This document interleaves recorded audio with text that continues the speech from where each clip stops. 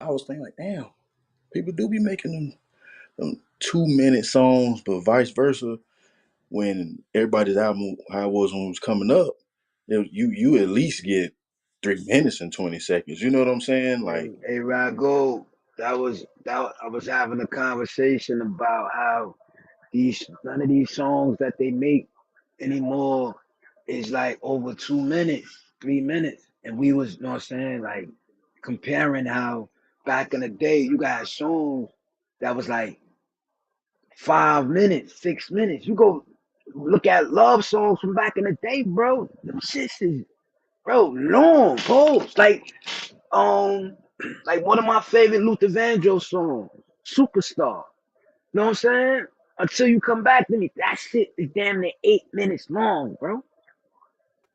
But if you Oh, look at the breakdown in the algorithm, now you know to get more streams, you got to have shorter you gotta songs. have a shorter So why would song, I right? There give it is. you? Why would I give you two songs and that's one stream when I could break that into two songs and have two streams? It just Shit, make maybe three. Shit.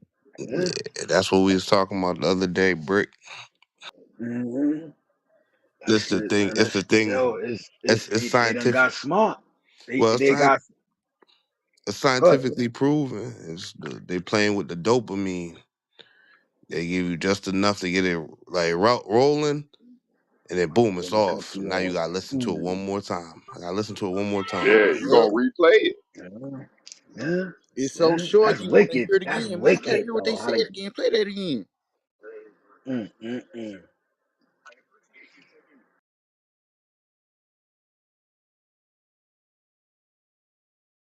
hey, like you heard him say, he said, from Spotify, every 30 seconds they gonna, if they listen to more than 30 seconds of the song, they gonna get paid for it, right? So it's a short song. Now, like you said, you just made her come back and listen to it twice. So I'm getting paid twice.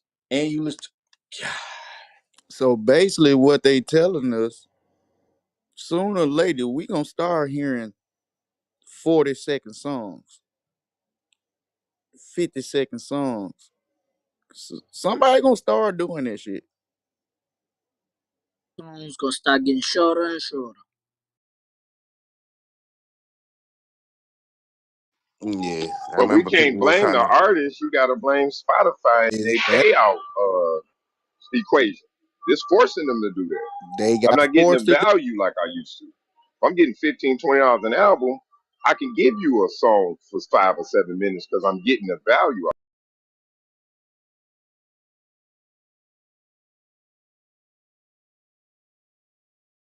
Now it makes sense why the hints was did Spotify fuck up the music industry.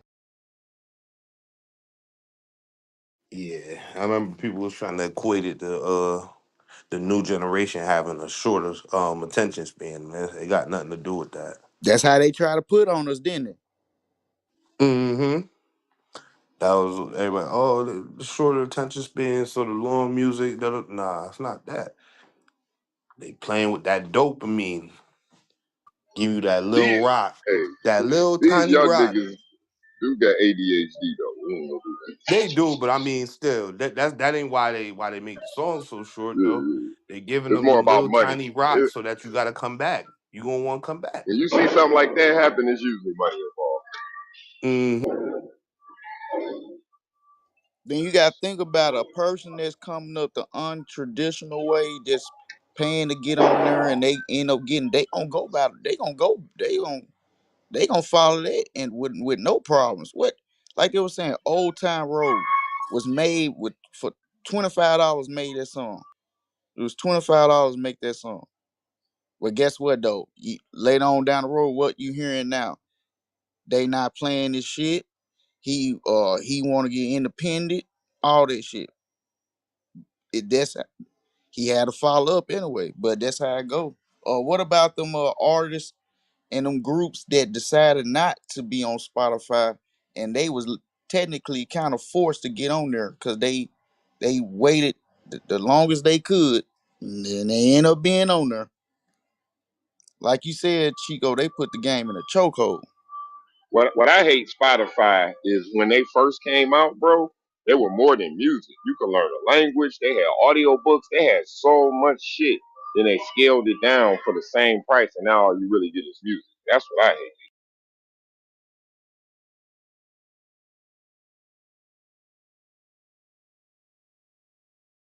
Nah, you definitely right on that. Definitely right.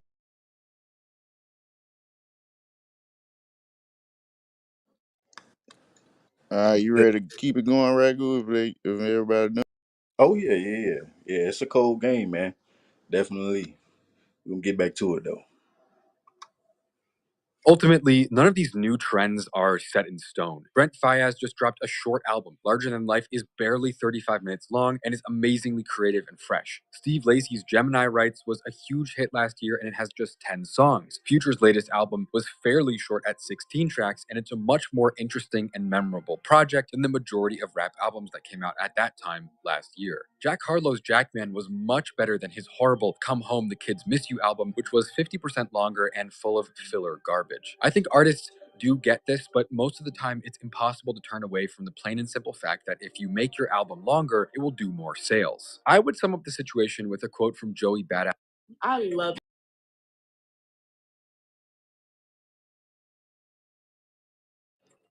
in a Complex interview. Joey Badass once told Complex that a good album should have no more than 14 songs, with duration varying between 30 to 45 minutes. He said, I don't care if it was a Michael Jackson album, I am not listening to 25 songs. But it seems pretty unlikely that albums start shrinking again until another fundamental change comes along in the way that the music industry works. Right now, the way Spotify pays and the way that the rise of Spotify has changed the rules, a lot of artists will just continue to make their albums longer and their songs shorter until it stops working.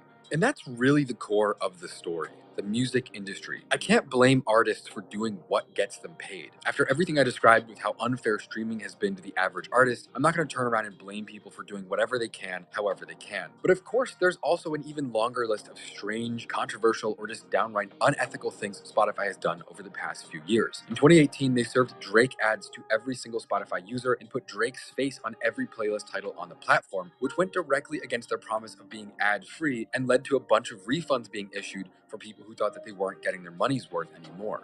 Maybe one of the strangest things they've done is Discovery Mode, where they offer to take more royalties in exchange for bumping up certain artists in the algorithm. They market it as a good feature for artists who want to be discovered. But who doesn't want to be discovered? And if everyone's using it, isn't the impact going to be completely canceled out, which just leaves Spotify taking a cut off the top of millions of artists while offering little to nothing in return? And of course, I can't forget to mention the Spotify discovery and playlist algorithms and how those changed how music works as well. In a quote that I found from Ben Badez on readrange.com, he wrote this explanation. From a business perspective, Spotify has mentioned that their algorithm is designed to specifically keep your finger as far away from the skip button as possible. Every time you hit it, it's a point against the song for inclusion in future Spotify playlists. They're rooted in familiarity, says an official Spotify press release about the mixes Damn. feature. And while this might be a fantastic new development, Yo, stay away from yo, the skip button. That's nasty work. Salute. Damn. You hit the skip button. That go against the artist. What type of shit is that? I'm running that back. That's whew. from a business perspective, Spotify has mentioned that their algorithm is designed to specifically keep your finger as far away from the skip button as possible. Every time you hit it, it's a point against the song for inclusion in future Spotify playlists. They're rooted in familiarity, says an official Spotify press release about the mixes feature. And while this might be a fantastic new development for someone looking to add the appropriate ambiance to a dinner time conversation, study session, or party, issues begin to arise for the active listener. To keep the unbroken stream and the pursuit of the right vibe for any given situation going, Spotify's algorithm is designed to recommend songs that sound the most like other songs. Artists making music tailored for syncing into the background and not breaking the immersion of the listening experience are rewarded with prime placement on Spotify's curated playlists, taking the financial incentive for making something innovative and groundbreaking away. A listener showing the algorithm they have eclectic taste might get some great recommendations, but the algorithm is always going to want to push things back towards the middle, requiring the active listener to stay diligent about finding their own great music for themselves. In a world where algorithms don't just suggest things for us to discover and enjoy, but genuinely define our listening habits, it's almost like the same issue as the music industry had before. A few voices get pushed to the top, and everyone else stays at the bottom. And us listeners suffer too. Without staying aware and challenging ourselves, music truly will become one big goo. So ultimately, the story of Spotify is a pretty mixed one. On the one hand, they've continued a lot of the bad practices that have made the music industry hostile towards artists since the very beginning. Again, back in the early 2010s, the music industry was on life support, and without music streaming services, of which Spotify would be the first big one, it's anyone's guess what would have happened. And they do pay tens of billions of dollars out to artists every year. Regardless of whether the pay is fair or not, Spotify basically did solve the problem of people expecting all music for free and at least helped make sure that the music industry didn't completely die with the rise of the internet. At a time when it had lost 50% of its overall revenue in 15 years, Spotify convinced customers to at least pay a little bit instead of absolutely nothing. Is Spotify great for artists and listeners? Not really. Is it great for the corporate people who run it? Pretty much. It doesn't pay very well, and it's hard to get noticed on a platform that pushes bigger artists to the top. But is it even possible to create a better business model that suits the needs of the average listener in 2023? The truth is, probably not. Most average listeners aren't willing to go buy things on vinyl or pay for a record on Bandcamp. In a world where the average person feels like we deserve to listen to any song ever made at a moment's notice all the time, people are going to get that one way or another. Spotify didn't invent that idea, and honestly, they pay 1,000,000,000% more than things like Napster and LimeWire did back in the day. Spotify invented a way to allow us to get what we want and meet the standards of the consumers while only kind of screwing over the artist instead of completely screwing them over with piracy. Artists absolutely do deserve better, but exploitation and bad deals are essentially the definitive story of the music industry. And true art succeeds in spite of the music industry, not because of it. Did Spotify fuck the music industry? In a way, yes. But more than that, it was already fucked and probably will be forever. Mixing art with industry is a recipe for disaster. But in the world we really actually live in, it's almost the only way to get your art to the world at all. That's also why I started this channel, as a way to make art mean something. All the artists I cover, all the artists we all look up to, they've changed the world in some way, but they all have one thing in common. They had to take the first leap and push forward to become who they are today. So often we talk about artist success through numbers and money and popularity, but we almost always forget what it takes to get there. But the first drop from my new brand is called The Spirit of Creativity, and it tells the story of every artist, student, entrepreneur, and creator. It flies through a dark night sky with silver stars and tells a story about always moving forward, representing the idea of working to achieve your goals even when it feels impossible to keep going, because that's when it matters the most. Creativity isn't supposed to be easy. I want to motivate all of you to pursue your own dreams and never give up. And the spirit of creativity does exactly that. By wearing this every day, I'm reminded that the only thing crazier than chasing my dreams is not chasing my dreams. The Spirit of Creativity is available at volksgeist.store right now. All orders are shipping in late December, and they Yeah, I all come think with it's free done shipping with in the US. Yeah. nah, but salute, I Hey, got to you. I got a standpoint on that. Go ahead, Barry. You dealing with Spotify and your music. They pay you based on about 30 seconds. About 30 to 35 seconds. You get paid a rate. So whether your song is 31 seconds or 4 minutes, you're going to get paid that rate for at least 32 seconds. You also get paid for how many times it's streamed. So like from a financial standpoint, what are the chances of somebody to keep streaming your song if it's 4 minutes long versus 2 minutes? You're only getting paid for your song being at least 31 seconds. So I think that had a lot to do with people making 2 minute songs because you're getting paid only for them 31 seconds, but you're getting paid for how many times it's streamed. I know me, even if you got a good song, if that motherfucker 4 minutes, I ain't streaming that motherfucker too many times. But if it's 2 minutes, you know what I'm saying? I might play that bitch 10 times before I get to the next, to my destination. You feel me? So I think that got a little bit to do with it too.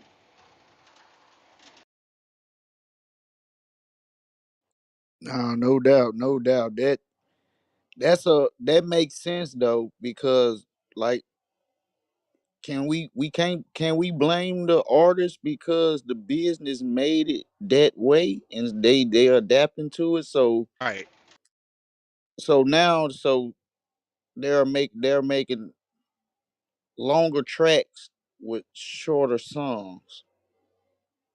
Yeah. So I guess that's the medium for to try to actually break whatever that what was created towards them. Correct. What do y'all think about when he brought up something about we was talking about the other day. He said, I think it was just a personal aspect when he threw it in there, but we asked about it when he brought up artists in the industry. Is that a prime example of it right there with Spotify and the artists? Repeat that, bro. Is that a prime example of the difference between the art and the industry as a business as its own, as the company? Like what I mean by that, the other day we were having this conversation, and Kareem Brick and some more, they were saying, talking about the since the roots of hip hop, and the really true meaning of it before it got it built and evolved into something else. And basically it was getting to once the corporations got a hold of hip hop, it went into another direction. So like with this, what we were just listening to, when Spotify came, did Spotify change the direction of hip hop? They, I believe they changed the format. So I guess you could say yeah. Well, in my opinion, if they change the format on how people get paid, uh, that altered how they make songs and the structure. You know what I'm saying? Like, And so that's a I guess whole they wave there. right. So I guess that could change the direction, just by something simple like that, like changing the format, or how they pay you, or force you to change how you make music. Yeah. Salute to everybody though. Yes sir, sir. Yes sir. Yes sir. Barry, you cooking? Anybody else? What y'all think about that, man? Hell yeah, it changed the how music, you know what I'm saying, is made, period, bro. It it takes the I think it limits, for one, it limits the art of making music, and two, it takes away the enjoyment. Because if, I mean, just think about this, right? Think about a song. Think, sometimes we have songs that remind us of a person, a place, where we was at, a certain event, certain smells, all type of shit music do.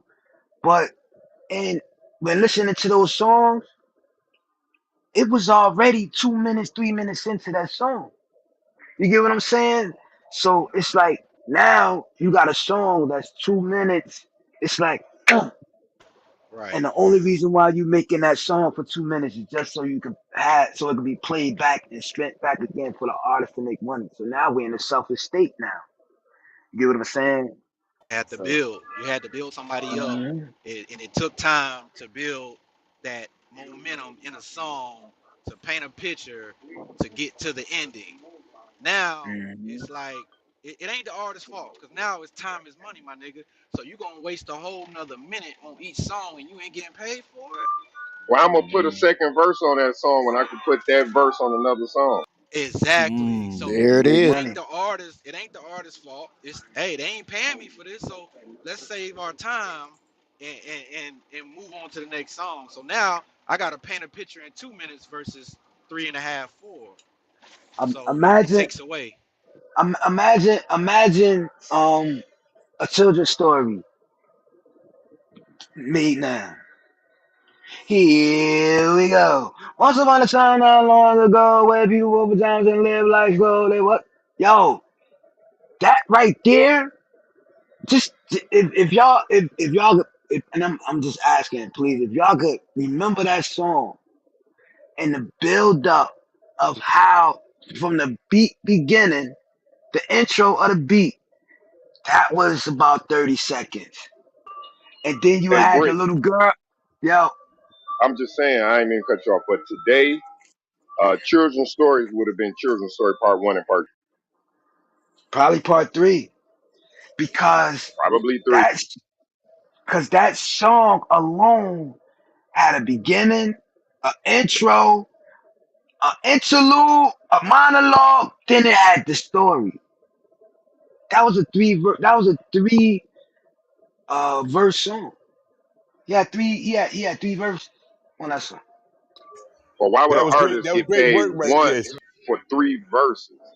He would put that second verse to another hook, and then that's another spin. So it has changed the way music is made. Let me So look y'all up how saying we long. getting quality music out of 2 minutes? A hook, that's half of that. So we getting out a minute and 30 seconds of a rap, if that. Yep. No, I'm not saying You I'm probably hear not a hook saying that. now. You probably hear a hook once. A hook is a fucking verse because you don't even hear the hook twice. If you do that, you say the second time you hear that hook, that's the end of the damn song. I see that they So, maximize it for profit, but it just feels like the fan that love hip hop is getting cheated. That's all. so My opinion. yeah, and you're right. So you can't really blame the artist because they got to get paid too. If they ain't paying me to end the story, then shit. Next song, you'll hear part two in the next song. You know what I'm saying? So I get it. They changed it. They changed the whole goddamn way of music. The Cause go corporations did. listen, go listen to these new songs that just dropped. Like I was listening to the length of the song. So Chico, you right. It would have been a part one and part two because the length of the song is 4 minutes and 4 minutes and 2 seconds. You know what I'm saying? So that would have been a part one It's and a two part two. songs. It's That's two two songs. songs now. Because if you buying the hard copy, that one song potentially, if you break it down, $15, I'm getting $2, $3 off that song, right? Now, if I'm only Mhm. getting cents, nah, bro, I'm gonna have to put that on another one so I can get my. I gotta get paid. Now that's a Well, fact. Like Spotify, go ahead, man. I said like, well, I did a little research, but they ain't paying you but for the first 31 seconds. You know what I'm saying? So you got to work with that. Anything extra, that's just out of the kindness of your heart. Yeah, you just giving away music. Niggas ain't doing that. They give Exactly. you an extra. So now look at the potential of how the music industry will get fucked up because like I was about to say like on I swear shit the my favorite song on his joint is only it's a minute and 97 seconds. Word is born. I was like, damn son, like that's it, and it's dope as fuck. Like that's one of the dopest songs I ride to when I listen to it. And it's like you gotta keep playing that shit over and over and over again That's how to they get really get it. paid. And that's how they get paid. Mhm. I don't know, man. Let's see what's not. All right, hold on, man. Cause Nas got a song. It's called Rewind. Rewind. Right, one of Nas's dopest songs. Um, that song is.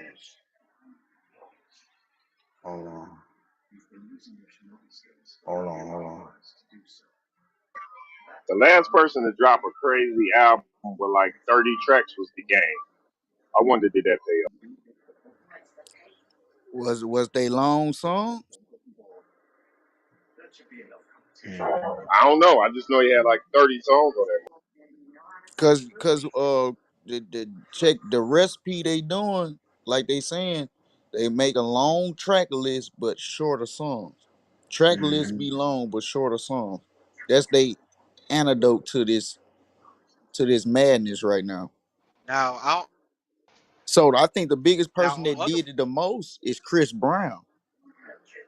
Chris Brown don't perfected that shit. Now it makes sense why he made so many motherfucking songs. Mm. yeah. Mm. Any other platform, I don't know how they do it. I just know Spotify. That's how they work. Mm. Kanye new shit got 16 tracks on it. Money Man. Money Man got 13. I swear he got 13.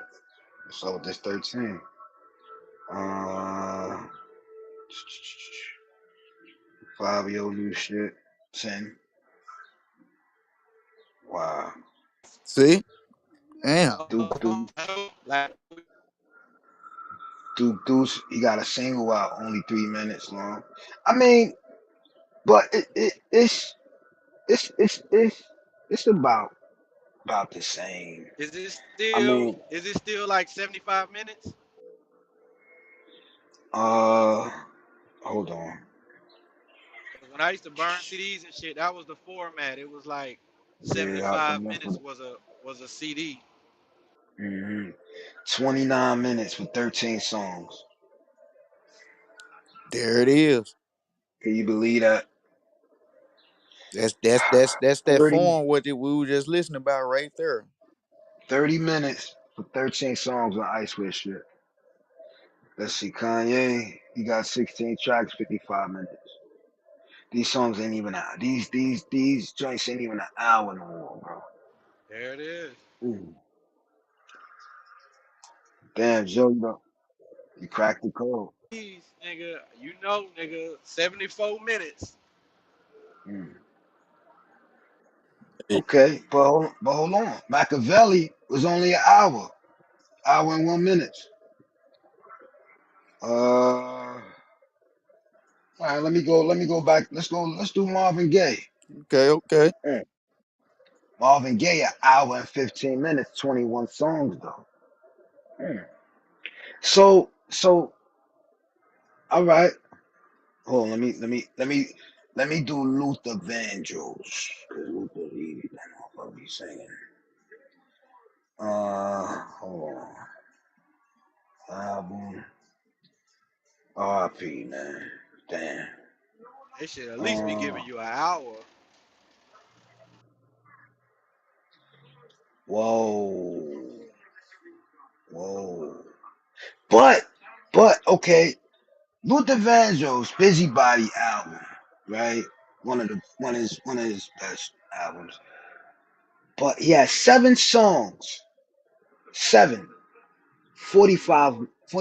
41 minutes. But he has songs that's 9 minutes. He has songs that's 7 minutes. He has songs that's 5 minutes, 5 minutes, 5 minutes, almost 6 minutes, then 4, 3.5, and that's it. So in those 7 songs, he still gave you lengthy song pause. You get what I'm saying? Even as because think about it, some of these jokers right now got 13 tracks, only a half an hour. At them 7 tracks longer than that I swear album you were just talking about with 13 tracks for 30 minutes. That's a fact. So now these motherfuckers, they done, yeah, Joe, yeah, you done cracked the code, my nigga. Word. Never Too Much album. How long is that? Wait, hold on, what's wrong? Mhm. Never Too Much, 40 minutes. 4 minutes, 5 minutes, 4 minutes, 6 minutes, 7 minutes.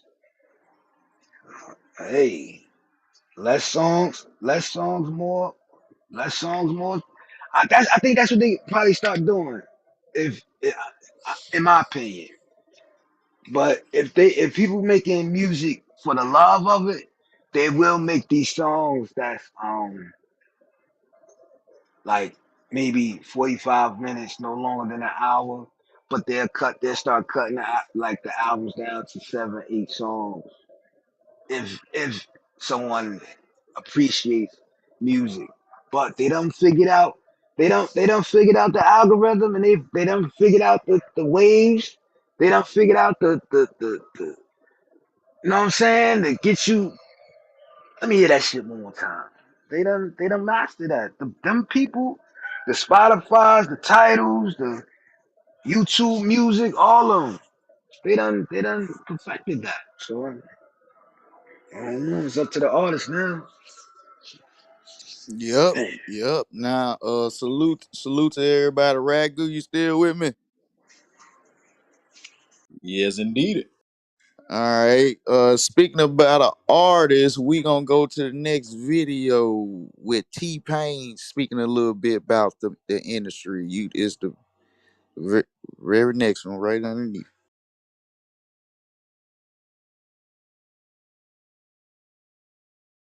and it don't got no start. You can just start it and it'll go right. Yes, sir. Thursday, man. Ain't nobody say. Even Spotify. T-Pain. Let's get into it. When it seems like people just drop music, like let's say somebody will tweet something that says album Friday, boom, and then everything goes into a frenzy. Like, wait, bitch, we're not. What the fuck? We're not ready for this. You got an album coming out Friday? What's going on? It's not the labels. It's the PR companies. It's the fucking people I had my fucking meeting with today. It's the people that's trying to do that for me. It's the people, it's the PR companies, public relations. Now, these people need to see how well your relationship is with the public in order to know how they're going to react to something like that. So when somebody says album Friday, first of all, they've been working on that fucking album for 6 months. So it's not like, oh, I just recorded these songs in the last 2 weeks and I'm just going to drop them real quick. Some songs take like 2 years to come out. Yeah. Oh, yeah, for sure. Absolutely. And then Listen, I'm trying to think. the tweet, the album Friday tweet is planned 2 months in advance. Back when I first became owner of Mint Mobile, I promised one of our first and longest running customers, Wasim Ignabi, that I'd make it even better. So how have I done so far? Well, it still works That's great, and it's still $15 a month. So I've had no impact at all. No, I guess not.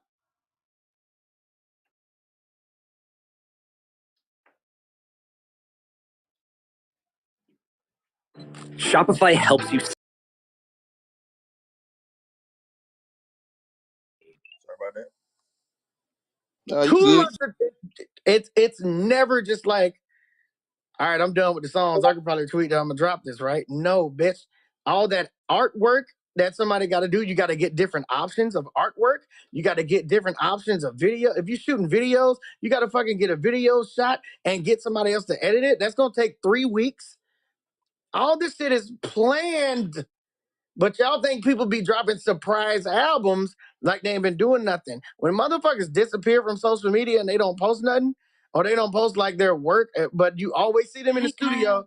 You always see them in the studio until they start working on the shit that they about to drop. It's not that fucking simple. Here's why people don't fuck with me. I'm just gonna lay it the fuck out. Here's why people don't fuck with me, because I tell shit like this. Because it's not the way, it's not like somebody can just drop an album and just do numbers. It's not that. It's not that. They planned out how they were going to get your attention. How the fuck did you just finish this album? Oh, I just finished this album. I might drop it Friday. You already got a trailer? Wait a minute. You just finished the album tonight. You just finished the album tonight. It's Monday. You're going to drop the album Friday, but Tuesday you dropped the trailer for the album? When'd you shoot this? Last night? You shot this trailer to your album last night? You shot a whole cinematic ass thing. You got fucking voiceovers and fucking all this shit. and you about to drop the shit in a few days. You just shot this last night and you just dropped it today? How many people are editing this thing? Bro, this shit is all these surprise albums are planned weeks and months in advance. It's usually, first of all, if you want the shit on Spotify, if you want it on Spotify, Apple Music, Tidal, Now you gotta register that. You have to register that, and it takes 3 weeks to register a record on one of those, especially if you want to be on the front page and on the featured page. If you want to be on the front Stop it of the right there. featured page, it takes T-Pain. Yeah, that's T-Pain. But salute to everybody. Did y'all pay attention to that?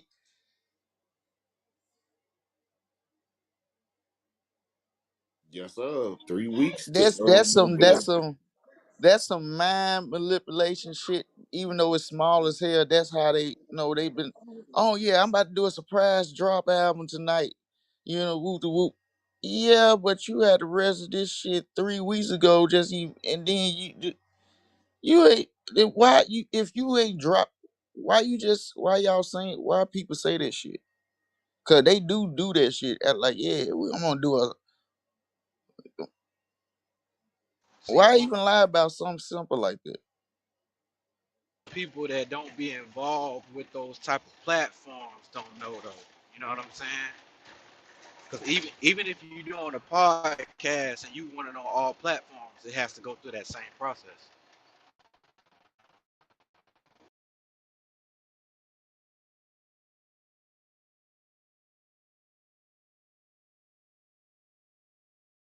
Yeah, I just don't. It's like sometimes they try to. It seems like they try to make it seems like it's for the fans, but I don't Yeah. get that. I don't get it. I'm like, man, it's nothing wrong. Just say, yeah, man. I got a song come. It's gonna drop, but you know what I'm saying. I've been working on it hope y'all like it. I've been working on it for a couple weeks. Ain't nothing wrong. That creates more of a rush when you shock drop, like shoes. You know, oh, we got some Jordans dropping Friday, and it's fucking Wednesday.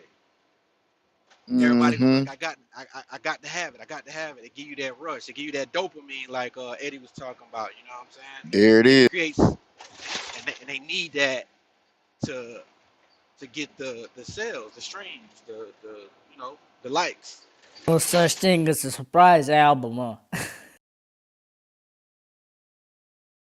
Pre-planned. More of preying on you. Surprise album with a video that same night. Come on now. That be going on all the time. Who don't like surprises? We all like a surprise.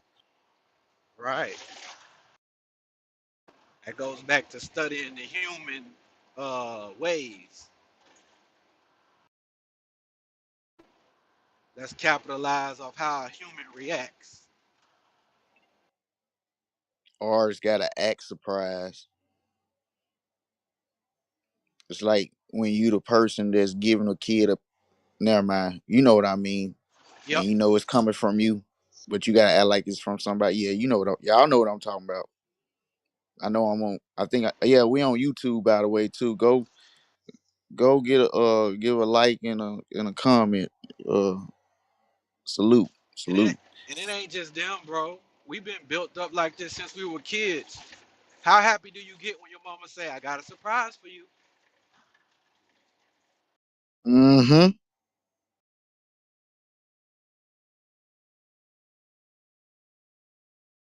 But you gotta be good.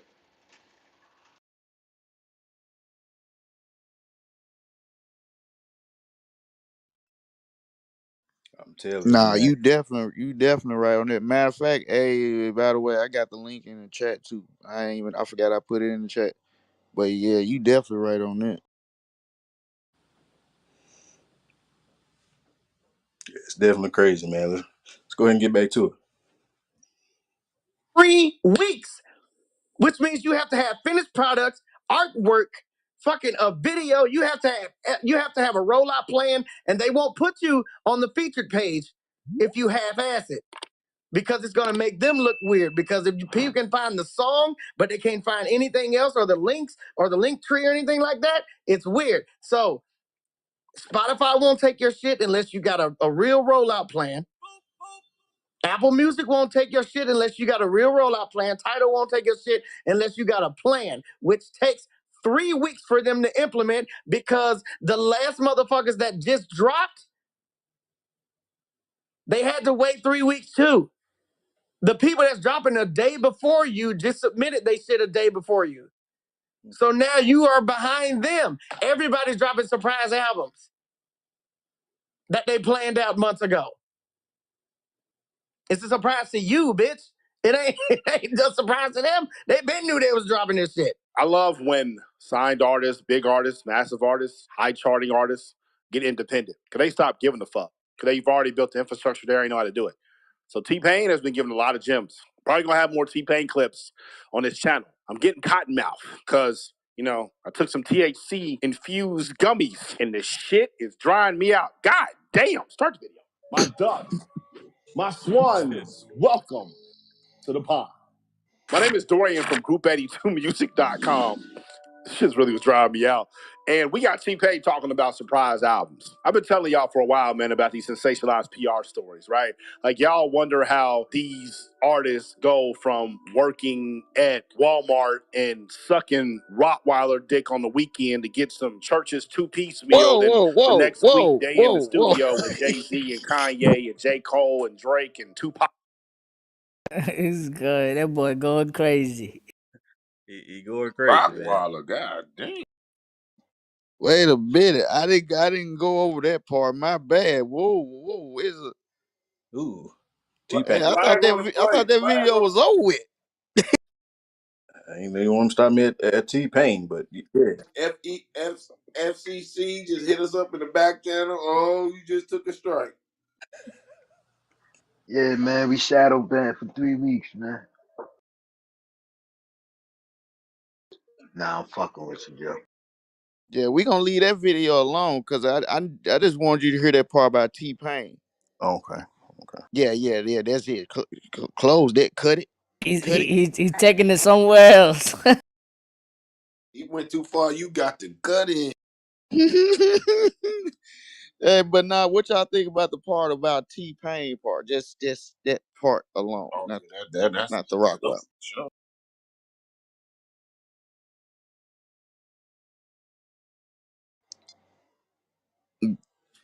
Yeah, that was just a two different aspects. One by Spotify and the other about just flat out just lying to us just to make it sound good. But it's all in the industry. One thing I'm starting to realize that the industry is good at illusions. They with the trickery. Hey, but salute. Hey, somebody they got the remedy, they got the antidote for the get consumers though, for sure. They know they have something that we like. And there it is on it. I really wasn't trying to go too deep with that. That was, like I said, that was just a part of the first segment. But salute to everybody. I don't know what y'all thought about it, but you can go ahead.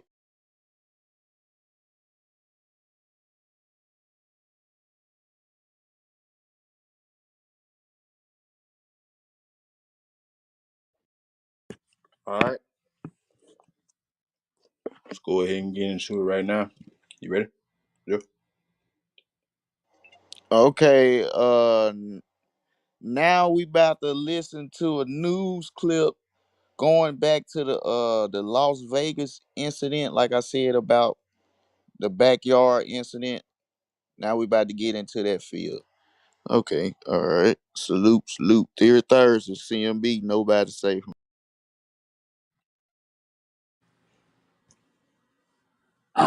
It was the streak seen across the sky, now seen around the world. This as our 8 News Now investigators confirm Metro actually set up cameras at this home where a family called 911 claiming to see aliens in their backyard.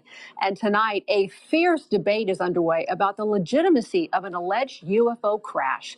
Good evening, I'm Denise Valdez. And I'm Brian Loftus. Our 8 News Now investigators reporting about terrified members of a local family who told police they had aliens in their backyard. Chief Investigator George Knapp here to piece it all together. You know, as with all things UFO, the public debate is ferocious and ongoing. Was it all a hoax? Were we duped? Was it all an evil plot, a cover-up, all of the above? We took another look at the hubbub to separate wheat from chaff. The fireball captured on a police body cam on the night of April 30th was real. The American Meteor Society says witnesses reported seeing it all across the West, from northeastern Utah to Southern California. Another Las Vegas resident sent us a video of the same object recorded on her home camera. Investigation by Nexstar station KLAS. As the story of the Las Vegas incident spread across newscasts and social media, one of NASA's planetary defense officers weighed in to say it was likely a small meteor that fell to Earth hundreds of miles away from Las Vegas. Police videos obtained by 8 News Now indicate Metro officers were among the witnesses. One of my partners said they saw something fall out of the sky too, so that's why I'm kind of curious. The appearance of the meteor seemingly triggered the events that followed. A frightened family called 911 and told police they had 10-foot-tall alien beings in their backyard. Officers responded to the home minutes later, interviewed the witnesses, canvassed the area, and cautiously inspected the backyard to look for intruders. One thing noticed by the officers was a circle in the soil. In conversations with us and in a podcast interview, Angel, the main witness, suggested the circle might have been created when an unknown object landed in the yard. Social media sleuths have since pointed out that the circular image has been viewable via Google Earth for more than a year.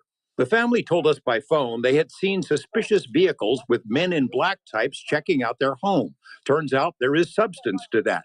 A retired police officer fessed up on News Nation that he spent days staking out the house to see what, if anything, unfolded. What about those reports that Metro installed a special surveillance camera atop the house, presumably to watch for intruders, human or otherwise, or overzealous media? Turns out that's true as well. Metro confirmed as much in a statement to 8 News Now's David Charnes. The system stayed on the roof for days. What about the Ring camera video with the weird noise? The main witness, Angel, intimated to us the video was recorded by one of his neighbors, and the audio was from the April 30th UFO crash. It wasn't. The security camera video was recorded in mid-April, according to the man who first posted the clip. He doesn't want his name used, but says the recording was from a fireball that passed over his home in the southwestern part of the valley 2 weeks prior to the alleged alien encounter. The family declined to be interviewed by us, but members have spoken elsewhere and stick to their claims of seeing aliens in the backyard. Dozens of people on social media have analyzed and dissected the images with various claims of aliens spotted in the shadows. Police do not believe this was a hoax call, which could be a crime if done intentionally.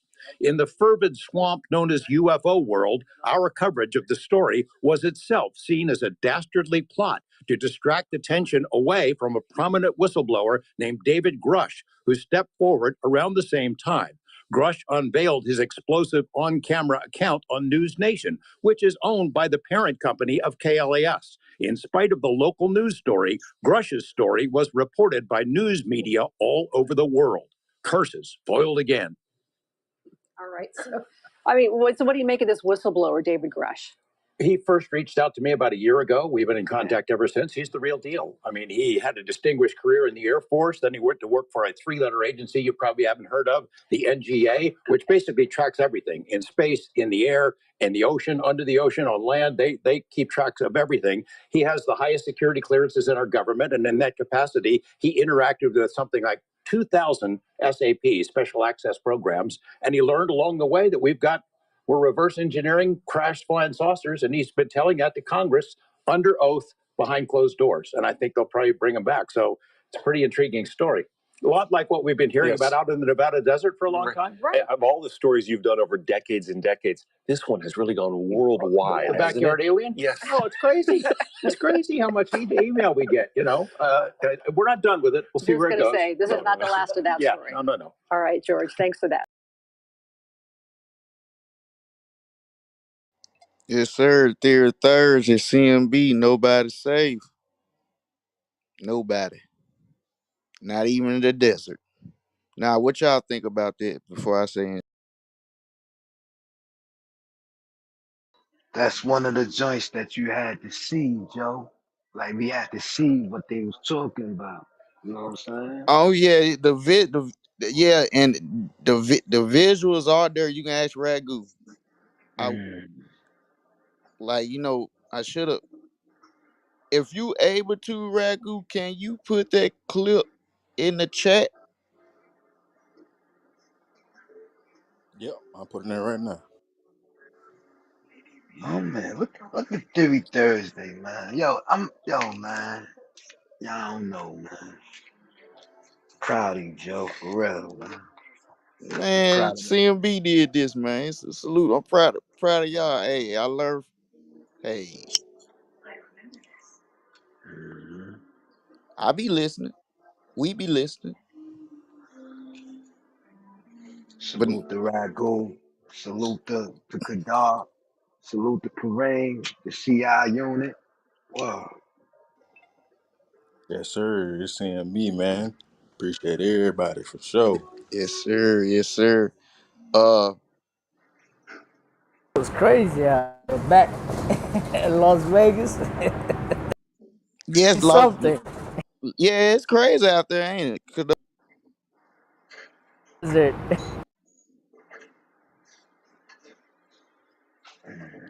I think, yeah, if y'all want to, y'all able to go click on and look the visuals of them the of that fireball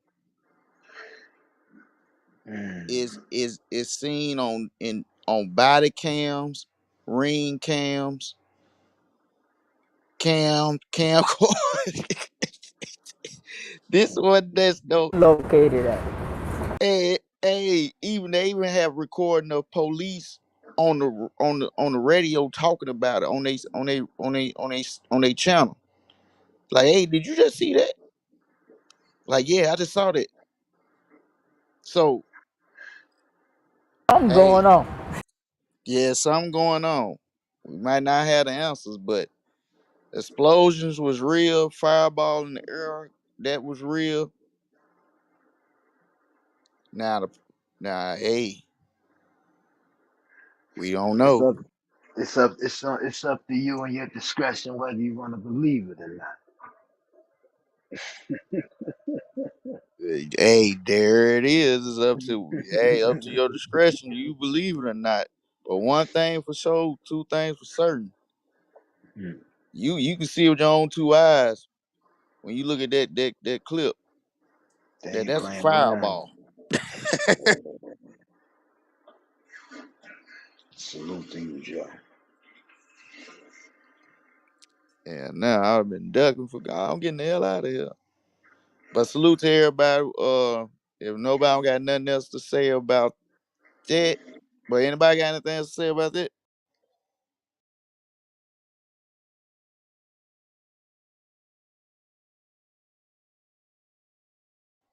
Now, the reason I bring that up, we talking about Nevada. These weird things that you saw, y'all can see yourself. Y'all, like I said, if you go look at the clip, flying in the air, the explosions. Well, this video that salute to Ragu that he's about to play is by the Wi-Fi. Salute to the Wi-Fi's. Uh, this is about a base that people barely know about that's in Nevada that has the most weirdest stories attached to it known to man. And we're gonna bring it to light here on Theory Thursday. CMB, nobody safe. Salute to everybody. Go ahead, Ragu. Whenever you ready, you can go and play the one right on the next one. And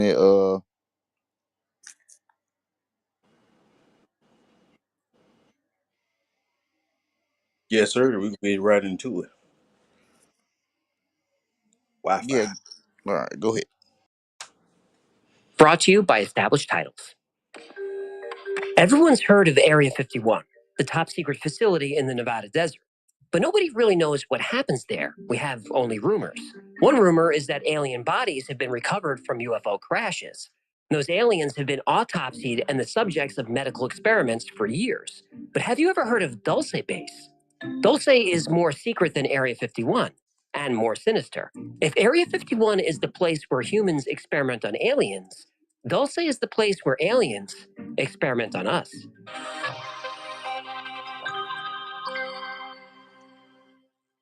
Dulce is a town in New Mexico near the Colorado border on the Jicarilla Apache Reservation. Though the town is small, with fewer than 3,000 people, the area has the largest number of UFO sightings per capita in the world. The stories of strange lights and objects in the sky go back as far as the first people to inhabit the area thousands of years ago. Newer stories claim there's an underground base within the Archuleta Mesa near Dulce. Though there's never been hard evidence of this base, there are quite a few people who've come forward over the years that indicate something is happening in the area. There are witnesses who claim to have worked on the construction of the base, worked at the base, and some who've seen it from the air. There are even people who have claimed to have seen the base from the inside after being taken there against their will. In 1975, a rancher in Dulce called the police in a panic. One of his cattle had been killed. At first, he thought it was a predator, but predators don't do this. Officer Gabe Valdez responded to the call. He couldn't believe what he found. The cow was drained of all its blood and had undergone a procedure where many of its organs were surgically removed. And around the cow's carcass were tracks in the soil that looked like they came from the feet of a tripod. Next to each of the tracks, the ground was scorched, indicating there was an aircraft that could take off and land vertically. In the tracks, there was a yellow, oily substance that couldn't be identified by any lab. It seemed as if the tripods, whatever they were, followed the cow for about 600 feet. Valdez was able to see where the cow had struggled before this happened. Valdez knew this was a little outside of his lane, so he contacted Dr. Howard Burgess of Sandia National Labs. Dr. Burgess arrived 72 hours later to assist.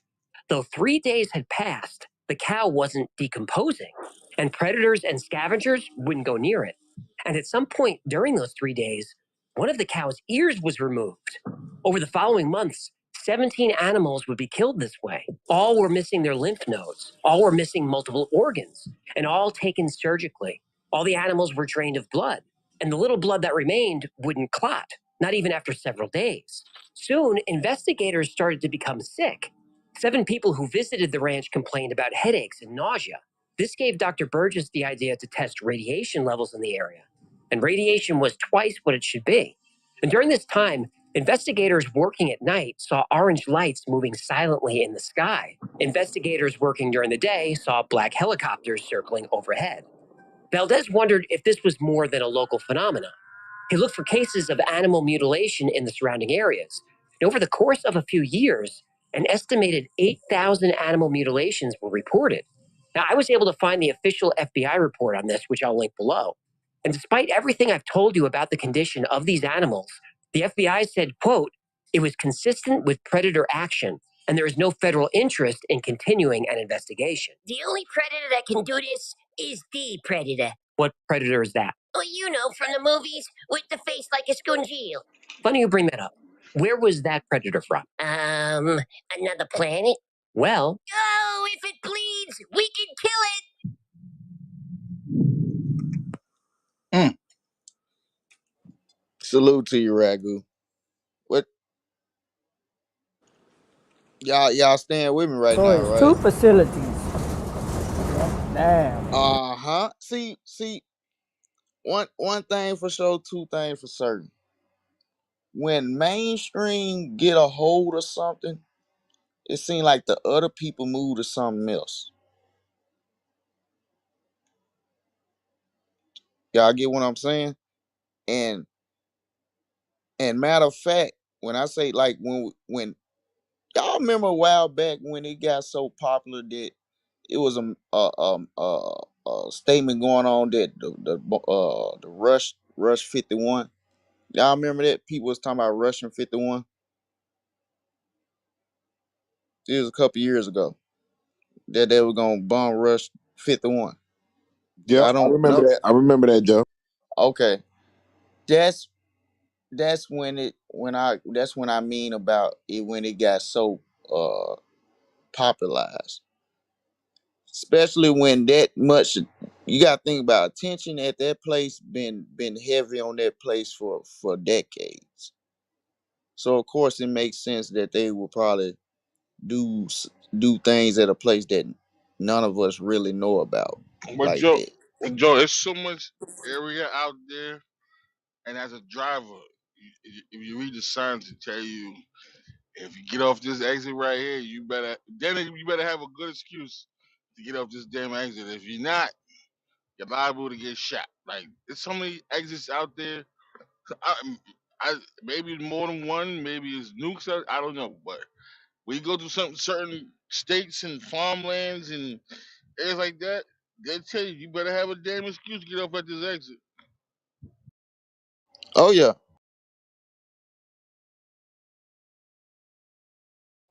So I mean, so it makes sense that they'll have a couple that we don't know about. Just like shit, we ain't know about all them them underground bases per se.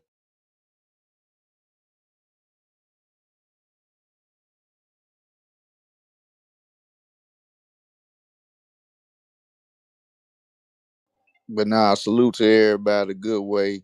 Theory Thursday, CMB, nobody safe, man. Yes, salute to everybody. Everybody rocking. Yes, sir. Cool. Go ahead and get to it, man. God dang. Paul Benowitz was born in 1927, and when World War II broke out, he joined the Coast Guard as a teenager. He had a master's degree in physics and was pursuing his PhD when he opened an electronics company in Albuquerque, New Mexico. Paul Benowitz's primary clients were the Air Force and NASA. He did so much business with the Air Force that he actually bought a home and established a lab right next to Kirtland Air Force Base. And we have an entire episode that covers him and how he was misled and abused by the United States government. Link below. Kirtland Air Force Base is a massive complex spanning over 80 square miles.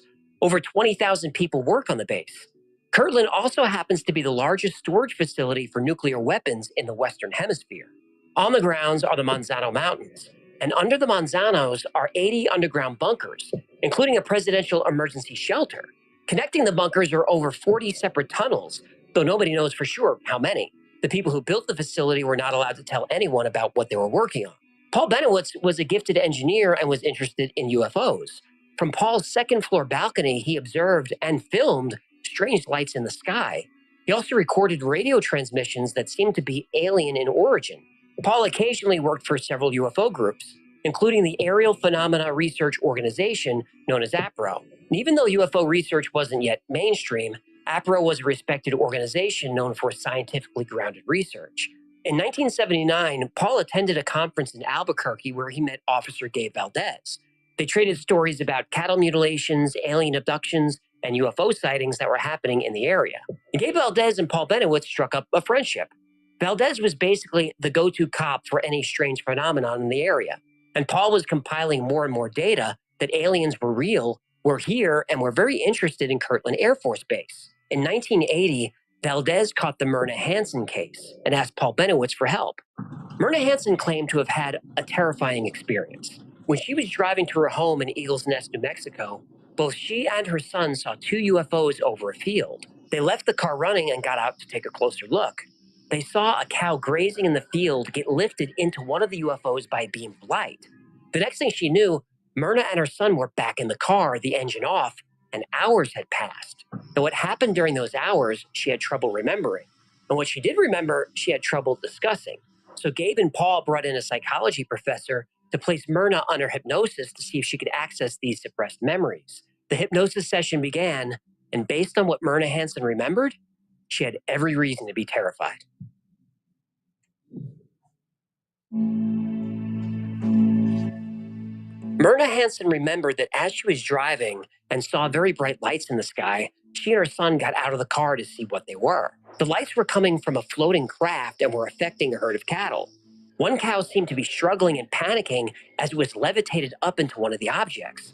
Then she remembered that she was abducted and given a thorough and very violating physical examination. And though her abductors never spoke, she recalls hearing them in her mind. They said she was taken by accident, but now that she was here, they had no choice but to continue with the procedure.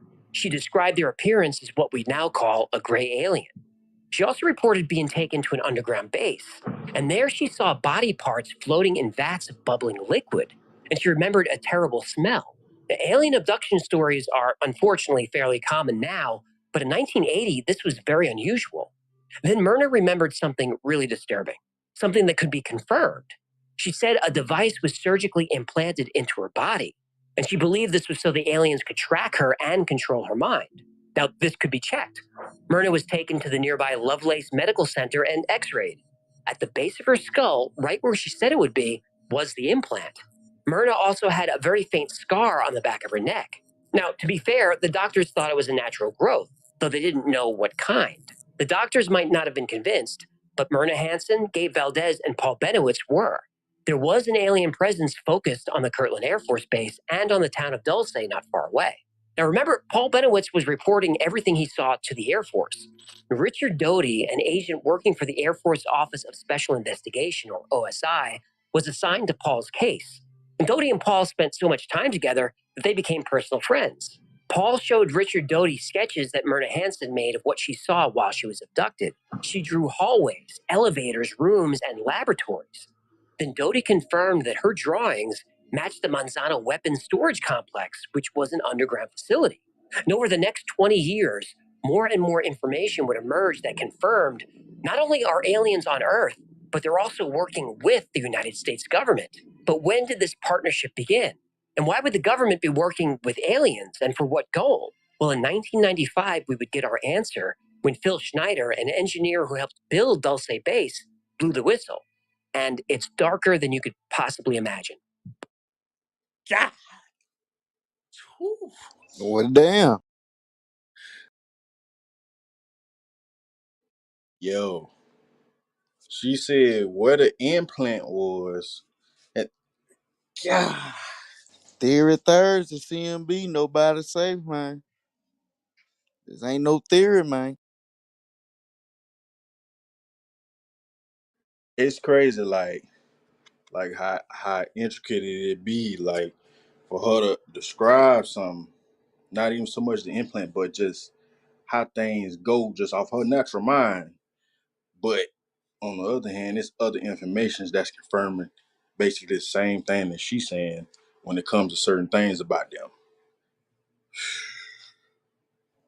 Even though this a small, quote unquote, world we live in, this is a big one. A lot of things go on that we cannot explain.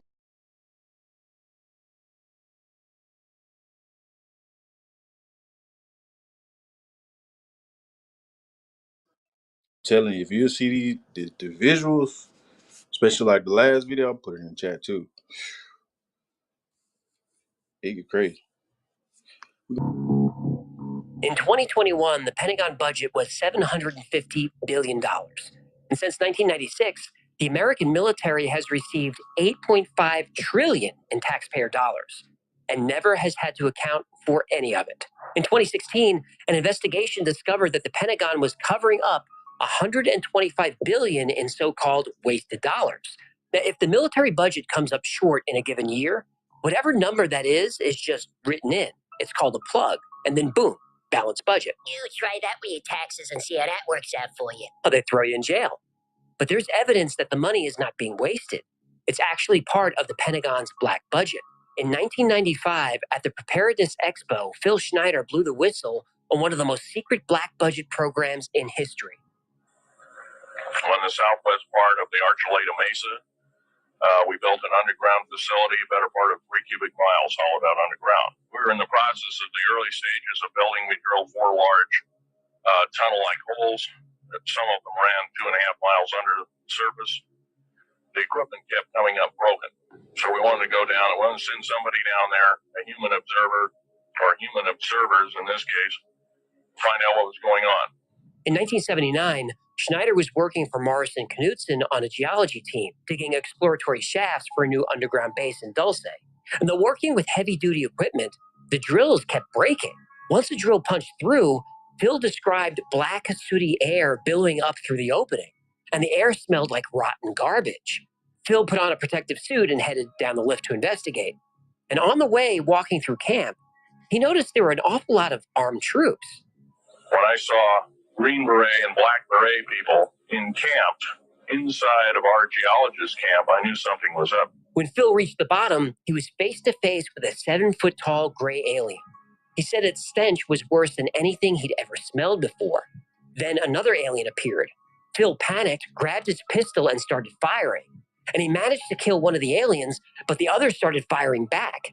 Phil was hit with what he called a plasma weapon and lost 2 fingers and part of his left hand. And this plasma weapon also gave him cancer. Never bring a gun to a plasma fight. That's good advice. Now, Phil thought he was dead when suddenly a Green Beret who had followed him down grabbed him and put him on the lift. Now, Phil made it, but nobody else did. 66 men lost their lives in what was called the Battle of Dulce Base.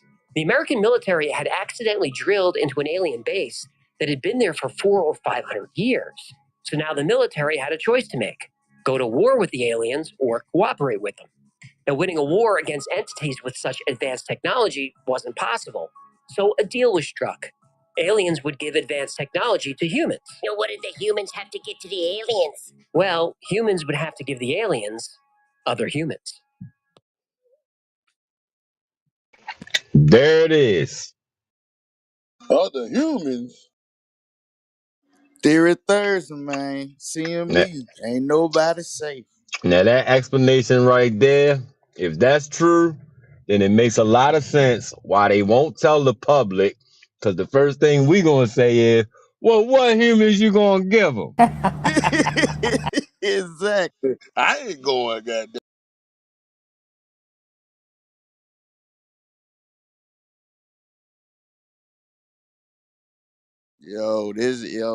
I telling you, this shit is crazy. And then you gotta think about all this is, like I said, this is a big world. It's a lot of people in this world. It's a lot of remote areas still that we might not think remote, is still remote to this day. It's a lot of shit unaccounted for, unexplained.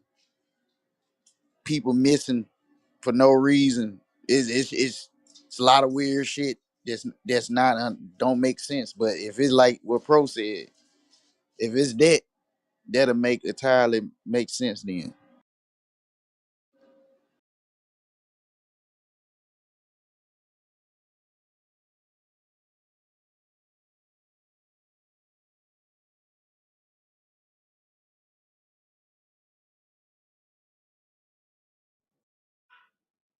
I wonder how many shots my man had to fire to kill that one alien. I bet he unloaded the clip. I bet it wasn't no precise shooting at all going on with it. What the fuck? Shit. How can you train for something you never seen before?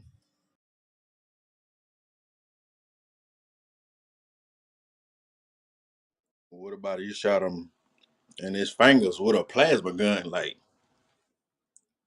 that nigga just shoot me with a plasma gun? Now, it And he got cancer afterwards.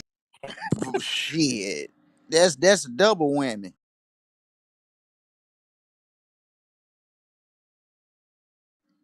But the crazy thing about it, I don't heard about 66 men losing their life, but it didn't go into great detail about how and why.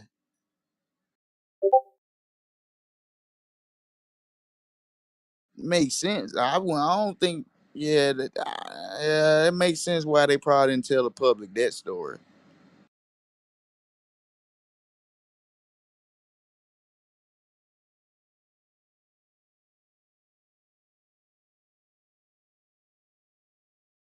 That kind of almost remind me of about when they had a battle in the Kandahar caves. A group of military people had an incident with a giant, quote unquote, supposedly. But hey, that's still in a rumor bag as well. So damn, don't say base. Don't say base, man.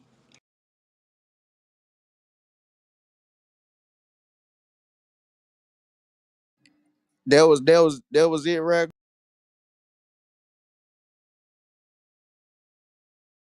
It can be, but it wasn't.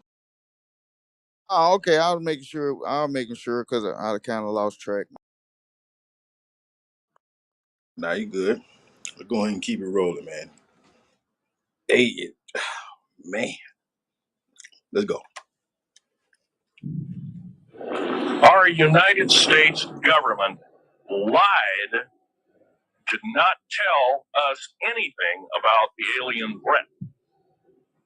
There's a war underneath there, and I'm talking dead serious. Phil Schneider was an outspoken advocate for government transparency about the alien presence on Earth. He became well known on the UFO lecture circuit, giving talks about his time working on top secret government projects. He's most known for his talk at the 1995 Preparedness Expo, where he revealed all kinds of information. As of 1995, there were 131 active secret underground bases in the United States and 1,477 around the world. All the bases in the United States are connected by magnetic levitation trains that can reach speeds of Mach 2. Phil said that there are 7 benevolent alien species currently living on Earth and 4 evil species. He said that the US government signed 4 treaties with the aliens in 1944, in 1954, 1962, and the last one in 1979 after the Dulce Battle. The treaty signed in 1954, called the Greada Treaty, was signed between the US government and a species of gray aliens. And the treaty says aliens would be allowed to abduct and experiment on humans as long as the US government, specifically the committee known as Majestic 12, was informed and provided a list of abductees. The government sure does like making lists of people, huh? It sure does. Why are there so many abductions? Don't aliens know how boring humans are? Well, according to Phil Schneider, at least 9 races of aliens view humans as a food source. It's a cookbook. It's a cookbook.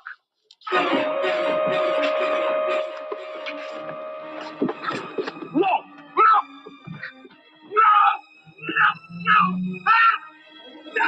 Classic Twilight Zone episode.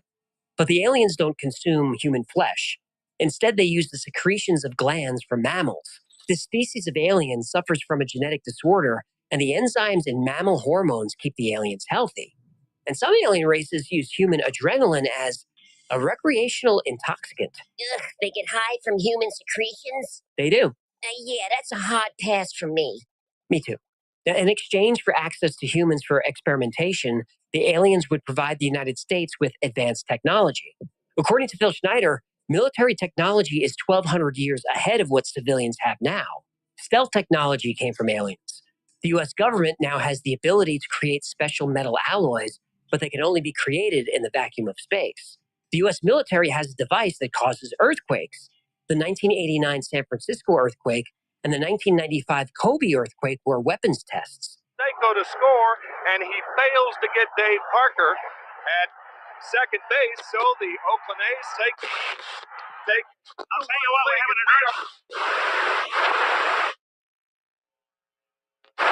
an And Phil Schneider makes all kinds of other claims. He said the bombings of the World Trade Center in 1993 and the Oklahoma City bombing of 1995 were done with miniature nuclear devices provided by the aliens. He said AIDS and other viruses were created as a means of controlling the population. All right, hold on. I gotta stop you there. What?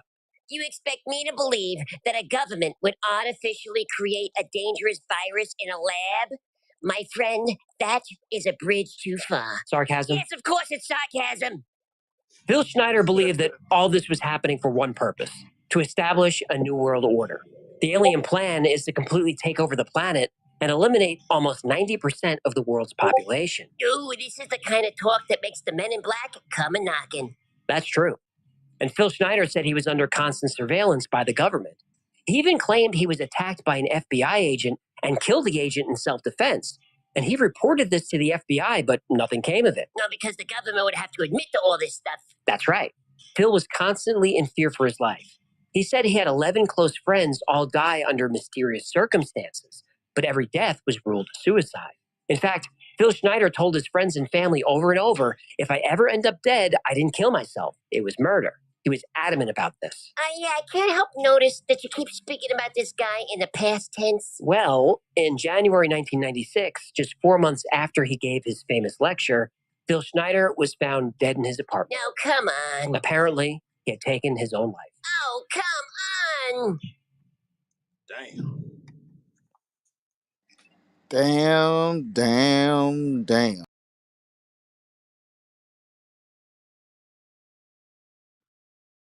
Oh, they say it's a coincidence, huh? Suicide my ass. Yo, that's crazy. When man say that would never happen, and they still say, "Yep, that's what happened." Yo, the names, the dates, the incidents that we were just brought up, them are very peculiar.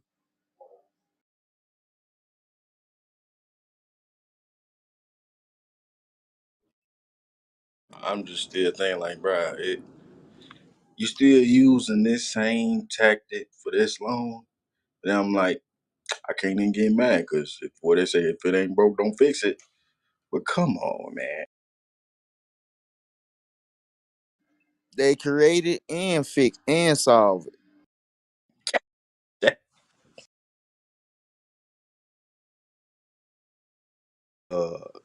earlier in the Monopoly game, come on, man. They create.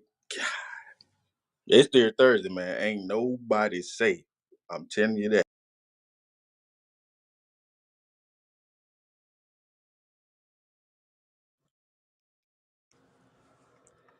We're gonna keep it going, man. This is Yes, sir. heavy. There's a good chance that when I fly back to to Vegas, I have to drive home. I left my car down in Vegas. I have to drive home alone. I'm scared to hell. Phil Schneider was constantly worried. He told his family that if he was ever found dead, to not believe the story, that it was murder. A few weeks after that, Phil Schneider was found dead in his apartment. At first, his death was ruled unknown, even though he had a medical tube wrapped around his neck. And a lot of details about his death don't add up. First, there was no note. Also, he had enough pills on hand to die painlessly. He also had a gun. The medical tube was wrapped around his throat 3 times and then tied in a knot under his chin. Now, strangling yourself this way seems difficult, especially in Phil's case. He was missing half of his left hand. His shoulders had limited motion. He had brittle bone syndrome from cancer and spent a lot of time in a wheelchair. He was a weak and frail man. The medical examiner, for some reason, refused to visit the scene, though he was legally required to. He did take blood and urine samples, but refused to test them because he said it was a waste of time. And when Phil's family inquired about those samples, they were told they were sent to an independent lab and were now missing. When Phil's ex-wife Cynthia went to collect his belongings, everything was gone. Recordings of Phil's lectures, photographs, research, even physical evidence from Dulce Base. It was all missing. And then something very strange happened. An obituary appeared in the local paper saying Phil died of a stroke. Phil's family didn't write that obituary. So who did? Well, damn. There go the cover up. Mm. These folks sick, man. They sick. They is sick, man. Yeah. Any senator or House of Representative, person, president of the United States, vice president, any cabinet member lying to the American public is a traitor and should be dealt with in an appropriate fashion. Phil Schneider wasn't the only person who claimed to know about Dulce Base. Thomas Castello was a military photographer with top secret clearance, and he specialized in photographing sensitive projects. Costello worked at an underground facility near Nellis Air Force Base in Nevada, most likely Area 51. He also worked at Dulce Base. In 1987, Costello turned whistleblower, and before he left Dulce Base, he stole a set of documents that were eventually called the Dulce Papers. He also stole 30 black and white photos as well as videotape. There are several things you should know about. I took an oath under penalty of death that no matter what I saw or heard, I would never divulge the information. At the Dulce base, treason is anything that mentions the details of daily operations at this facility when outside the confinement of this base. When I first arrived, the story they told us was that this is a tri-biotransfer facility with advanced technology doing advanced, adventurous methodology for medical and mental gains, which is a fancy way of saying they do really risky things with human life just to see what would happen. This is the most famous Costello photograph, humans in pods. What the hell's going on here? Well, you know how aliens harvest human hormones for various purposes? Yeah, I'm trying to forget it, but yeah. Well, these are cloning vats. Much easier to use humans as a food source when you could just grow them in a tube.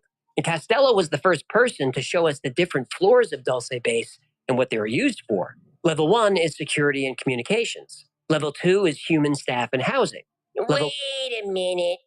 If there's a floor labeled human staff, then that means... There is housing for non-human staff. No! Level 3 is executive offices and labs. Level 4 is mind control experiments. Level 5 is alien housing. Level 6 is genetic experiments and the zoo. What, the zoo? Oh, yeah. When genetic splicing between humans and aliens was successful, they would often put the hybrid creature on display. Oh, boy. And level 7 is cryogenics and cold storage. Yeah? This story, this is a lot. Oh, have you had too much? Oh, wait, there's more? Oh, much more.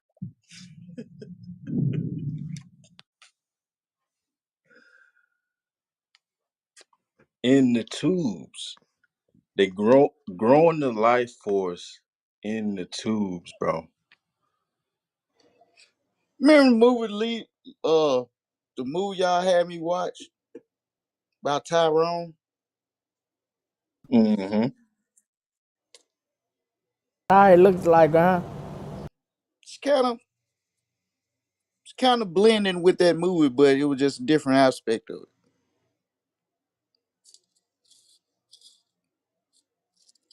All the underground, everything's underground. A lot of testing going on, cloning, bodies. Yeah. But salute, Theory Thursday, man. Ain't nobody safe. It's a point to all this though. But salute though. Yes, sir. Right. The alien agenda is the complete takeover of this planet, the killing off of 5, 6 to 7/8 of the world's population by the year 2029. U.S. military has known about this for 45 years. They've told no one. Most of the information we get from Costello comes from a single interview he gave called the Branton interview, and I'll link the full text below.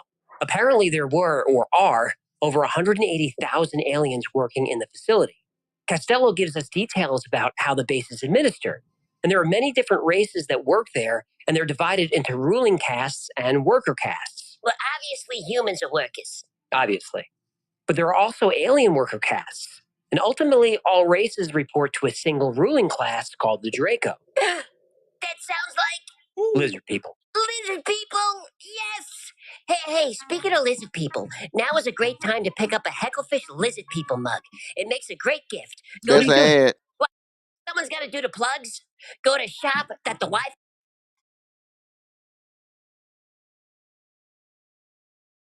This movie like 30, 40 seconds. Alien. They evolved from reptiles and dinosaurs and have remained hidden. They created the underground tunnel system hundreds or thousands of years ago. And in the 1960s, they were made to be more suitable to humans and other races that the Draco created. Created? Oh, yeah. The Draco created races for labor. The worker caste does the daily chores, mopping the latex floors, cleaning the cages, bringing food to the hungry people and other species. It is their job to formulate the proper mixture for the Type 1 and Type 2 beings that the Draco race has created. The working cast work at the labs as well as at the computer banks. Basically speaking, the reptilian races are active at all levels on the Dulce base. There are several different races of aliens that work on the east section of Level 6. Thomas Costello lived the rest of his life in hiding in Europe. He's since passed away, but if you're interested in hearing more from him, I'll post a link to a message board where he answers a lot more questions. And I just scratched the surface here. His interview is the rabbitest of rabbit holes. Rabbitist? Shut up. Oy vey.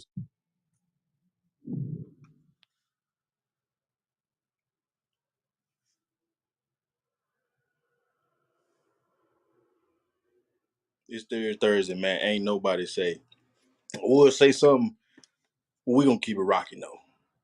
Shout out to Thursday, man. The whole CMB. Let's go.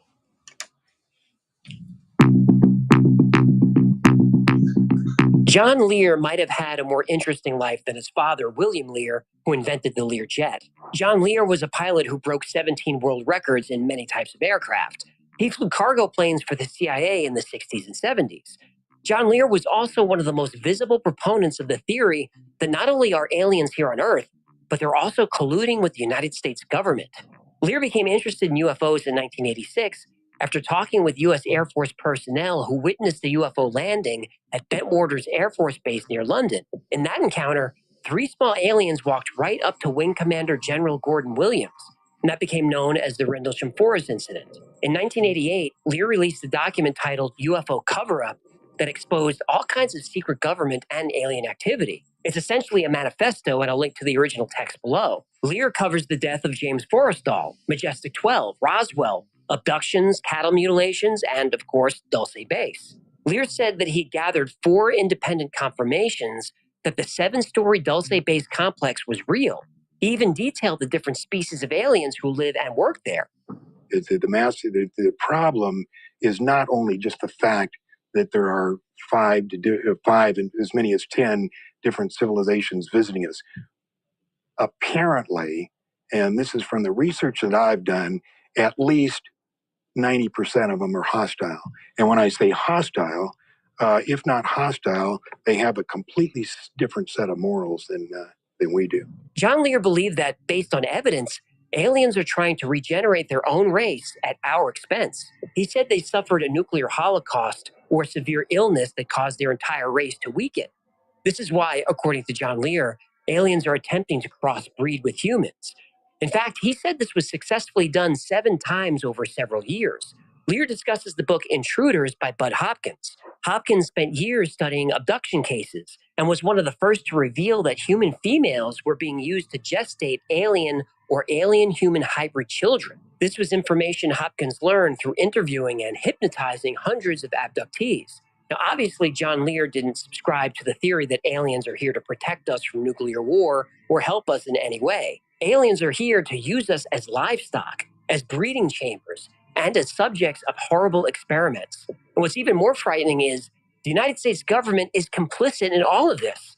John Lear ended his document by saying, "The best advice I can give you is, next time you see a flying saucer and are awed by its obvious display of technology, run like hell."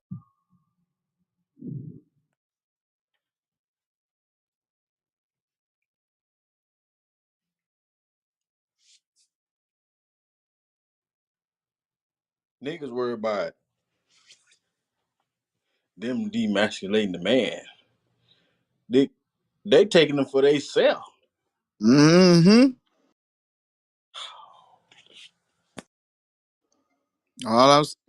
It's just kind of amazing that through the videos and throughout the time, these high-ranking quote-unquote individuals with big titles are just flat out just giving it up, saying what it is. Some end up being mysteriously passed away, some still around, some get banned. But one thing for sure, 2 things for certain. When people keep saying it's a duck over there and it looks like a duck and it sounds like a duck, motherfucker, that's a duck.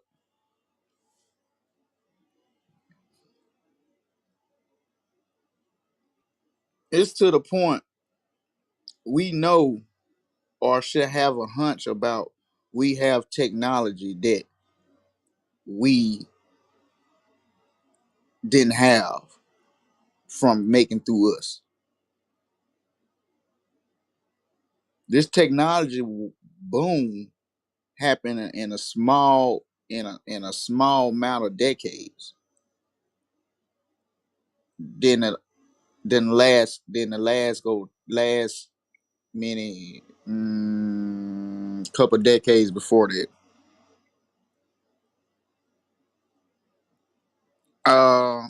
I'm not hard stepping this. I'm just saying that it makes sense and it don't make sense at the same time.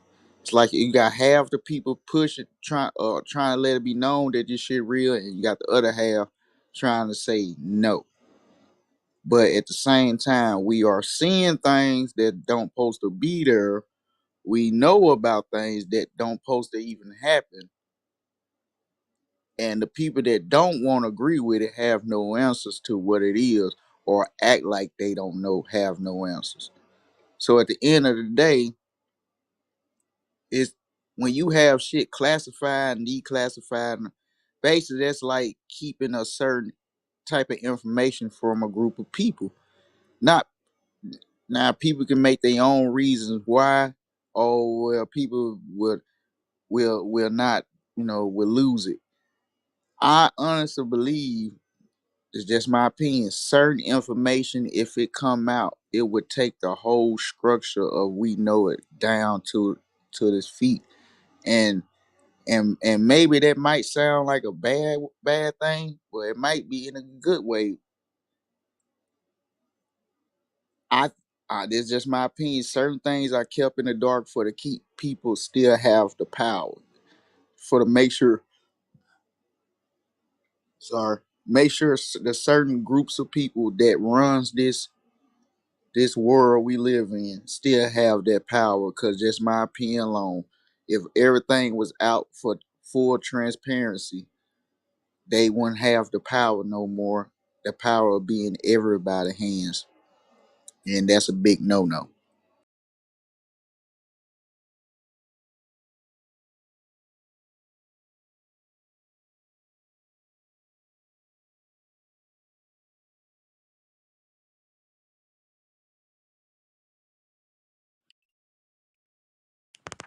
That's a fact, Joe. Like I said, as well as earlier, man, it's real sickening, and they know exactly what they're doing. Yes, sir, man. It's Third Thursday, and ain't nobody say. Let's go ahead and keep it rocking. In 1947, the Air Technical Intelligence Center at Dayton, the top Air Force intelligence men and scientists under contract, sent a secret document to the commanding general of the Air Force saying that whatever these things were, they were real. And it started out with a crash at Roswell. 1947 is what the public has been told. Something crashed in the backyard in New Mexico, a place called Roswell, New Mexico. Unfortunately, that's what the public's been told. The military's known about the alien question for the better part of 70 years. And a second crash site that occurred in Magdalena or Horse Mesa out west of Magdalena, New Mexico. And I have found out that the government has retrieved between 10 and 15 actual flying saucers, 3 of which have been in perfect condition, 1 of which they tried to fly. And I know that they were reverse engineering. I was never actually briefed on it. But, common sense can tell me that this craft over here isn't something we made. It was reverse engineered. Yeah. They trained 9 months before they ever flew it. And then they trained another, I can't remember how long, 4 or 5 months, flying it all around Nevada. And it worked fine. I'm not attacking the United States Air Force. I'm attacking a small group in there that has been persistently keeping this from the public, just as they've kept other things. The Air Force has made an art form of ridiculing people who have talked about this thing. They've done an excellent job of covering it up for the last 40 years. We've been lied to, and the lies have got to stop, and they must stop immediately. Well, that was a roller coaster of a story. and not much of a happy ending. But what's true? Obviously, there's no hard evidence that Dulce Base exists, but there's also no evidence that it doesn't. And since all we have are eyewitness accounts, let's look at the witnesses. First, Phil Schneider. This isn't a Bob Lazar situation where all the evidence is mysteriously erased. There are plenty of records that show Phil did indeed work as a government contractor on many different projects, but his story has some holes, like his misunderstanding of military and law enforcement protocols, procedures, and jurisdictions. He said during the Battle of Dulce, there were 66 soldiers from the US and NATO, Green Berets, Black Berets, Delta Force, and Secret Service. The special forces he names are American, not NATO. NATO doesn't operate on American soil and never has. And even if it did, there's no way the US government would allow foreign military to be present for this kind of operation. He said Delta Force was there. In 1979, Delta Force was barely 18 months old. Very few people even knew about it. The military denied its existence for years, and even now, everything about Delta is classified.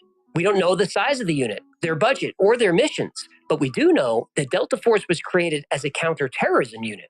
I wouldn't expect them to be on a domestic operation that was essentially providing facility security. I could be wrong. Now, in 1979, Black Berets were only worn by Army Rangers. Now, could they have been deployed for security? Sure, but I doubt it. Now, Phil says the Secret Service was there. They weren't. The Secret Service is a law enforcement agency that investigates crimes. Yes, they provide personal protection to high-ranking political officials, but that's a small part of what they do. Phil said he lost his hand in the battle with aliens. Maybe, but his roommate from college said he lost it when he was a young man working as an electrical lineman putting up power lines. Now, Phil Schneider said his father, Oscar Schneider, was a Nazi U-boat captain who was captured and then fought for the Americans in World War II. Phil's father was actually born in San Francisco in 1906. Phil's grandparents were born here too, in Portland. We have documentation that Oscar Schneider was in the United States until 1930, and then he was in the U.S. Navy Medical Corps from 1931 to 1946 and retired with the rank of captain. He never commanded submarines for Hitler or for the United States. He was a medical doctor who specialized in shipboard safety techniques. Now, Phil shows this picture in his lectures. I have a picture of one of the aliens been working for the United States Pentagon for the last 58 years. His name is Valiant Thor. He's right here. If you remember our video on Valiant Thor, you know that Val was most likely a fictional character created by Frank Stranges for his book Stranger at the Pentagon, which was a ripoff of The Day the Earth Stood Still. The photo Phil uses is supposedly his father in the ready room of the USS Eldridge because his father was part of the Philadelphia experiment. Because of course he was. But there's no room that large on a Cannon-class destroyer. Also, the Philadelphia experiment happened in the 40s. The lights in this picture wouldn't be used until the 1960s. And there are lots more holes in the story. And Phil Schneider had a documented history of mental illness. Now, his story sounds like paranoid delusions. He says 28% of the US GDP is used for black ops. 28% is very specific. Why not 25 or 30? How does he even know that number? The people who work in black ops don't know the Pentagon's budget. Nobody does, but somehow Phil knows? People with delusions often create rich worlds full of specific details. Now, Phil Schneider very well could have been telling the truth. I just don't think so. I think he suffered a psychotic break in dealing with his cancer diagnosis and latched onto the Dulce-based story as a way to take control of his life and as a way to attain some notoriety. That all said, his death was weird.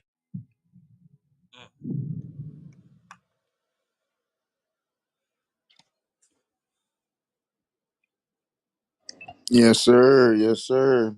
Indeed it was. Indeed it was. Salute to everybody. What y'all think about that?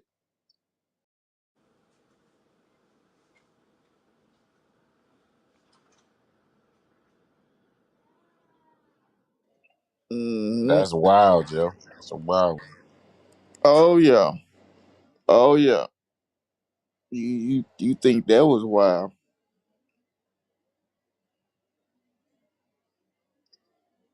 You think that was wild? Got something else up for you. Hey, Ragu, that was the end of. You got a couple more minutes on. Okay. Yep. Let's go ahead and finish this out. A couple more minutes. If you trace back the history of the Dulce-based story, you always end up with a person named James Bishop, whose real name was allegedly Tal Levesque.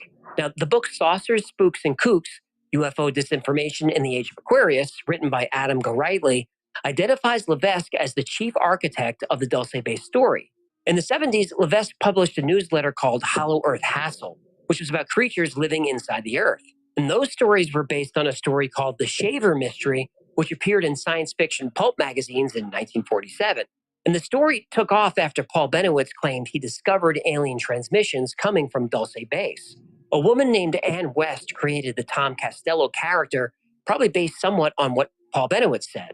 Now, she claimed that a lot of her information was coming from someone named Tom Costello, but all the information was coming from Levesque. And you won't be surprised to hear that no record of anyone named Thomas Costello was found in the U.S. military during the time he was supposed to be there. According to Levesque, various researchers would latch onto the Dulce Bay story and then add their own flair, each person building on the story of the people who came before them. And by the way, that super creepy photo of the humans in alien pods, Thomas Costello didn't take that picture.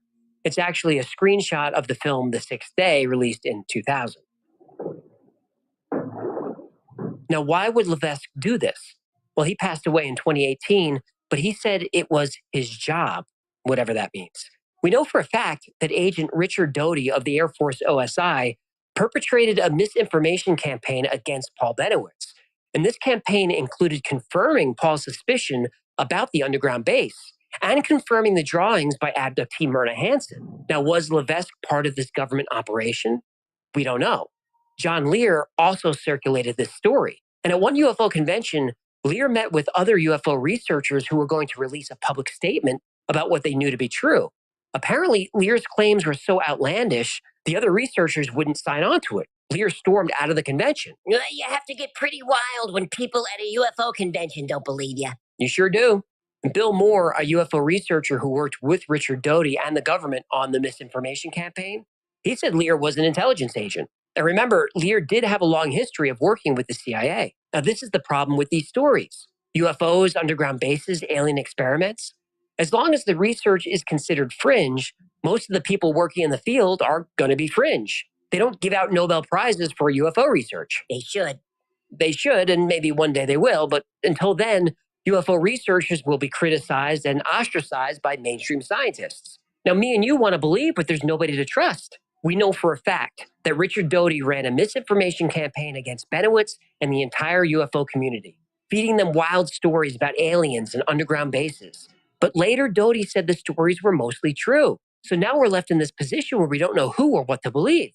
We do know that the US government wants it this way. Now, I believe there are secret bases all over the United States. Is there one in Dulce? I don't know. There are lots of UFO stories that I want to be true, but this isn't one of them. Abductions, genetic experiments, organ harvesting, and a new world order? We better hope Phil Schneider, John Lear, Myrna Hansen, and all these other witnesses are wrong, because if they're not, we're in big trouble.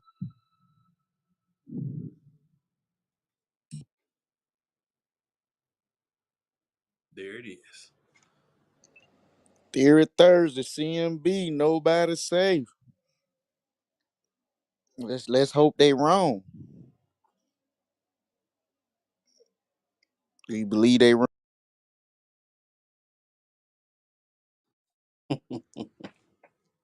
That's the $1,000,000 question there.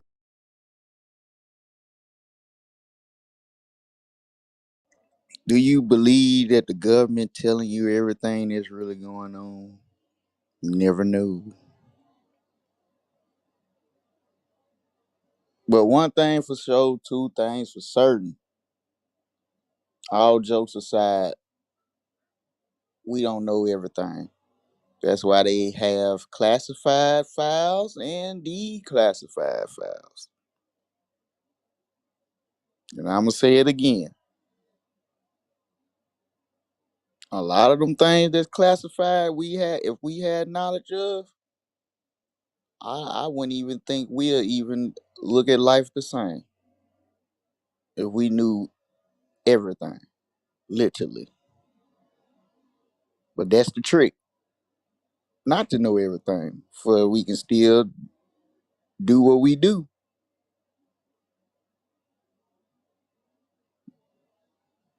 Anybody else got anything to say before we keep it going?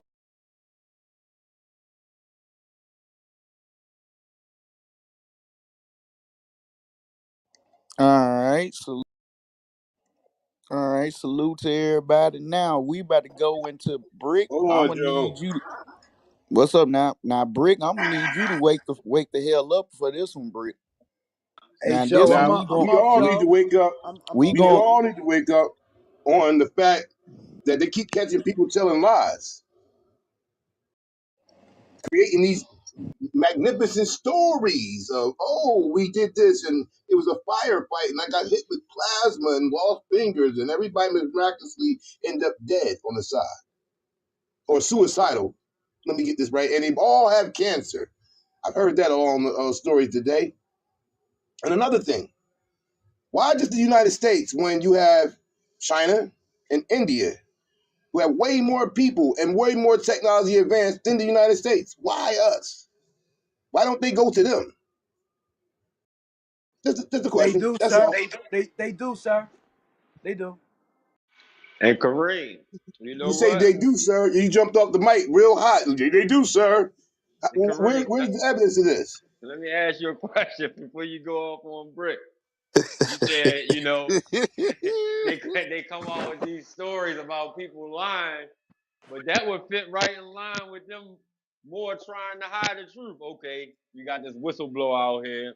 Let's create this lie that's supposed to be the truth about a lie that's supposed to be the truth about a lie. And it's just more confusion and chaos. That's Now, another one of their tactics, we know allegedly. that you saw a ball of fire come across the Baltimore region. We saw that. Remember that? I That did. ended up in Texas? I did. Meteorites type of stuff? Yep. I'll give you that. But if you ask the average person in this room or on this social media outlet, what experience did you have? Why don't black people ever see these people? They racist to us too? They know for a fact, like let's go to the president in the White House. That's where their leadership is. They don't never come in the hood. They don't be around the way. None of that shit. We just get disenfranchised from that too. That's kind of crazy to me. They don't want to snatch none of us. We got melanin. Use that. what? My man. Wait a minute. Maybe that's against the rules. Y'all can't have no melanated people. That's the way you make a super Hey, race. hey. Hey, but listen, don't a lot of this whole alien shit be going on like in like open flat land areas? Always in the rural places. Yeah, like Remote, Man, Drops in there. remote, you know what's remote. crazy? You know what's crazy? The first one of the first UFO abductions was from a black man. oh. That's that's funny. The first one of the first UFO abductions, one of the most famous ones at that, was from a black man and a white woman. Oh, come So on, when we Greg. talk You from about Newark. when we talking about You know they race was and when we beaming talking me up, about why they Scotty. don't come to the hood, you gotta understand the effect of what purpose of if we trying to be incognito, right? Why would I want to pull up to a large ass city and abduct somebody? Don't Yeah, make but they sense. did their You calculations right. right. They know that what the universe already had that the But white but man that doesn't, but that we that have. don't make sense, It right? makes very much sense. Why would you want to go get the least of us and not the best of us as human beings? We're supposed to be the original man and woman, right? So why not get the source You and just going get the you carbon going copy? you going somewhere else outside I'm of not going anywhere who else. you are. You said one of the first Going abductions back to was the a black man. Asiatic Please first don't black think man, that like he first was black beaming woman. up Scotty. Like So what we saying that here? right there is not. That's not what we talking about. Anyway, Yeah, I don't know about the aliens going off race. You would think, but Hey, Joe, the Anunnaki can't. What? Come on, Joe. so the Come on, name Joe. is Barney and Betty Hill's UFO abduction story. Oh, a It was brother named black. Barney. Yeah, that was black. There it is. You sure they wasn't beaming up the Scotty? Crazy. that even that statement right there, like that's crazy to think that you would want to classify somebody either drunk, high, or inebriated. You know what I'm saying? When they had the experience, that's crazy. I don't believe the nothing that the United States government say, Rick. Now we're gonna get on some real All shit real right, so, quick. all I right. don't If you believe so nothing if that you the don't United believe in States nothing in the government. United States say, And you want to be a person that believe what they say and hold it as concrete and evident to be true. is the United States government even telling us about this shit? Yo, Orson In the Welles did the last same thing when the worlds collide. in the Remember that? in the last past 5 to 6 years, we have been seeing things for ourselves on these on camera with these phones. That's how we Anybody in be this seeing room this saw shit. anything? Outside of that, outside of Anybody in that, this room? You outside can't of be that, this in. we Anybody in haven't this room seen. see anything? The government haven't seen shit. I mean, tell us shit. What about? And yeah, and I keep saying this, and I keep referring to this. Why the fuck would they want to create a space force, SpaceX? What do we need a military force for outer space, bro? I already told you why they want to do that, because they want to see if there's something to encounter That's out of space. Because they're trying to leave here. that's your They're perception. trying to leave here. You're not going That anywhere. that's You're going to be your right here with me. perception. That's your perception. What you mean? That's my That's not perception. nothing that's true. That's How not you know true that to be true? because it's coming from you. No, not You don't because it's work in the coming from me. It's not you true, don't but work in the because you government. You don't hear work from in the them on a Pentagon. regular You don't basis. work for the They're telling you the military. truth. So why would I want to believe somebody who's telling me their perspective on why they created the Space Force? You don't work in none of them branches, bro. And neither do So you. why would I want to believe And that? you're formulating your own opinion about it just like I And am. I don't. And I'm just going off what I've seen. I'm going I'm off what scared I've to ask seen, you, not what my have you seen, perspective of bro? anything. I'm going off what I've seen. I What did you love, I I see seen. love, with I your love own I the two seen. eyes? enthusiasm from I both see. sides. Hold on, Joe. What did you see with your own two eyes? I seen that the top-notch Air Force flyers out here couldn't even keep up with a fucking Tic Tac that was flying over the water. They couldn't even keep up with this shit. They were saying it was actually was making maneuvers that they never seen before. And these are the best Air Force fighters that was out at the time. And they held that shit in for 3 or 4 years before they even released it to the world. What we talking about? So I guess they lying too, right? Or they just making some shit up just to put the wall over our head and make us believe some shit, right? H.G. Wells told us about an invasion way back in the 40s, and the whole world collapsed off of that thought.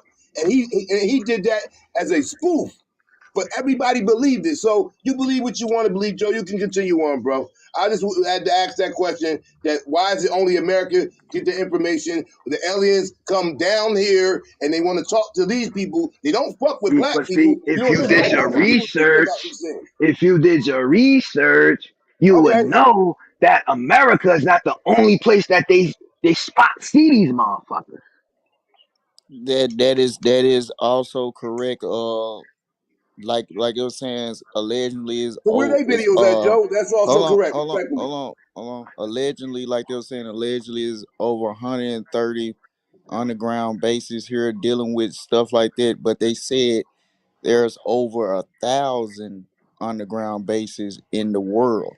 It's only 100 here in the United States, but it's over 1,000 in the world. So they did say this world, the world. We just not reporting what's going on that field across the other side of the world. But we Wouldn't can you be do that amazed though. to know that We can get when do into they report it? They no had to they see something. This is America. We got See, all the underground, but those we questions just fall in everywhere. line when you don't do your research, brother. Again, if if I'm I all for knew the people, this my brother. become an issue, I would have got videos of different areas across the world that's having these same issues These like we phenomenons, like right? yeah phenomenons. Russia is a hot spot. Russia is one of the hot spots. uh Africa Brazil, is a hot spot. Brazil, Yes, yeah. So these they even have their own Area 51s in Russia and Africa, but they call them a different name. They got these are all they got they bases like that as well. We just don't talk about them because we westernized. That's about it. But if they did talk about them, wouldn't that go viral? Hello? If an alien ship went and Only landed in thing you have to Africa, they wouldn't what have you talking nobody to about, say nothing on social media? what you talking about is quote unquote already been what you want to call viral because it's mainstream shows about alien UFO phenomenons across the world. You can easily search it easily and it's out there.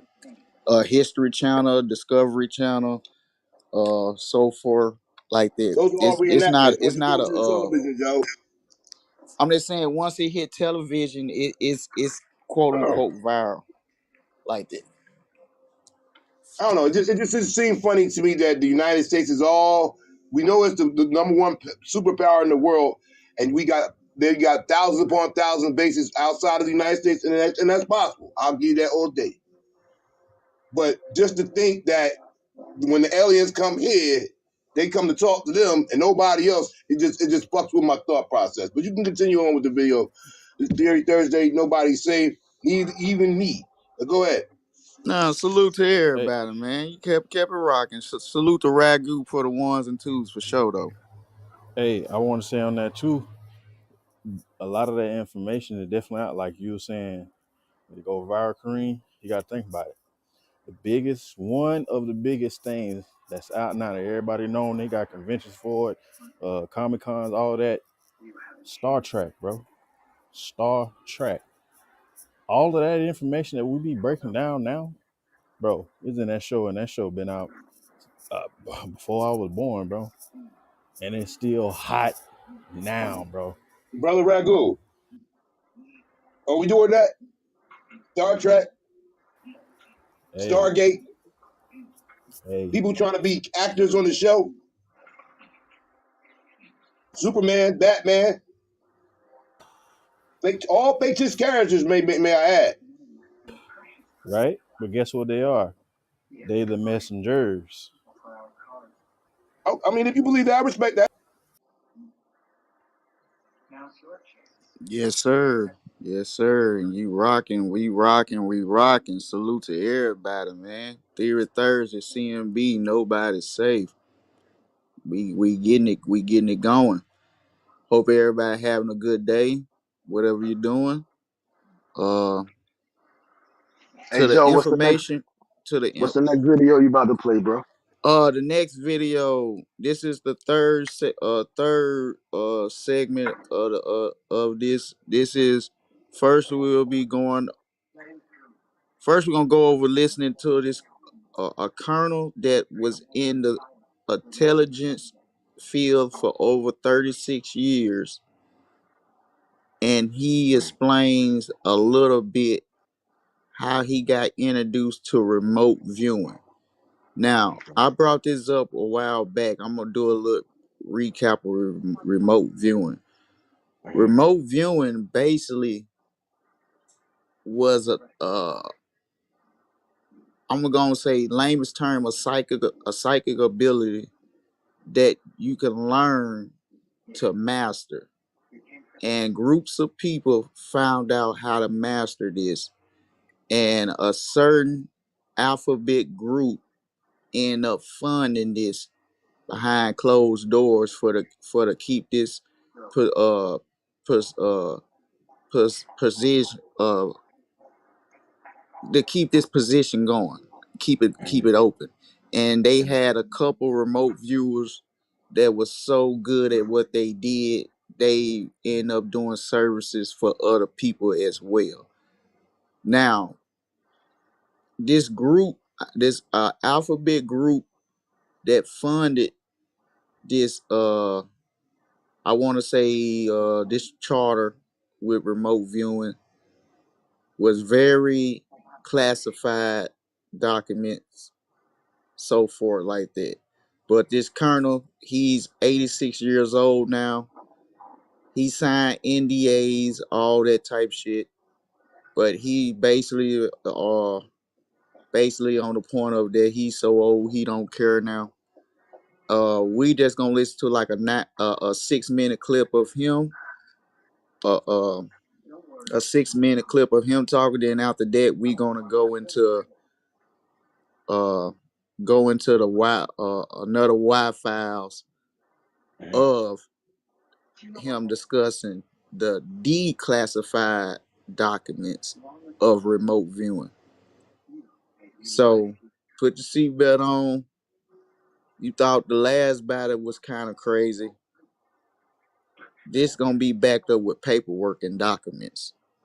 This last one, y'all, it was a lot of holes in it. This one, them holes get closed up and then put dirt on top of it. Okay. So salute to everybody. Theory Thursday, CMB. Nobody safe. Whenever you ready to ragu, the first part of this third segment, you will be playing about the Colonel.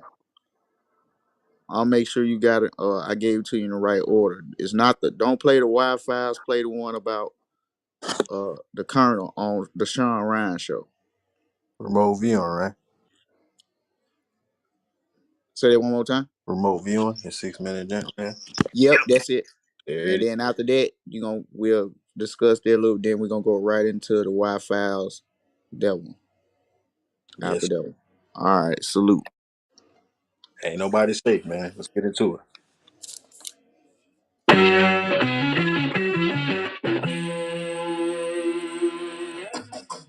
Vietnam was starting to build up, and nobody was enlisting.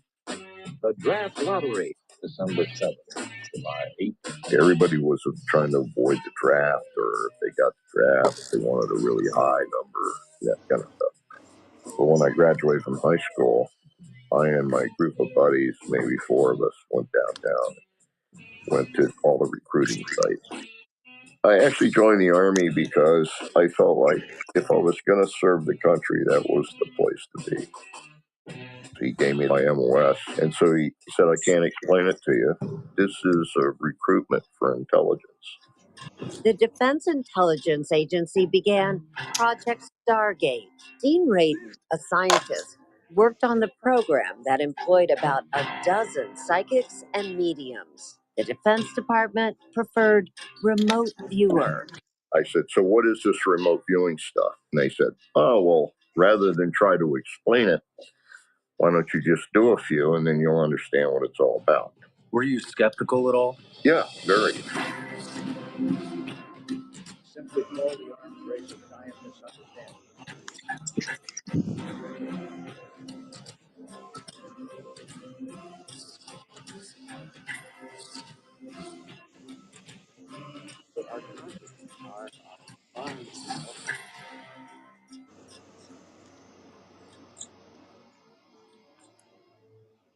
The U.S. government has researched extrasensory perception, using it in attempts to locate hostages, fugitives, secret bases, and downed fighter jets, to divine other nations' secrets, and even to predict future threats to national security. The agencies involved include the CIA, DIA, NSA, DEA, Navy, Air Force, Army, and even the Joint Chiefs of Staff. Was trained by Robert Monroe. He actually brought it to the public forefront. Robert Monroe. What happens is that you as an individual find yourself apart from your physical body, and yet you can think, you can be, you can act, but your physical body is in some other location. It may be only 2 inches away or 2,000 miles away. The Monroe Institute taught me very quickly how to use their technology to be prepped for remote viewing. Robert said, well, I have some people here and they have a target for you. He said, I have an envelope here. There's nothing written on it. It's in my pocket. Tell me something about it. It started out with a really large pyramid. It's bigger than the pyramid of Giza. Must be a new discovery somewhere. And then he said, well, tell me something about it. Really large rooms inside. It's kind of surprising because the way pyramids are built, that can't be done. I said, well, it appears to be some form of protective survivors of some cataclysm. They're in stasis. They're waiting for somebody to come. It's like a special.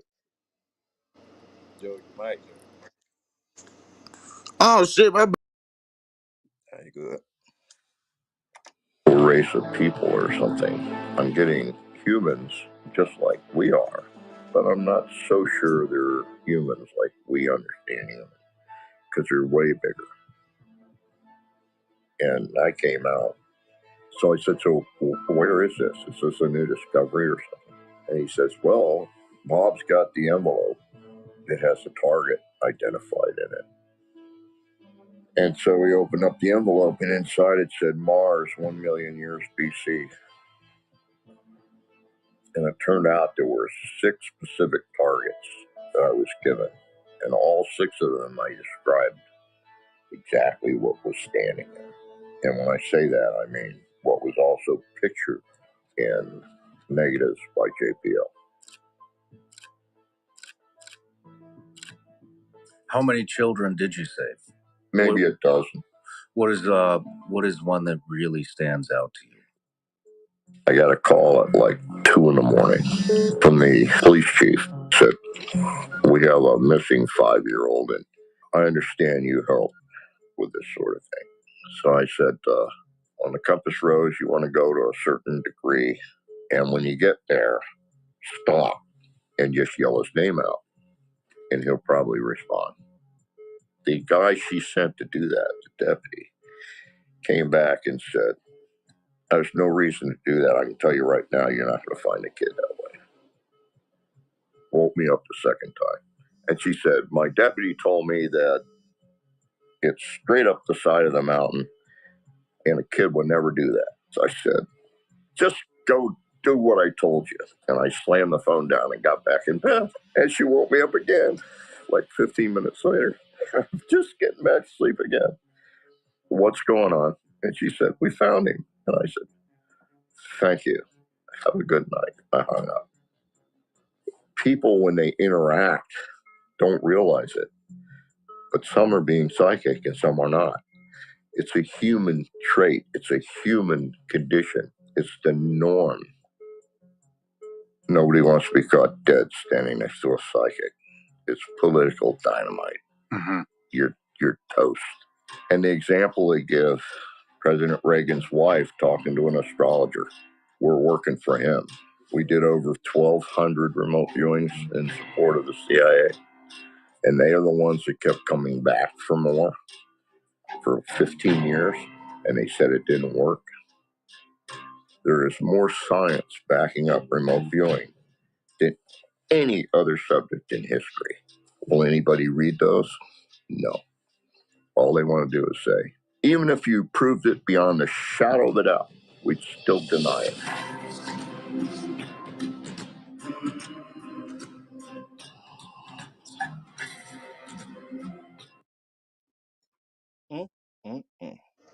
yes, sir. But here on Theory Thursday, CMB Nobody Safe, we gonna dive into remote viewing. Now, I did a little bit more digging into that. Of course, y'all know I have. I've been talking about. There are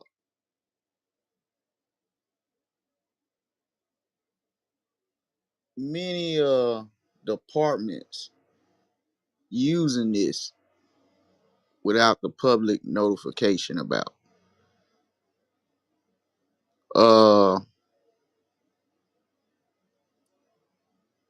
This remote viewing wasn't just started yesterday. This been a part of this government for over 4 decades, maybe even longer. Now, when you hear things like that, do you think that's dealing with a superpower, or do you think they just learn how to master something that was already here to use it to a better capability.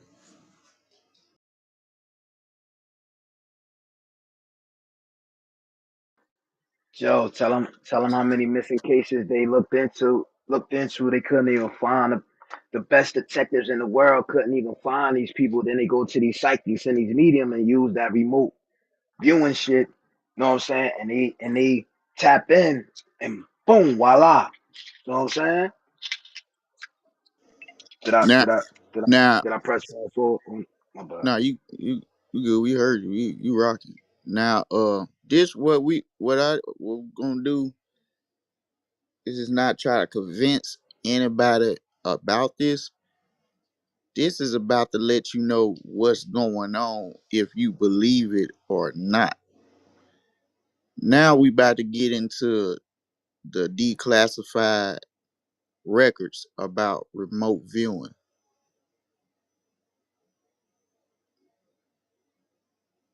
Y'all put your seatbelt on.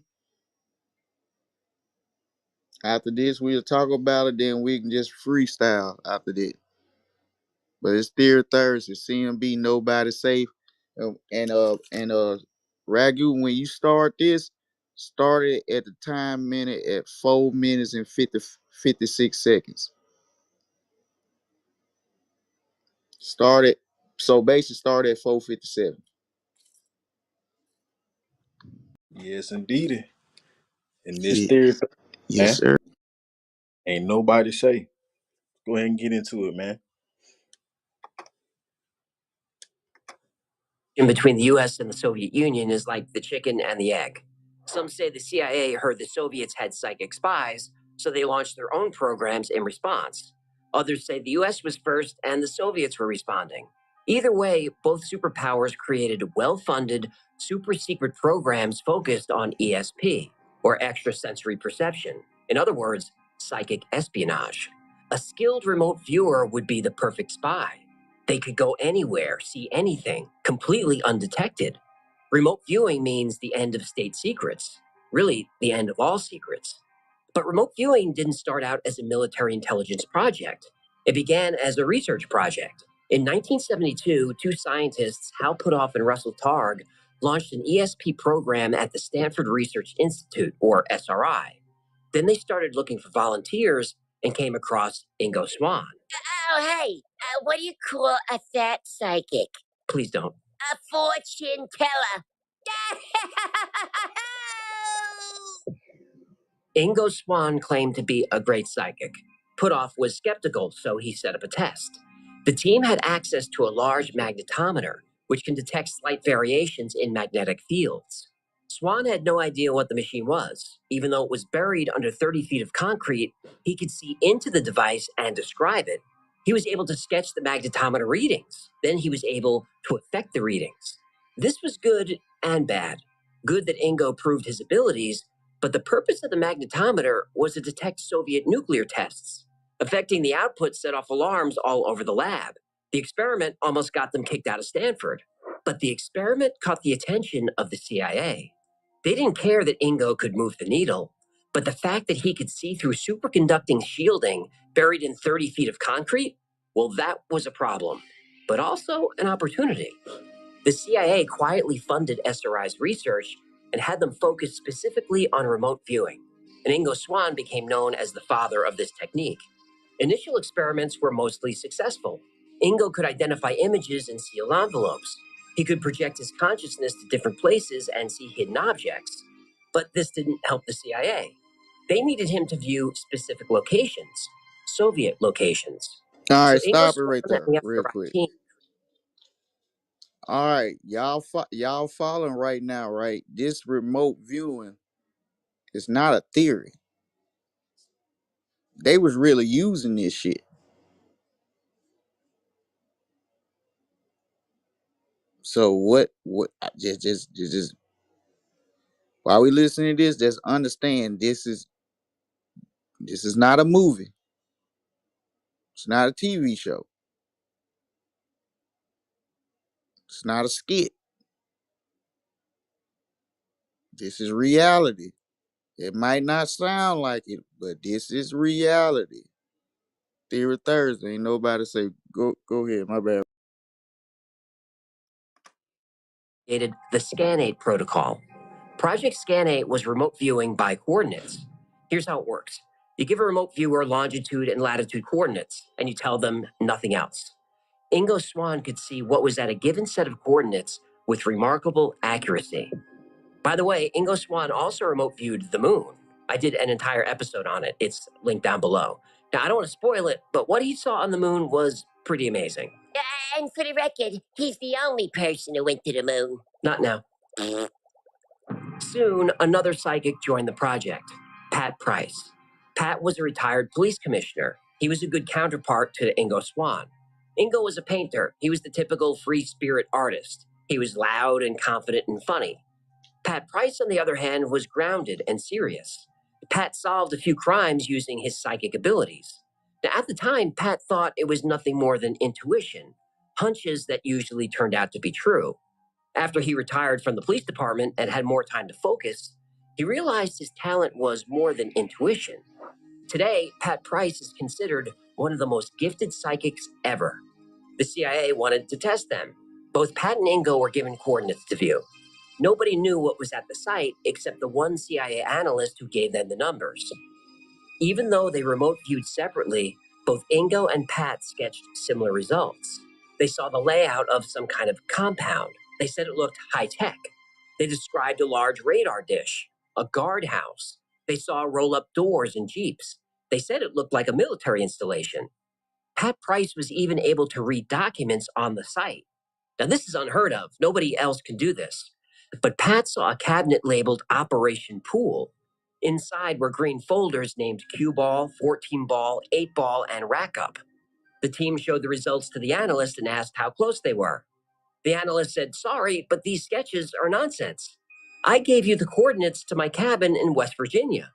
The whole team at SRI was disappointed and confused. How could both men be so wrong, yet see similar things? So they sent someone to the coordinates. He found the cabin.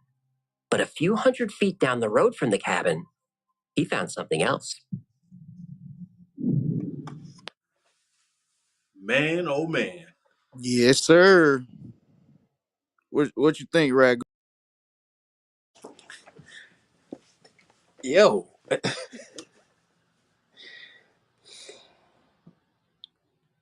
this is definitely something that they ain't gonna bring to no forefront, bro. It's too powerful to let them know the type of people to that certain magnitude is working with them, man. It's mind blowing, bro. It's mind blowing. Sound like some sci-fi shit, don't it? I promise you. But and the other crazy thing about it, Joe, that it is reality, bro. I'm sitting here watching it. I swear I'm gonna put the links in the chat, bro.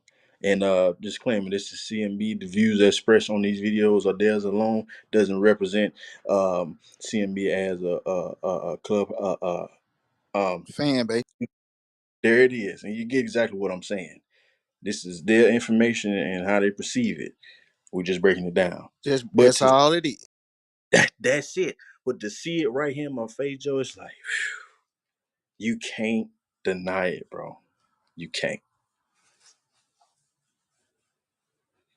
And the crazy thing about it is just is it's about to go. We about to go into a tunnel right now. When we listen to this, it's going, but it's straight though. Just put your seatbelt on though. Yes, sir. Buckle that, Trans because ain't nobody safe, man. Let's go ahead and hit it. Ingo Swann and Pat Price were given the coordinates of a CIA analyst's vacation home in Sugar Grove, West Virginia. But when they remote viewed the location, that's not what they saw. They saw a military installation. The CIA analyst who gave the coordinates didn't realize that an NSA listening post was just over the ridge from his cabin. Pat and Ingo both assumed this was the target. This was the type of location they were usually asked to view. The Sugar Grove facility in West Virginia was one of the most secret NSA installations in the country. It captured information from Soviet satellites as they flew over. It served as a listening post for all kinds of transmissions. In fact, Sugar Grove is in the NRQZ, the National Radio Quiet Zone. The NRQZ covers about 13,000 square miles in Virginia, West Virginia, and Maryland. No radio signals of any kind are permitted there. If you fire up a radio, you will get a visit, a fine, and possibly jail time. A part of the zone is so locked down that microwave ovens and Wi-Fi are not permitted. I know microwaves. Then how can you enjoy a fresh, delicious meal from Factor? Go to All right, Factor. pause there real Please quick. don't plug them now. What? All right, people that stay in that area, do y'all know about that zone?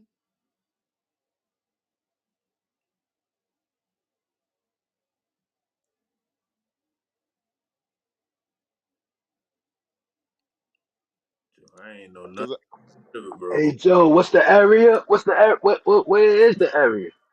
that it's Maryland, West Virginia, and Virginia, right, Ragu? If I'm not mistaken. Yep, West Virginia. Yep. Mm-hmm. Sugar Grove. Oh sure. What the hell? 13,000 miles. That's I'm correct, right? Yes, indeed. The the ROQZ zone. I mean the ROQZ.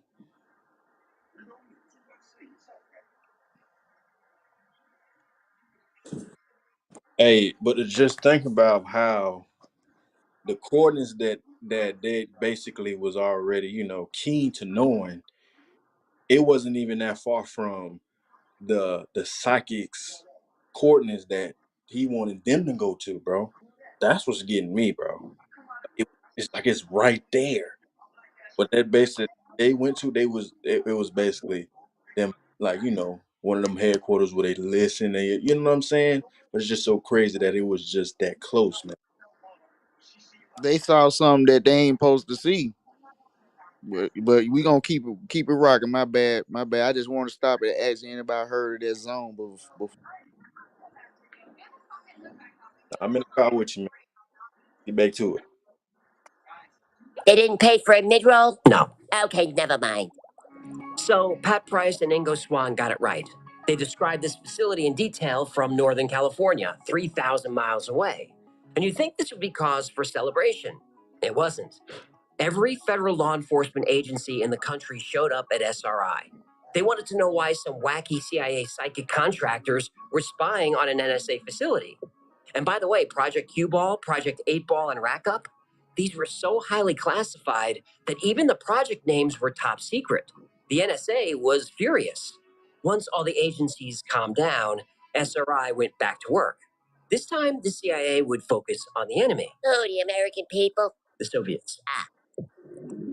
Pat Price was given coordinates to view. He said he saw a science fiction fantasy crane. Nobody knew what he was talking about. Pat grabbed a ruler, pen, and paper and drew a gantry crane. This type of crane is used to move shipping containers and lift ships out of the water. They're big. Pat said this was the most giant crane he'd ever seen. He saw someone walk by, and the wheels on the crane were 10 feet high. The wheels were on train tracks. The CIA had a sketch based on aerial photographs of the site. There was a giant gantry crane. Inside the facility, Pat saw enormous steel spears Hold on. I hear something. That feet is across. We good?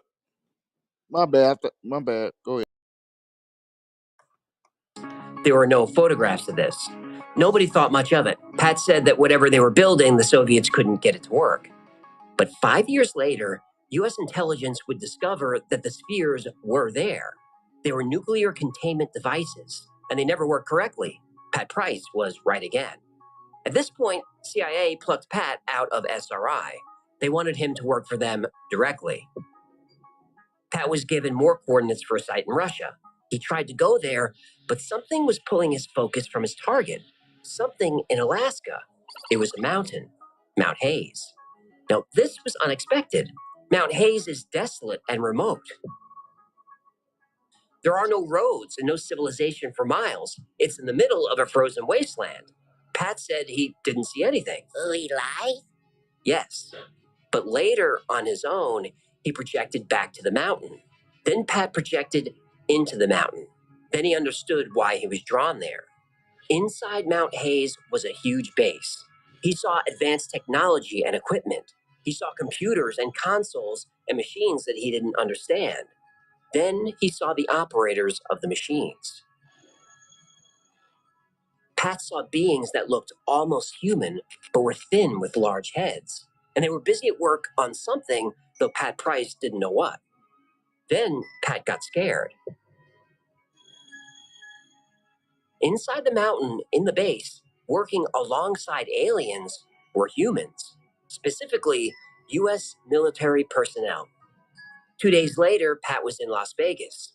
As he walked through his hotel lobby, someone bumped into him. Then Pat felt a sharp pain in his leg. The next day, Pat had severe stomach cramps. And later that evening, he was found dead in his hotel room. His body was quickly removed. No autopsy was performed. No crime scene was designated. The official cause of death was a heart attack. He was 56 years old. Oh, how do they know the cause of death without an autopsy? Good question. And we'll never know. Pat's body was cremated. And then they called his wife. Oh, no. His remains are now in an unmarked grave in North Hollywood, we think. And I'm gonna see what. Yeah. Yeah, boy. Theory Thursday. CMB. Nobody say.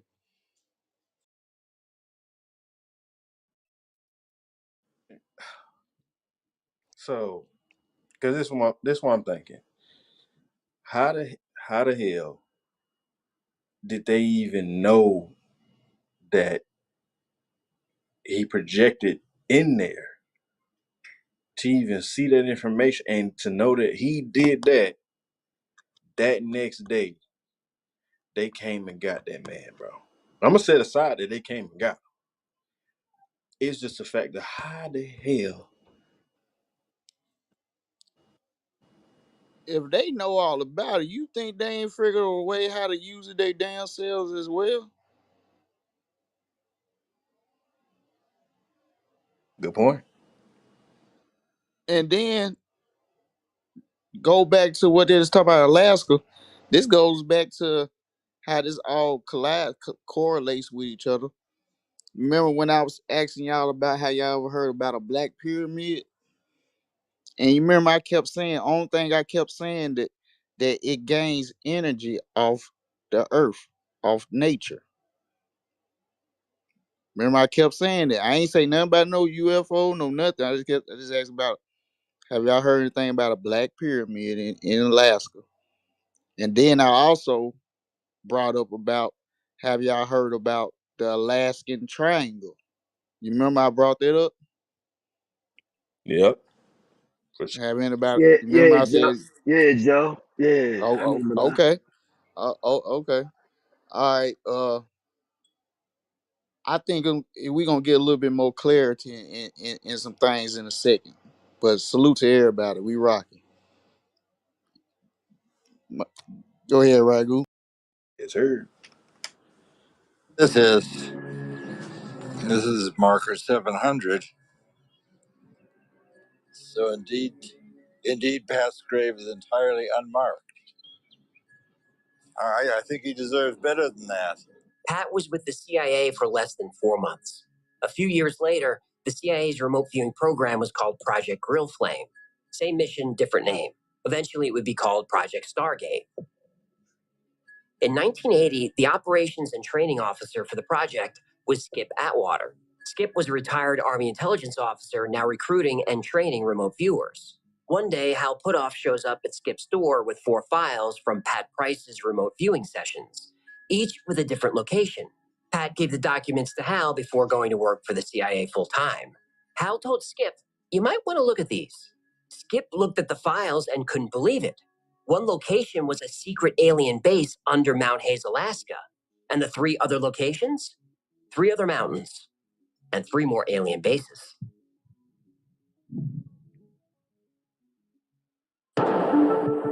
You've heard of the Bermuda Triangle. If you followed this channel for a while, you know about the Nevada Triangle. These are places where planes, ships, and people vanish without a trace.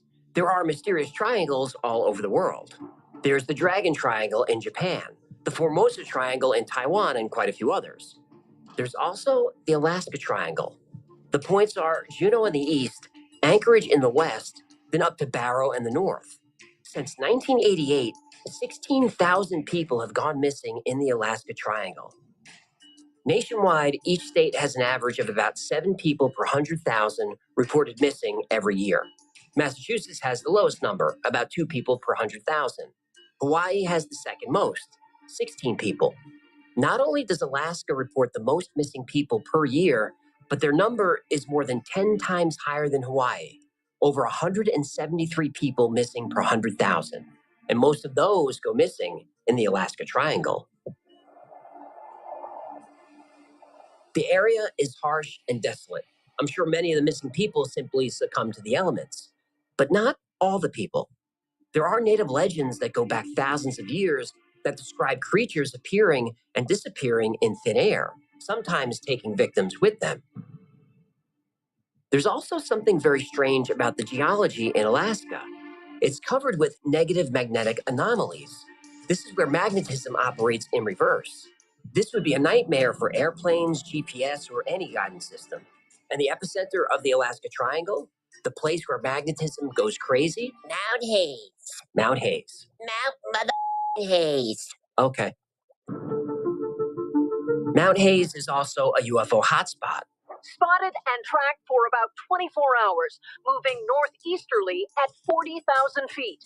At that altitude, officials say they did fear this unknown object posed a risk to civilian flights. There have been sightings of craft that go back years, and sightings as recently as a few weeks ago. People have seen objects hovering over the mountain and then flying in formation at impossible speeds. There are reports of objects vanishing into the side of the mountain, not through a door, through solid rock. There's a theory that the magnetic disturbances around Mount Hayes are portals that allow spacecraft to go in and out of the mountain. Mount Hayes was one of 4 mountains that Pat Price said contained a secret alien base. The others are Mount Perdido in Spain, Mount Inyangani in Zimbabwe, and Mount Seal in Australia. Pat gave this information to Hal Puthoff. Puthoff then passed it along to Skip Atwater. At this time, Skip worked with another extremely talented remote viewer, Joseph McMoneagle. I've talked about him in a few different episodes. He's a legend in the remote viewing community. He's conducted thousands of remote viewing sessions for the Army, CIA. He's also helped companies find oil and precious metals. He's helped law enforcement find missing people. If anyone could confirm Pat Price's findings, it was Joseph McMoneagle. So Skip gave Joe 4 sets of coordinates, and that's all. No other information, just the numbers. Not only did Joe see the alien bases, he saw so much more.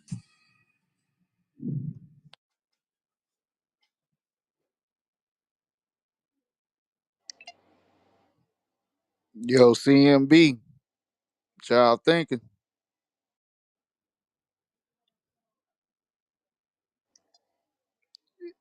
I need some more context, Joe, for real. But what he talking about?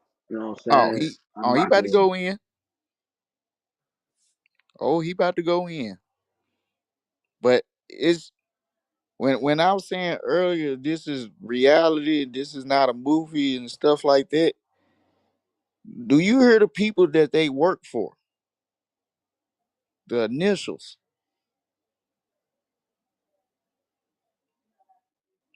decades in, thousands of cases.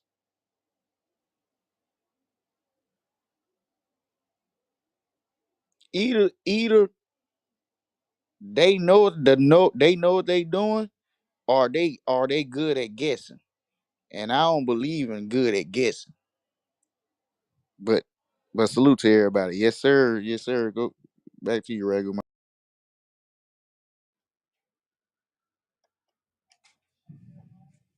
Hi, Mark Barden at Sandy Hook.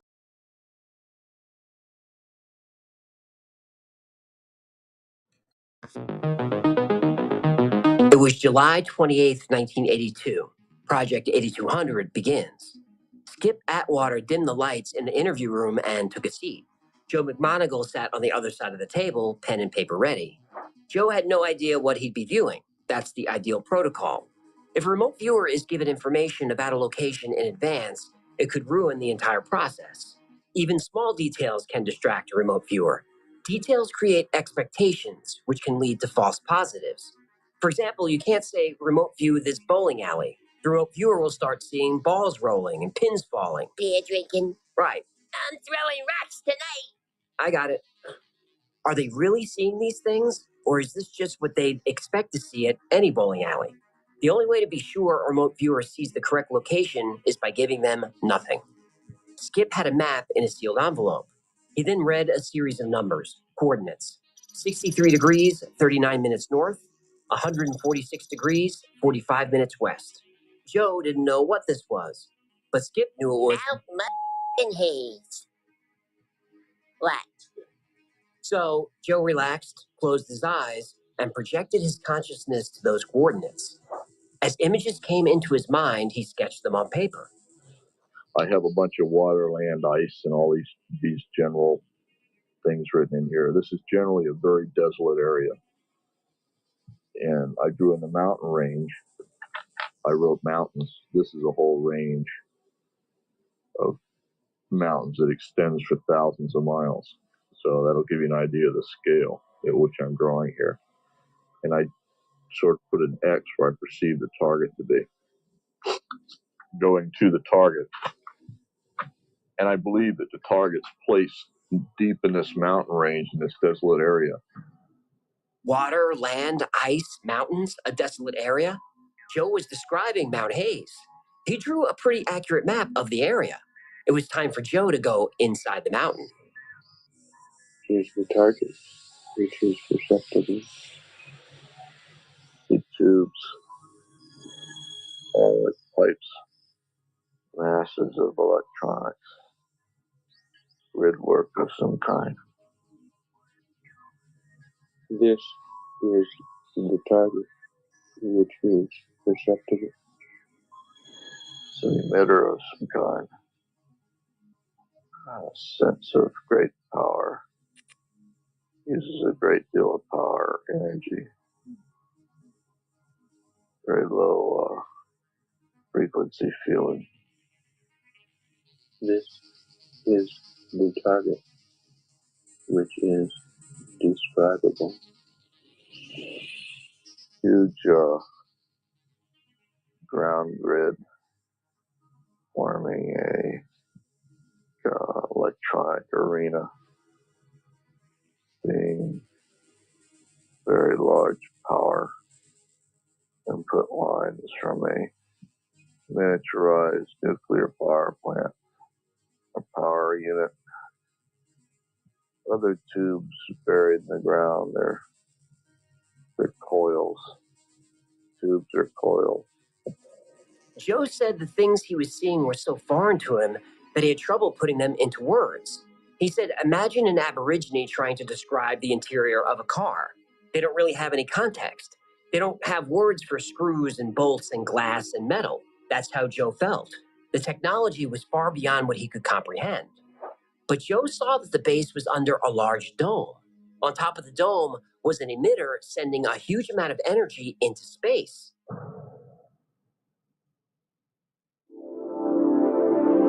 Next, Joe was told the coordinates of Mount Seal in Australia.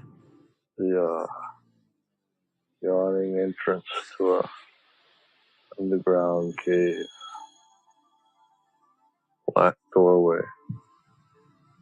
Like a smooth dome of concrete. A black hole.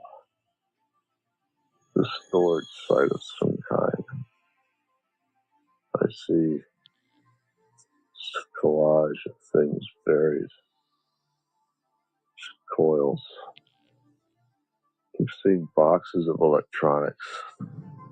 Under Mount Seal, Joe sees another facility with advanced technology. Then he sees something familiar.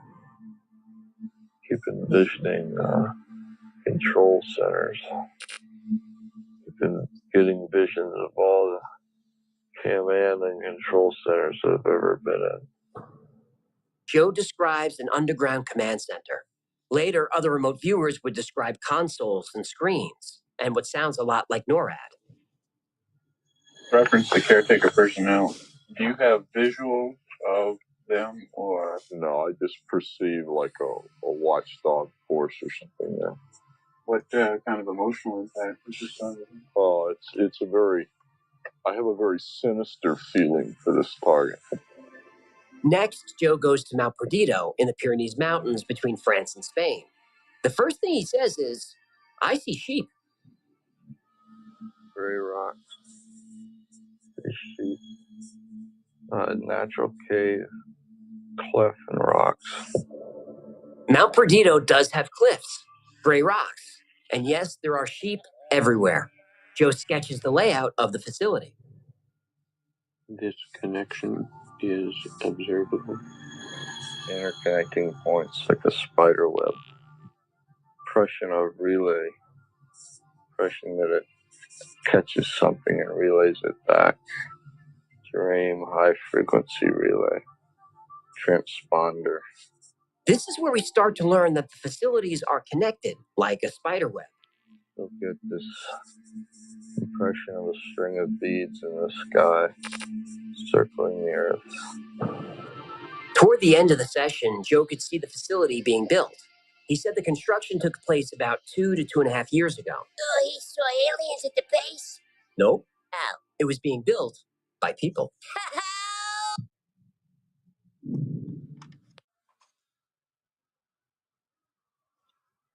Damn. Yes, sir.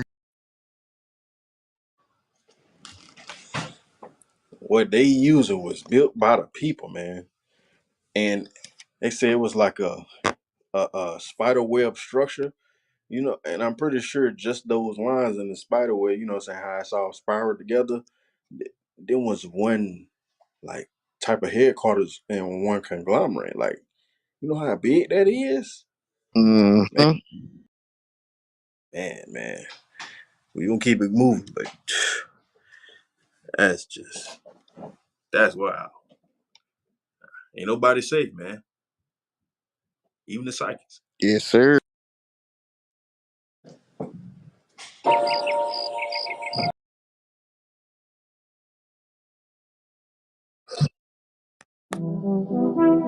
When Joe McMoneagle was remote viewing the site at Mount Perdido, Spain, he was extremely accurate.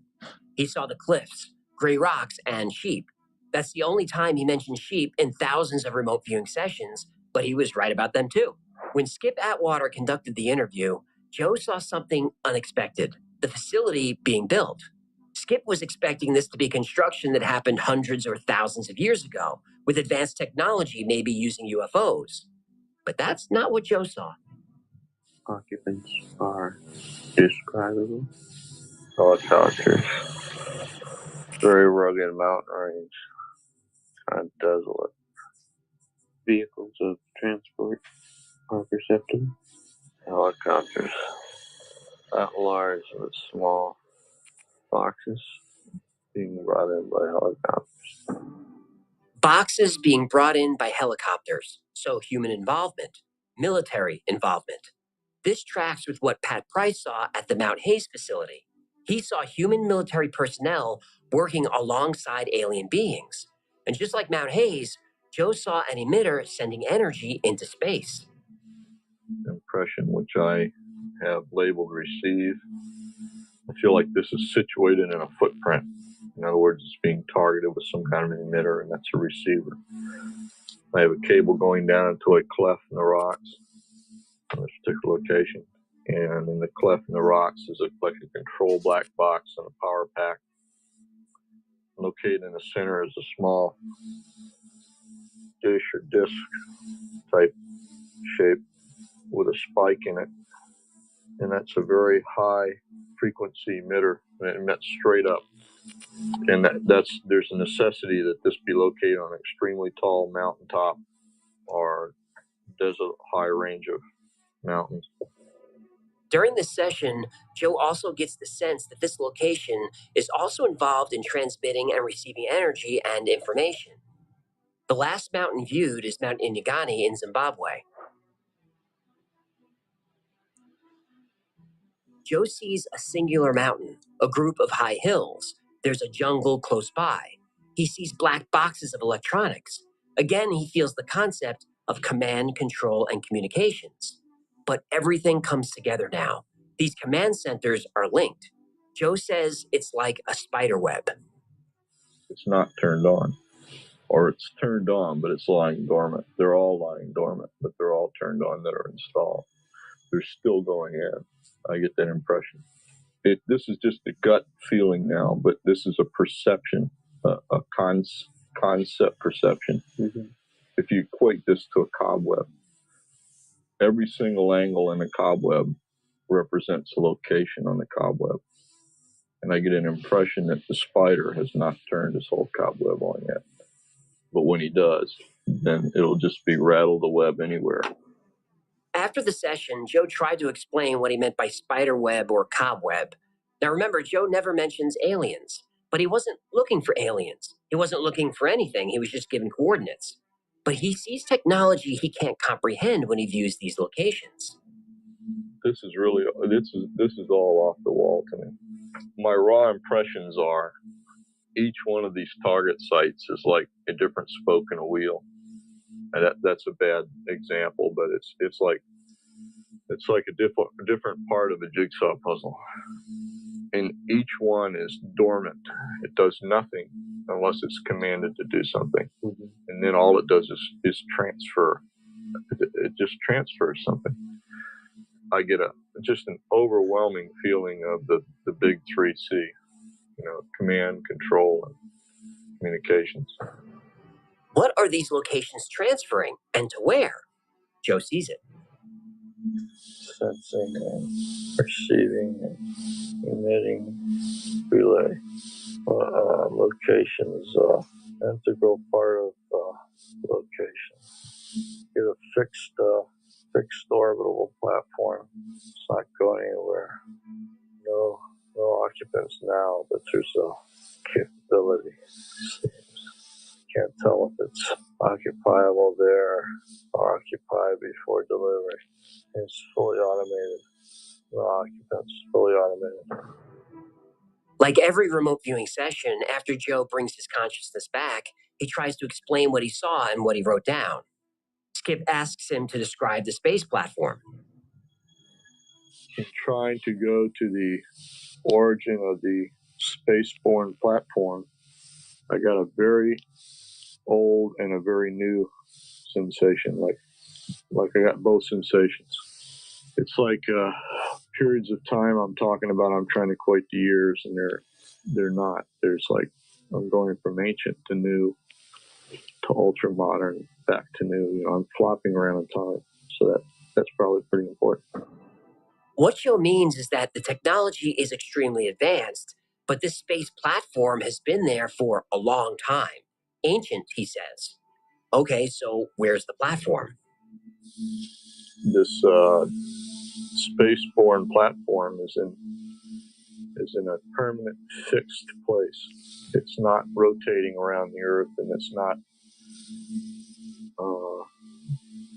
It's like it's fastened with a string to the Earth, never moves, and it's way out there. So it has no decaying orbit. It's fixed. And these bases aren't just within the mountains; they're also under the ocean. Also, there's more than just these 4 locations. I have an immediate vision of seabed locations. I honestly believe that there are seabed locations in these things. Skip Atwater confirms this and all of these sessions in a talk he gave in 2009. And that's where he explains again, very old and that these have been here a long time, but what he is viewing is so new, he doesn't understand it. There are some of these on the seabed. They have to do with precise observation, location and relay, some navigation use. When Joe first viewed the Mount Hayes alien base, he got a sinister feeling. But as he viewed each location, that feeling became less and less. My initial target, or target number one, as I had a very sinister feeling. Target number two got less sinister.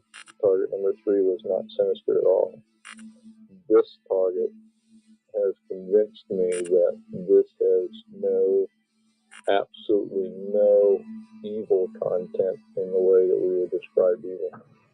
Skip Atwater had another psychic who claimed to be in telepathic communication with these beings in the bases. The psychic asked them, "What do you think of humans?" The response was basically, "Not much." Uh-oh. Yeah, that sounded ominous to the psychic too, so he asked the being to explain. The response was, "We see humans like you see a flock of birds. There are a few of us interested in them scientifically, but most of the aliens on Earth, while aware of humans, don't see us as anything more than the other animals here. Yes, we're slightly more intelligent, but otherwise we're just animals in a zoo to them." Animals with nuclear weapons. Right, there's that. The only time ETs will involve themselves in our affairs is if we try to do something to harm the planet. How dare you! Notice I didn't say harm ourselves. The aliens don't care whether we're here or not, but they won't let us hurt their planet. Why not? Well, because the Earth provides them with resources. The 4 alien bases in the mountains, plus the bases in the ocean, are creating energy from something in the Earth. This energy is harnessed, concentrated, and sent to an orbital platform in deep space. What happens from there, nobody knows. Joe McMonagle's remote viewing sessions were focused primarily on technology, energy, and the space platform. Joe did see helicopters outside the base at Mount Perdido, but he didn't see the beings operating the bases. But Pat Price did see them. Pat Price said the bases contain beings that look like humans except for the heart, lungs, blood, and eyes. And if Pat Price says creatures are there, they're there. So Skip Atwater brought in a few other remote viewers, not only to confirm the existence of the bases, but also to see who was operating them. Were they aliens or were they humans? According to several other remote viewers, the answer is yes.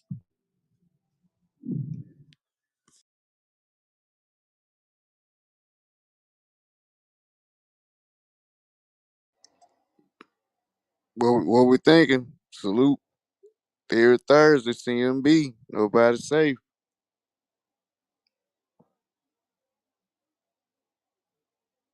Yes, sir, Joe. You rock. Know it sounds like some sci-fi things going on right now. Sounds like a Marvel movie. This ain't no movie, man. Everything right here is off a declassified document that was declassified. That's why so much details coming out. This ain't. Oh, I'm hiding this brain. No, this all off declassified doc. This why the details coming out what he doing right here. But salute to everybody though. But it's kind of wild to the things that's going on in this one world that we all live in. But it's so many different things going on that's outside our everyday living. But salute. Let's keep it going, right? Yes, sir.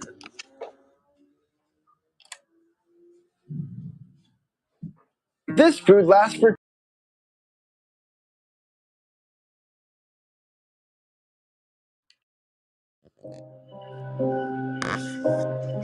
When Hal Puthoff gave Pat Price's 4 files to Skip Atwater at Project Stargate, he told him, "You might want to look at these." Pat had seen bases inside mountains, full of advanced technology. Pat saw aliens operating equipment. And in some cases, he saw human military personnel working alongside the aliens. Remote viewer Joe McMonagle confirmed the existence of the bases and the technology.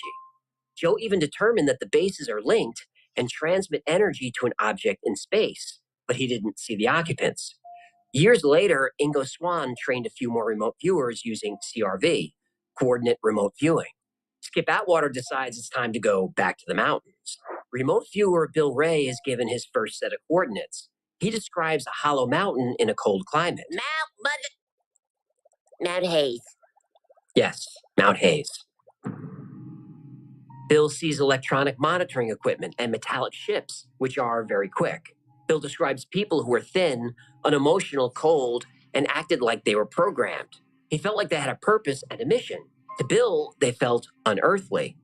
Remote viewer Paul Smith saw a cluster of structures in a cold, windswept, desolate area. Inside, he saw people manning the site. They seemed regimented and subdued. He also saw box-shaped electronics and cables running underground. Session after session, Skip Atwater's remote viewers saw the same things. Some were more detailed than others, but all saw a mountain in a cold climate. All saw a base inside filled with electronics. And several remote viewers saw thin, unemotional beings going about some kind of business. But Skip was concerned that his own thoughts might be bleeding into the sessions. So he conducted what he called a fully blind session. This is where not only does the remote viewer have nothing but the coordinates, but the same goes for the interviewer. Ed Dames was the monitor who read the coordinates to remote viewer Mel Riley. Mel sees a structure within a mountain. He sees a dark figure seated at a control panel operating a keyboard. Not a keyboard like we use, but something with large buttons or keys like a piano. He sees other figures walking around. As Joe McMonagle described, Mel says it looked like an underground control center, like NORAD at Cheyenne Mountain. And like Joe, Mel also saw a large dome covering the structures. Then Mel saw what he described as some sort of UFO. Other remote viewers saw UFOs also, but Skip Atwater later admitted that they were afraid to put anything about UFOs in an official report. Now, if we go all the way back to Pat Price in the 1970s, he drew what looks like a UFO under one of the mountains. In Skip's lecture, he sums up all the findings and key takeaways. The price data itself describes 4 locations which he claimed and which was presupposed to be UFO bases. How did Pat do this? I don't know how he initially targeted himself. The sites were highly protected from discovery. They were mutually supportive in purpose, and they're very high technology of some kind. And the purposes of these bases included a monitoring function. Project 8200 confirms the existence of 4 subterranean sites, and several remote viewers saw or felt the presence of extraterrestrials. Project 8200 also confirmed the sites are intentionally hidden and working together. The sites are sometimes occupied, but not always. They're used for observation and relaying information and energy to an object in deep space. Finally, Joe McMonagle added that other bases are located deep in the ocean. Remember, Joe was remote viewing in the 80s. Skip Atwater gave this lecture in 2009. That's long before the videos we've seen of UFOs flying around and going in and out of the ocean. So after getting confirmation of UFO bases, that's when Skip Atwater decided he'd had enough. His project had limited resources, and if other agencies found out they were spending so much time searching for UFOs, that could be the end of the project and the end of many people's reputations. But something was nagging Skip. He kept asking himself, is any of this true? Well, he knew the CIA station chief in Northern Australia, so decided to give him a call. He asked his friend in Australia, hey, is anything unusual happening down there? The guy said, nah, this is a dead assignment. Well, except for all the UFOs flying around Mount Seal.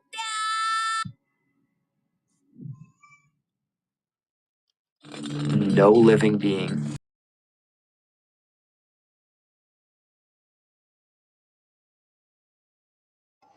Yes, sir. Yes, sir. Good. See you Thursday.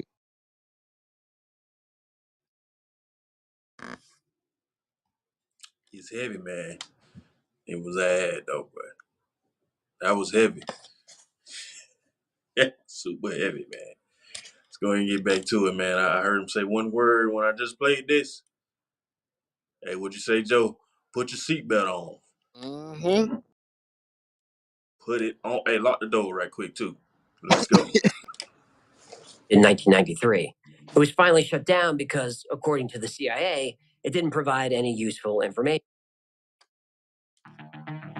Project Stargate was discontinued in 1993. It was finally shut down because, according to the CIA, it didn't provide any useful information. Oh, come on, are they kidding? Yeah, that in itself is suspicious. The budgets for Stargate, SRI, and psychic research were tiny compared to other military and intelligence operations. The government spends more money on office supplies than it was giving to Stargate. Really, it was shut down because of negative PR. Remote viewing and the US government's interest in it was showing up in newspapers and magazines and TV shows. ESP was a very fringe idea. I'm sure some senior military official shut it down out of embarrassment. But while Stargate was operational, it kept busy. Joe McMoneagle and Russell Targ both said that every government agency was using their psychics, but nobody would admit it. Yeah, I bet it's still going on. I would think so. It's buried in a black budget somewhere. But how much of all of this is true? Well, a lot of it depends on your perspective and existing beliefs. If you believe in ESP, then this story makes complete sense. If you don't believe, this story sounds bonkers. So let's see if we can find the middle ground. Ingo Swann is the most well-known remote viewer. I've covered him before, and I'm a fan of his. He has some famous successes, like he said that Jupiter had rings. When he said that, it was a ridiculous claim. Later, it was discovered Jupiter does have rings. But he also said Jupiter had a huge mountain range, but on a gas giant, that's not possible. Hey, did he ever look at Uranus? Yeah. It's true that Ingo Swann got plenty of things right, but there's no way to know what his true success rate is. Very little can be verified, but he sure tells a hell of a story. Same with Joe McMoneagle. He's a legend. He claims to have a 95% success rate, or 65%, or 75%. It fluctuates.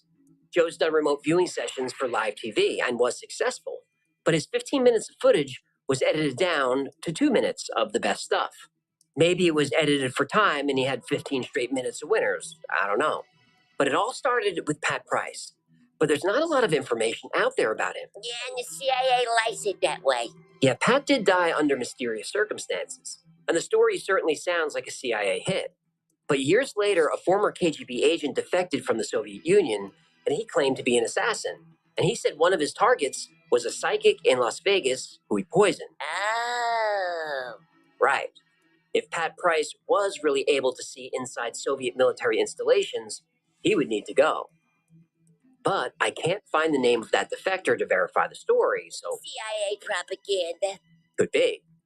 And speaking of CIA propaganda, we have to examine the people involved in Project Stargate very closely. Yeah, we gonna name names?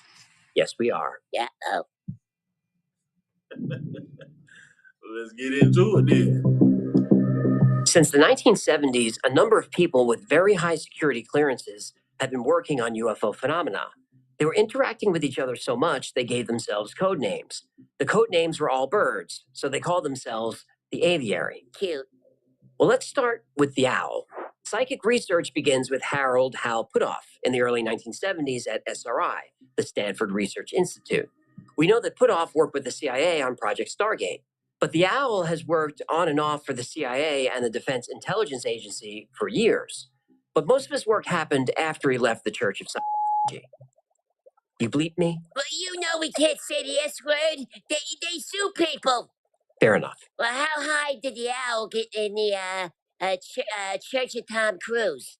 Well, OT7. That was the top level at the time. Yikes. Oh, congratulations. What a nice achievement. Hey, I'm just giving information. I'm not making judgments. I am. Puthoff is also involved in UFOs. He founded To the Stars, a private venture investigating UFOs. Also on the board of To the Stars is Christopher Mellon, who's also former CIA and DIA, and Steve Justice, former director of advanced systems development at Lockheed Martin, and Luis Elizondo, a former intelligence officer who says he ran ATIP. ATIP, or the Advanced Aerospace Threat Identification Program, essentially continued Project Blue Book. Elizondo says he ran this program. The Pentagon says he had nothing to do with it. Elizondo says this is a smear campaign. Pop quiz. Who do you believe? An intelligence officer or an intelligence agency? Neither. Correct. Next, Blue Jay. Dr. Kit Green also worked on Stargate, and he was a CIA analyst. In 2001, leaked emails showed that Dr. Green said the infamous alien autopsy video was true. It was. Well, it was a film produced in 1995, a hoax. Later, Green said that he never said it was real. He said the still shot of the face looked real. So, which is it? Next bird, Falcon. Falcon is the infamous Richard Doty. Doty was a special agent for the Air Force OSI, the Office of Special Investigations. He was in charge of UFO disinformation programs. One of Doty's assignments was to infiltrate the UFO community and flood it with as much disinformation as possible. This way, people would know what to believe. Bill Moore, a well-known UFO author, destroyed his career in a single afternoon. He publicly said he was taking payments from the government via Doty and helping spread lies. He was essentially booed off the stage, and we haven't heard much from him since. But Doty has since come forward and said UFOs are real, and that most of the UFO stories we hear are real. And that's what is so disgusting and troubling within the UFO community. That's why I have nothing to do with them anymore. I've tried. I've went to UFO conventions and tried to explain what the truth is, and nobody wants to hear you because they've written a book that says it happened this way, and they're not going to listen to you, even though they really don't know the truth. Is he telling the truth now? Who knows? Our next bird is Woodpecker. Woodpecker is Jamie Shandera, a film producer. He's considered one of the birds who wants UFO disclosure. So there are good guys and bad guys in the aviary. But enter Bob Collins, aka Condor. Bob Collins is also a former intelligence agent with OSI who engaged in UFO disinformation campaigns. In 1989, a documentary was released called UFO Cover-Up Live. Shandera was featured in that documentary. But this TV program got people asking questions. Many in the UFO community consider the doc to be nothing but a disinformation campaign. And it's easy to see why. Bob Collins, right, he stated in his book that after the documentary, he attended what he called a mini summit. This was a meeting to deal with the fallout of the TV show. At the summit was the Owl, Hal Puthoff, Falcon, Richard Doty, Blue Jay, Kit Green, and Bill Moore, who was being paid by the government to lie to the public about UFOs. According to Collins' book, quote, Kit Green took center stage by proposing several lines of attack involving disclosure strategies. So are they on the side of disclosure or disinformation? There's more. You might remember my episode on Project Serpo. This was an exchange program between the United States and aliens from the planet Serpo. It's a great story, and by the way, all these are linked below. Now, it took a long time, but the planet Serpo story was found to be a hoax perpetrated by what came to be known as the Team of Five. Two of the five were Victor Martinez and Bill Ryan, who ran the website disseminating the information. The information came from three men, Owl, Falcon, and Blue Jay, Puthoff, Doty, and Green. Once again, Doty later said Serpo is true, and it may be. But in telling the story, the Team of Five got caught telling all kinds of other lies. But some of the lies they say are true. I get into all this in the episode. And by the way, Bob Lazar and a few other whistleblowers also say Serpo is true, so you make the call. But birds of a feather stick together. Neither talk about it much, but for years, Doty, aka the Falcon, worked for Puthoff, aka the Owl. Doty spent 10 years as a private contractor for Puthoff's company, EarthTech. EarthTech worked with the U.S. intelligence community on black programs. Don't take my word for it. Here's how. The particular area that I took responsibility for is based on this. There was a critical issue. As you can well imagine, in these deep black programs, it's difficult for contractors to obtain expert opinion on critical technologies because there's such high level security and there's compartmentalization. We call it stovepiping. And so I was contracted to commission papers from experts around the globe. And since we didn't want to be in the position of going out and say, hey, we're trying to figure out this UFO thing, can you help us out here? I mean, the publicity associated with that in our black program would have been a disaster. Here's something else. In 2006, a book came out that blew the whistle on everything. It's called The Black World of UFOs, Exempt from Disclosure. It talks about government cover-ups, sensitive DIA and CIA documents, reverse engineering alien spacecraft. All the great UFO stories are in this book. I love it. What's the problem? It was written by Collins and Doty. Condor and Falcon. Yep. Yeah. Look, I believe UFOs exist, and I believe we have recovered craft. But I'm skeptical of anyone who's worked in intelligence, because once you're in, you're never out. Whatever's being said about UFOs by people like Doty, Puthoff, Elizondo, David Grush, I take all that with a grain of salt. These are not whistleblowers. These are people who spent most of their careers in intelligence. The things they say, they're allowed to say. They have permission. Permission from who?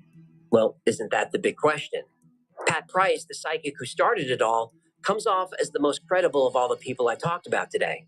He was a retired cop from a small town. He used his gift to solve crimes, to help people. And Pat was a patriot. The CIA asked for help, and he provided it. 4 months later, Pat was dead. In my research, I found something Pat Price said that bothered me. He said this: people have infiltrated all government in sensitive positions, not to control government, the processes, or people, but rather to be in positions of power, to stop politically any activity that may produce a result that could cause discovery. Americans want information about UFOs released. Congress tried and couldn't do it. Presidents have tried and couldn't do it. So if our elected leaders aren't in charge, who is? During Stargate, it was discovered that anyone can learn remote viewing. Some people like Joe McMoneagle and Pat Price are naturally gifted, but the rest of us, with practice and training, it's a skill we can all develop. But that would mean the end of all secrets. That can't be allowed to happen. Secrets are the source of their power, whoever they are. And that's why Stargate was shut down. Not because it failed, because it worked.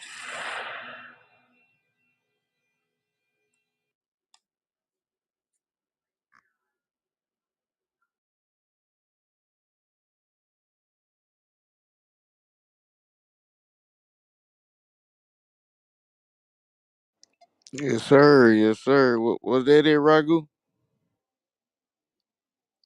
A couple more minutes. Oh, okay, okay, man. I'm gonna wait then. Keep rocking. It's heavy, man. Ain't nobody say. Let's go ahead and finish this.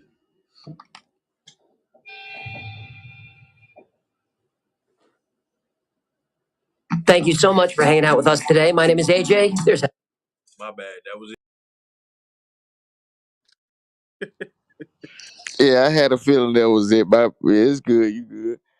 Hey, yo, what you think about that, Ragu? I know you've been on the ones or twos. What you think about it?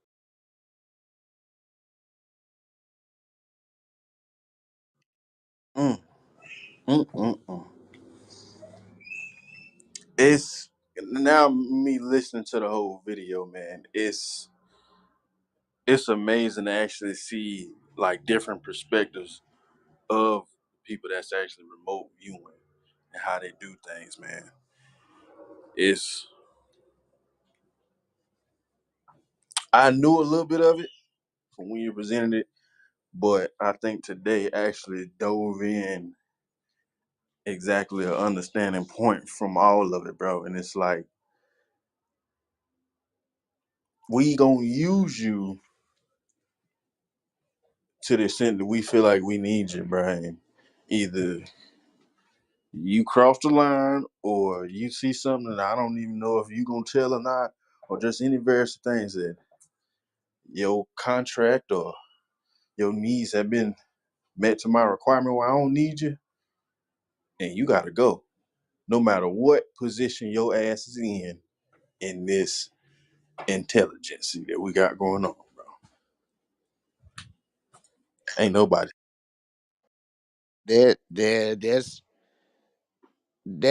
an eye opener, especially now. This has been, like I said, it's been different if there was just a theory about this. No, they are paid by companies and organizations to do these certain jobs for decades. If you doing something wrong, I don't even think it'll last a year, let alone decades.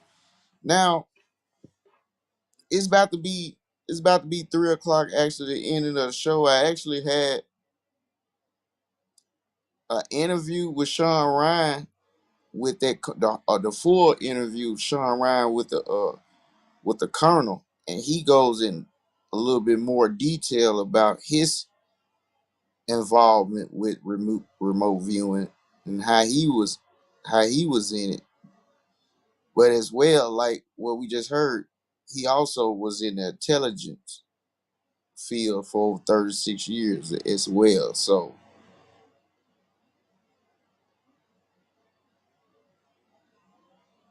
he's one of the ones as well.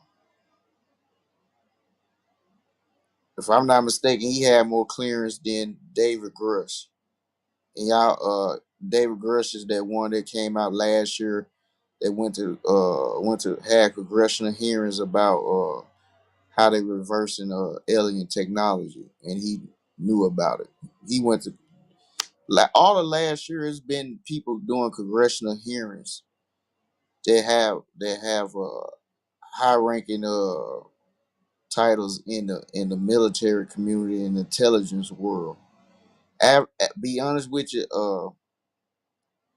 at that point of time, until this current came out, I think David Grush in the intelligence world was the highest person to ever quote unquote whistleblow in the intelligence field.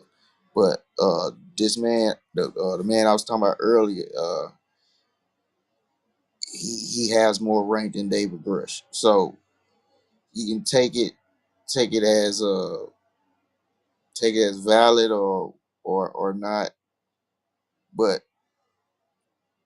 I'll make sure we'll go over that interview next week or part with the other parts of the show. So going back, we started in entertainment. With did Spotify mess up the music industry? And now we understand we having problems with the artists. We've been pointing at the wrong people. They just trying to make their money. That's the reason the songs are being short, and they got to make their money. This should be a direction towards Spotify with their situation and the streaming services.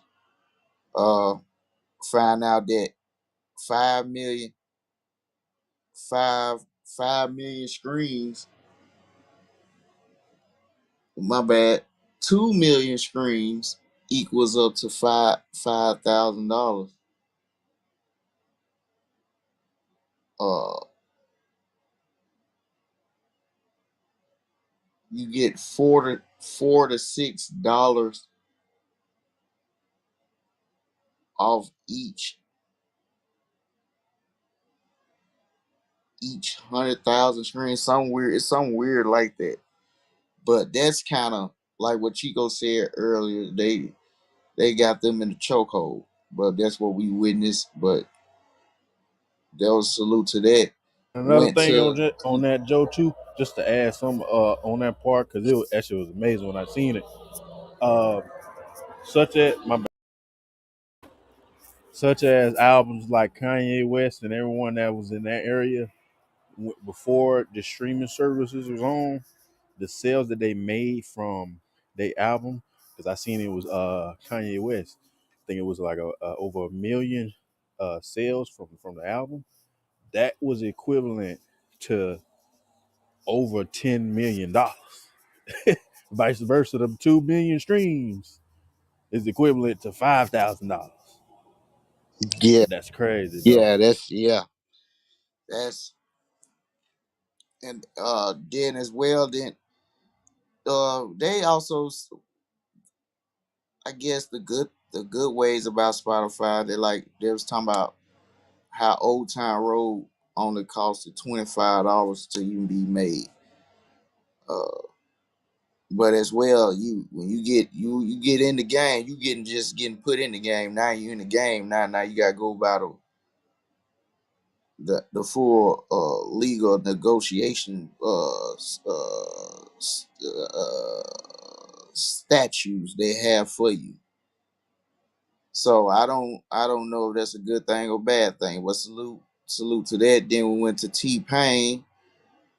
T-Pain was just basically he was just breaking down how the verbiage is not correct. Is not exactly correct when they say things. It's just for PR, I guess. Even though they basically it's no such thing entertainment drop overnight and have a rollout for a merch video and just decided to drop it overnight. No, there was a full out rollout plan that took weeks and maybe even months to even be did. Which I don't like. At the end of the day, I say again, I ain't understand why that was a big thing, but they must. I guess they gotta keep the fans thinking that it's like crack. But anyway, but salute to that T-Pain. Well, after that, we started going into going into the second strain, and we went into about a news clip about in Nevada about that family that seen quote unquote beings being in their yard, as well as many as people seeing seeing a fireball in different perceptions through the ring camera, through body cam, through cell video footage, radio conversations with police officers talking about, did you just see that? Uh, audio of a explosion, visuals of the actual fireball. Uh, it was just an update on this situation. Still to this day, they really don't give you the right answers. We went over that a little bit. We still doing updates on that. We went from that, then we went to the Dose base, New Mexico. New Mexico, Colorado borderline kind of line.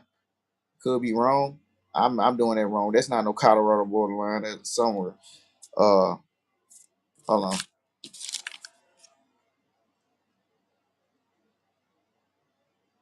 Is that on the borderline of Colorado and New Mexico? You know, I ain't. I don't know. I'm trying to see. Think it would. I don't. I ain't out there. I don't want to be wrong.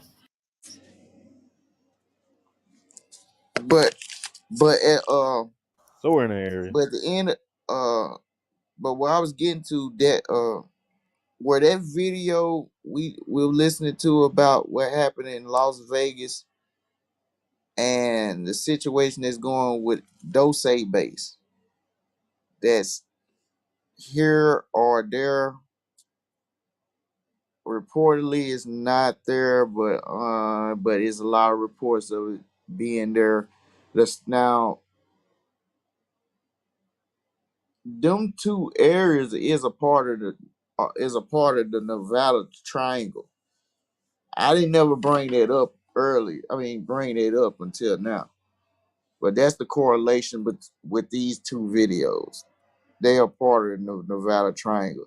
So even though it's reports of this base and this is the opposite of 51, because everybody knew about 51 and they always say it's another base that people don't know about. Just like you hear about Los Alamos, you hear about that a lot, but it's not too many stories about them. But now it is. Same thing with the Dose base. It can be skeptical about the fight that was on the base underground at the base of the Dose base. There's been different reports about it. Uh, Nobody can say if it's true or not.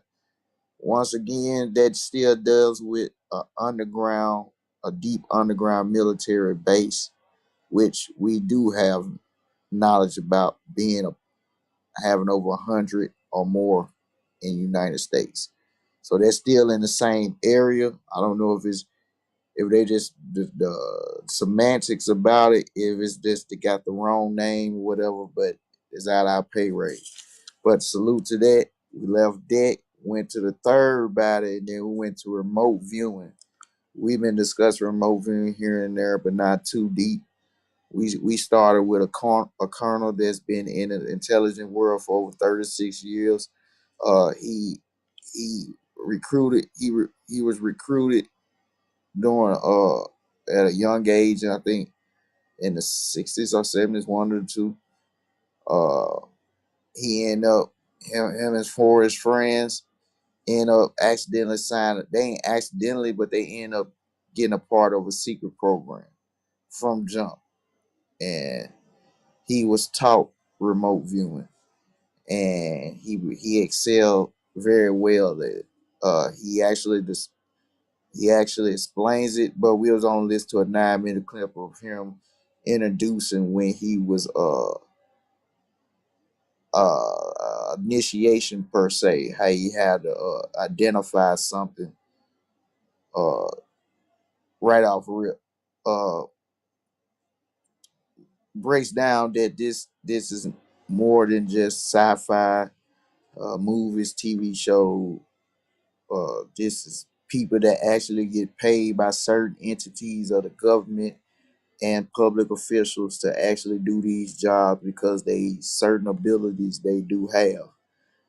So we go to the next video of the Wi-Files breaking down some declassified documents about actually remote viewers that was actually working for the United States for over 4 decades ago. Started 4 decades ago. A little bit here or less. So it was broke down very, very well. That you had a lot of names in there. We if you feel like it, if Ragu you can put the link in the chat.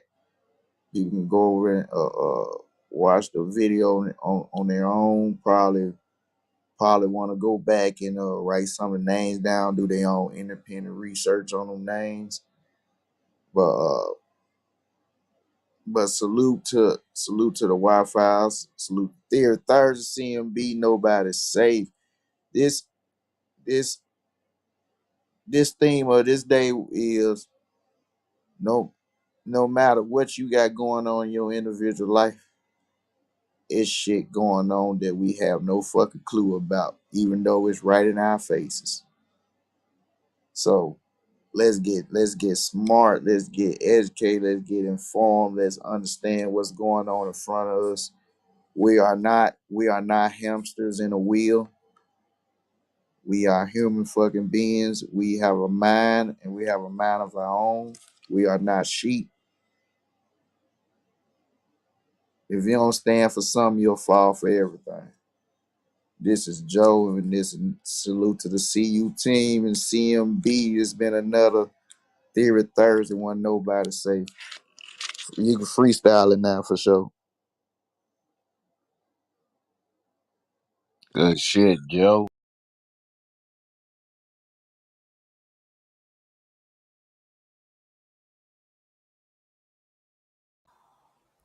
Ain't nobody safe, man. Also, as well, everything that we went over today, I put every link in the chat, man. So feel free to help yourself to what's going on, man. Shout out to Joe too, man, and the whole CMB. Y'all we got, man. Yes, sir. Good shit, Ragu. For sure, for sure. Look, Appreciate it. right on time. It's 3 o'clock. Boom. Mm-hmm. There it is.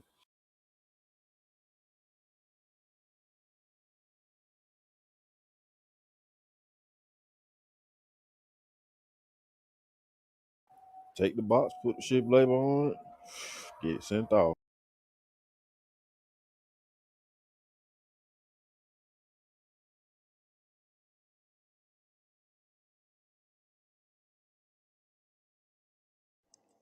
Yes, sir. Now, yeah, we can freestyle. We can freestyle now, man. Shit, whatever.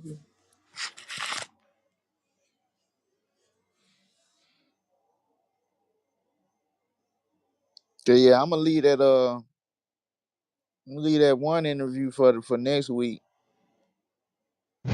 Shout out to you, Joe, man. Another amazing show, man. Nah, I don't salute. know if it's aliens out this motherfucker. We in a simulation. I don't know what to believe, Joe. I really don't, man. This shit crazy, bro. Hey, I'm with you on that, bro. When they said something about the aliens and the government signing some paperwork and signing deals, I'm like, whoa, what the fuck? Hold on now. Like, why the hell I they was signing low shit? for a second. I was like, oh, are we talking about what we talking about? Aliens or And just hey, he ain't even touched the other caveat that the government may be just hoaxing all this shit to scare us and some type of new control, new world order tactic. Man, they got so much. Man, Yeah, this that's shit next get week. wicked out here, Coney. Yeah, that's next week. That's next week. Oh shit! ah, Joe here don't you miss a go. beat. That nigga Joe don't miss a beat. That nigga, yeah, nigga, that's next week. You gonna tie this motherfucker in, huh, Joe?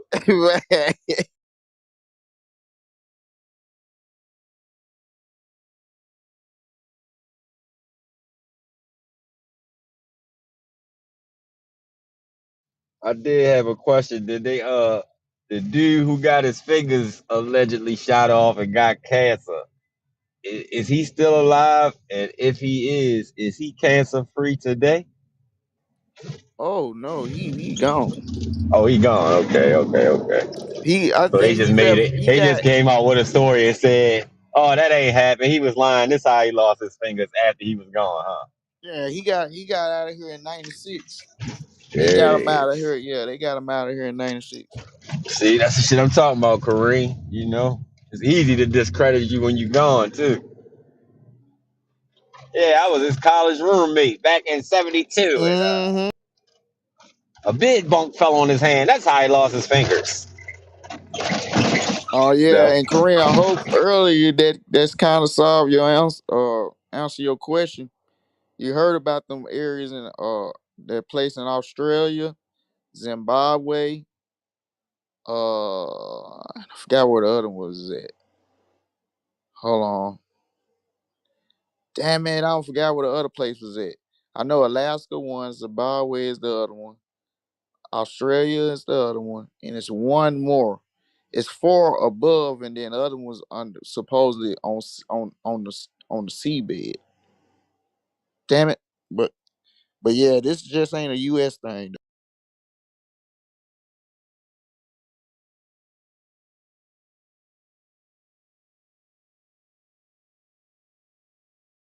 Ragu, can you help me out? What was the other one? Cause I know one Alaska, one Zimbabwe, other Australia.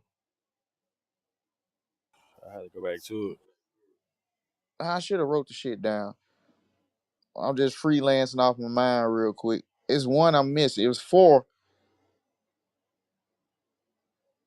Zimbabwe, Australia.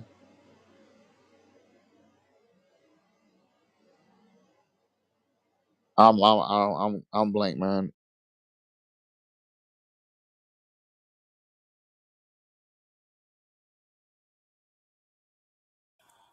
But the point is though, it just ain't in one spot, man. There it Like is. you would just think that it's in US, okay. And then you ask about the US, then boom. They minds be so stuck on just the US. You know what I'm saying? Alone. Especially when it was talking about Alaska. It's cold there, everything, you know what I'm saying? It, it's just crazy, bro. Cause you ain't even there to even hear the type of stories or from the people that's there or anything like that until you get people that'll actually go to their country or whatever the case may be and then bring it back. You know what I'm saying? So it's very interesting to hear. Not just here, not just one here close here, maybe Canada or something like that. They out there, damn near everywhere. Salute, man.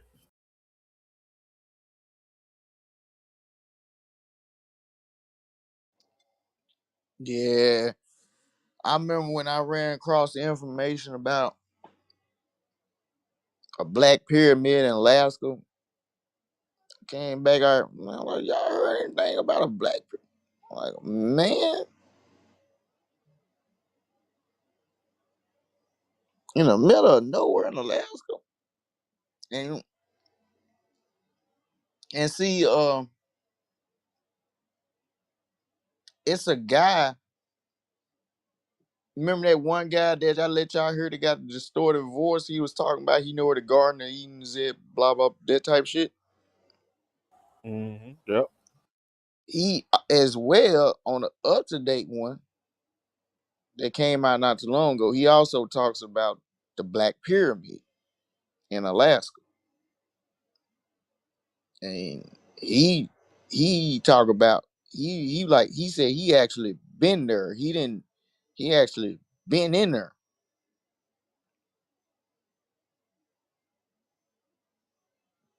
but in the pyramid. in there, not remote view it in there. I was like, whoa. I don't know if ready to. I ain't wanna play that one.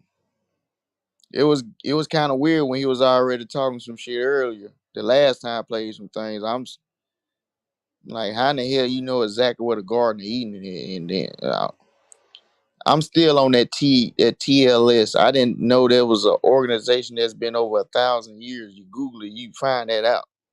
It's like all this shit is purposely coming out.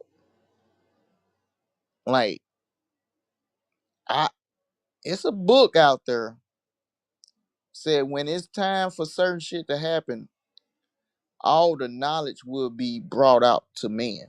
But I don't I don't know about all this knowledge is purposely the right knowledge though.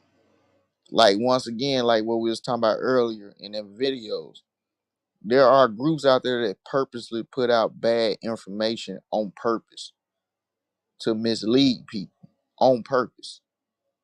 So if you put out a lot enough information propaganda against that statement, that means you can make people not believe nothing at all. And trust me, heavy PR been put into us for the last couple years to make us not believe nothing. Can y'all agree with me on that?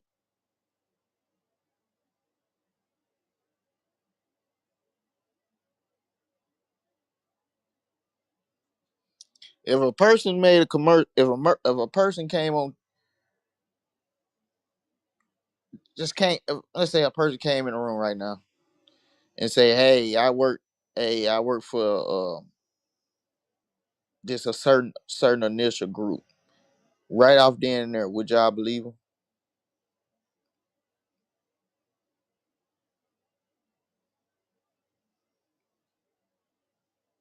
Or instantly you be already like, I don't know about this. You know why? Because it's already the propaganda work. Some would. If if you if you if you able to put enough misinformation out, whenever you hear the title of that subject, you won't even want to talk about it no more. And that's the goal. You get it?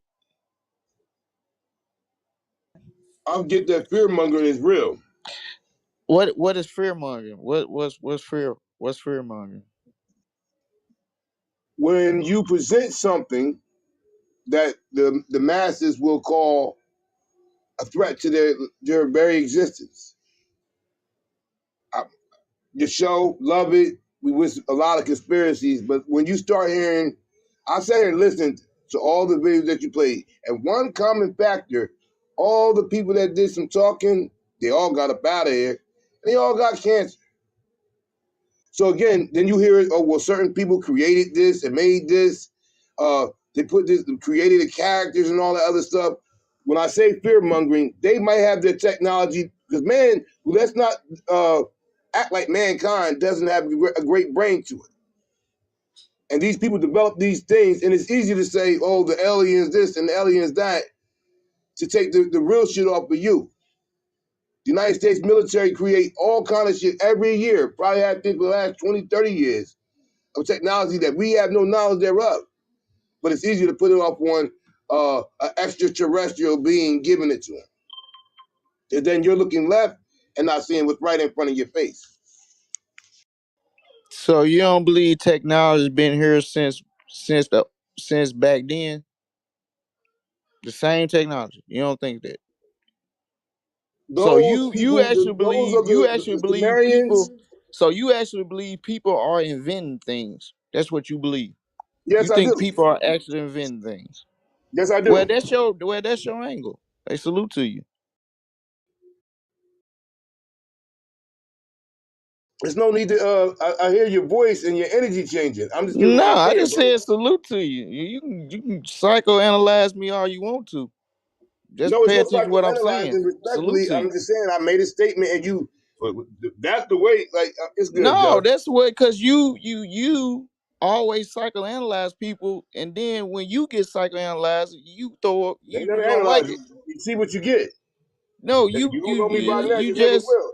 you just. I know what you're doing. Many of my homegirls are psychologists. I know what you're doing. There's no psychology involved in this. Like I said, the American government has always been known for fear mongering. Most people believe they're behind 9/11. When anything happens, it's always pointed to some extraterrestrial beings. You already have that notion with the Anunnaki coming here and creating human beings. Let me ask you a question. When did I bring up Anunnaki today? No, I'm just saying, I'm just using that as an example. When you hear about extraterrestrials, it's on your plane because you have a thought process. When we had our debate, that life started from outer space and entities other than this world brought it here. You don't know what you're doing, but you psychoanalyzing once again, brother. You No, just like I did it said, once it's all again. good, bro. We got to stop I psychoanalyzing just know each other and just that listen to mankind does each a other. lot of fear mongering. H.G. Wells did the same thing when worlds collide. Orson Welles said that we was getting invaded in the 40s. But yeah, do you think they are paid to do they that goes back to what I was saying about public relations, PR. Mhm. When you have people purposely putting out misinformation to confuse the masses, that goes along with what you're saying about fear mongering. It's Correct. purposely done. Correct. So I get what you're saying.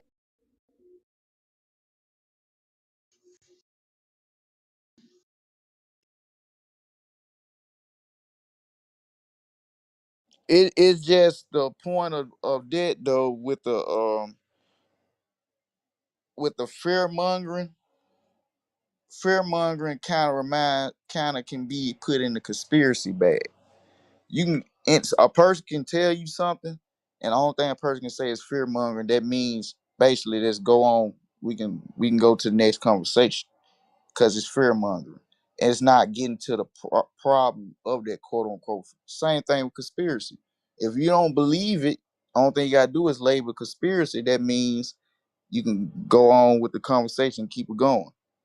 You get what I'm saying? That's so when you say fear mongering, it's kind of a fine line with it because like that what you read yesterday, what we breaking news, uh we're probably misleading, my bad. But when somebody broke the news yesterday about what they said Russia was about to do. That is the now that's a good case of fear mongering. You know what I'm saying?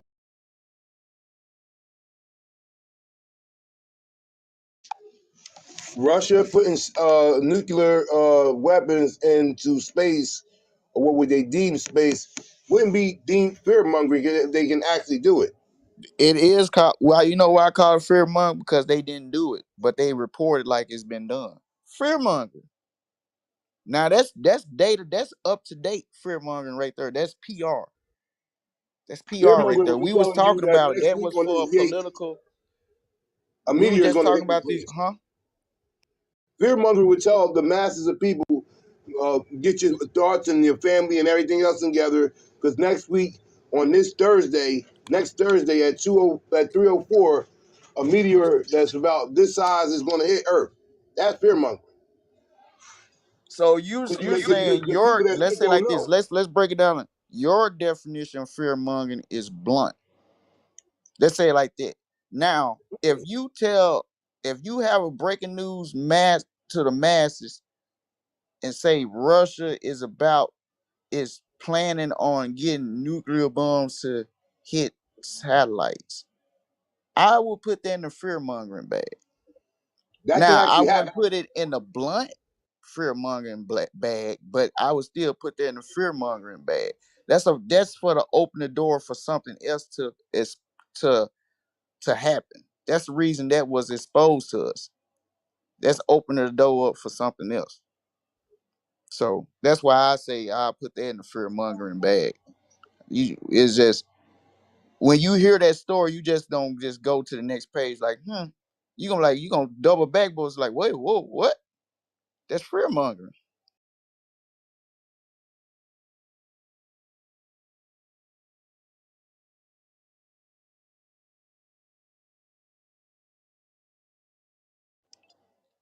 Just by reporting there's a national threat of security for the day, that's fear mongering.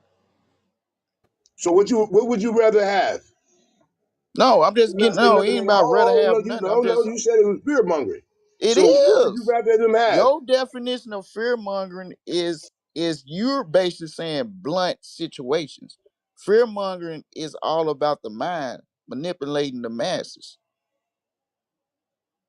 Again, Public that's not relations. most people don't even know that even occurred or is occurring. You They can don't have a watch lot of news things happen like to some you people without do. you knowing it's occurring. Now, when you start talking about people just being in remote places, always in the same venues, like, man, like I said, it's Now, not what fear you mongering, saying? man. Remote What can play? You happen mean is what remote I viewing? said, and I was the Remote one that viewing? reported it.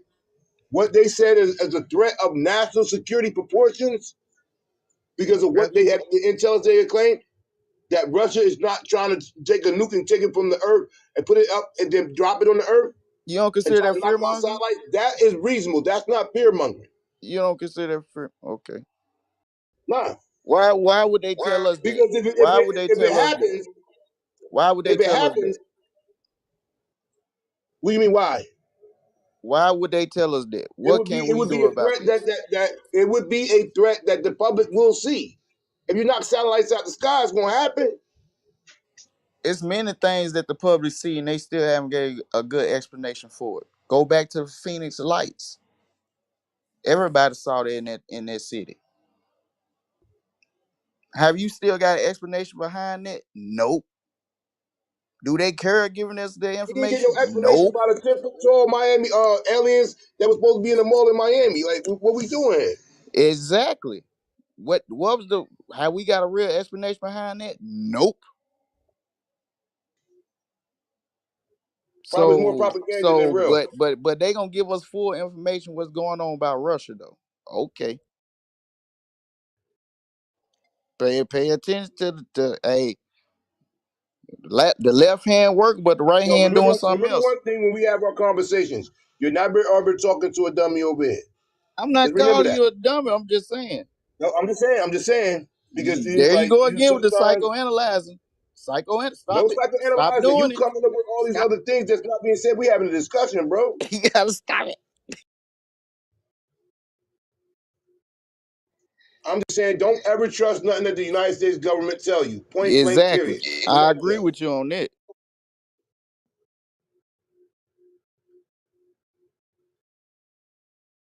Because last time I checked, China and India have all the real smart motherfuckers in the world. Not saying that none of them over here.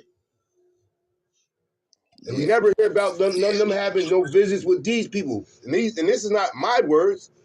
You can look it up yourself. What you talking about now, Corinne? That But, the hey, aliens don't Kareem, fuck.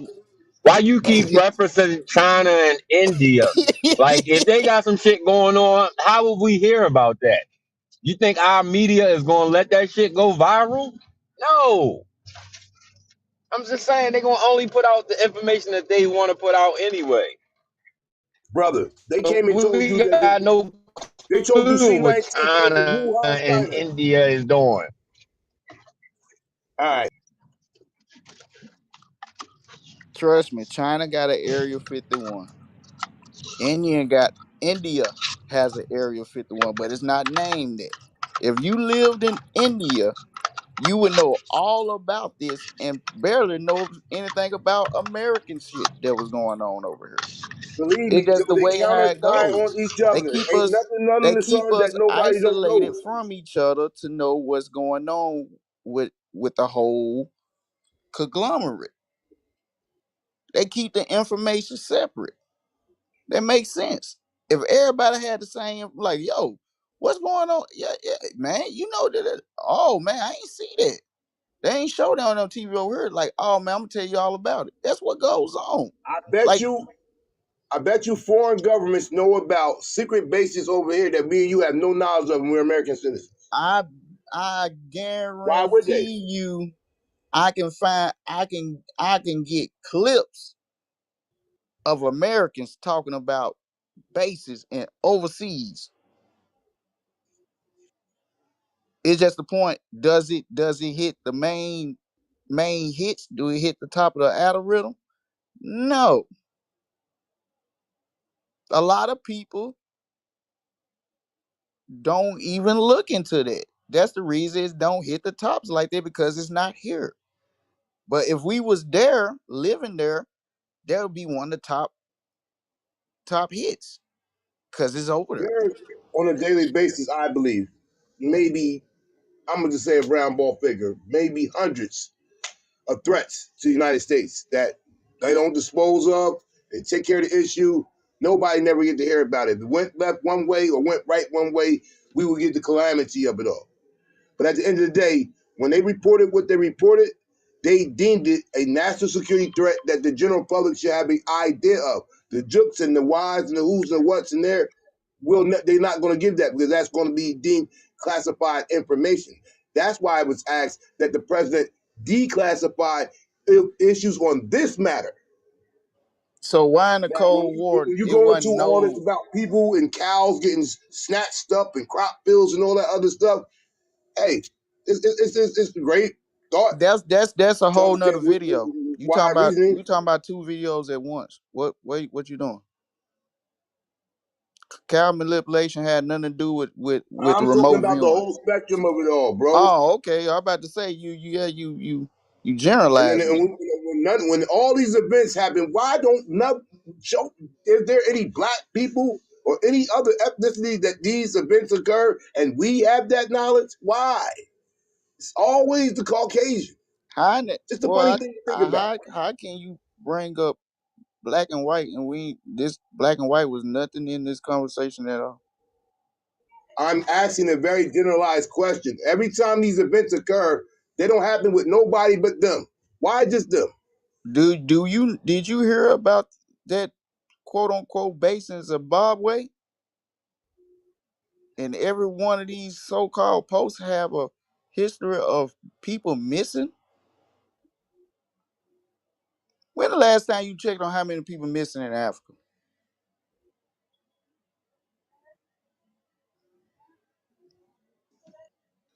People turn up missing every day, bro. Africa, no matter where the thing. I'm just saying. Is it It's something that's not keen on my thought it's not about a how many people missing? concern. It's not a concern to the We don't even know how many mainstream people that media. still missing in Cleveland, Ohio, and that's about It's 5 states over from where I am. it's not a concern for the mainstream media about that. That's why I'm getting it. Even in this country we live in, that's not a mainstream concern. So this situation you saying that's happening across the world is not gonna get mainstream clicks like that because it's not a concern, because it's made not to be. So of course what you saying is gonna be valid because you're not gonna, unless you actually look for it, you're not gonna see that. So I get what you're saying, but is this shit just not just for just happening in the United States and just, you know what I'm saying?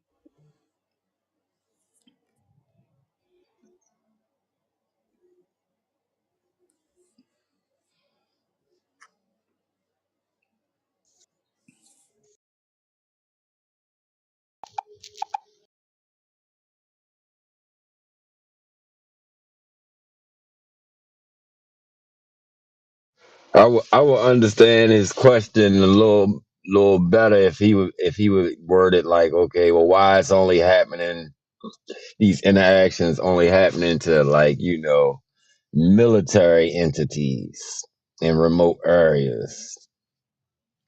Now it make me think that military maybe has something, excuse me, to do with this shit, like, but I don't know, man. I don't know. Yeah, I can't put no direct finger on it myself, Paul. That's why I said is it we I mean right now we only just speaking of about America, but it's I don't did like research like it's like hot spots in other areas as well, but we in America and this military stuff is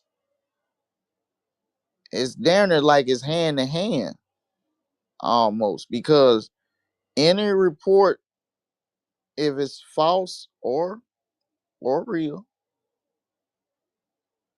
9 times out of 10 soon as it be a sighting or something like that instantly within minutes quote unquote allegedly it be black helicopters swarming right after that.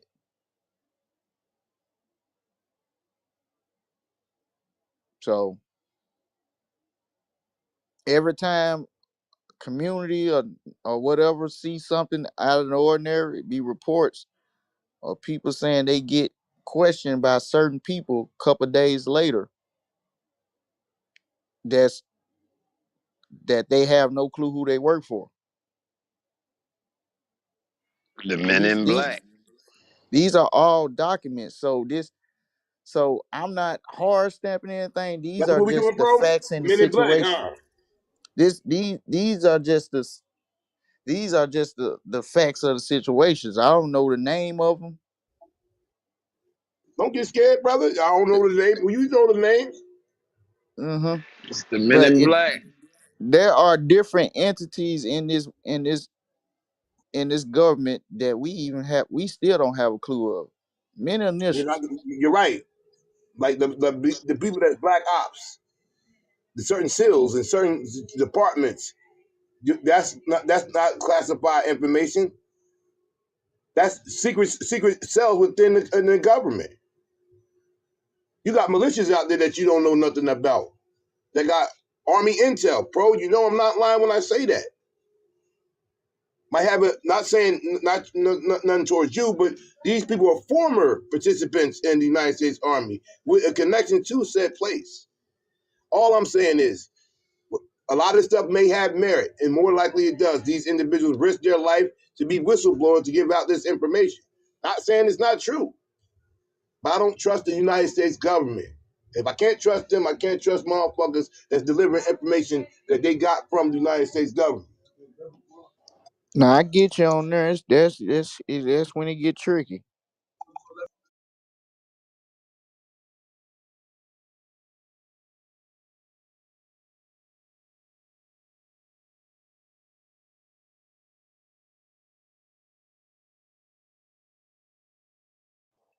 So we in this duck game to find out what's real and what's not, huh? And day by day, when I go back to like what I said about genders and narratives, in this day and world we live in now, it don't matter if it's true or not. I mean, if it's true, as long as you got a good enough narrative, you can make something true not be true.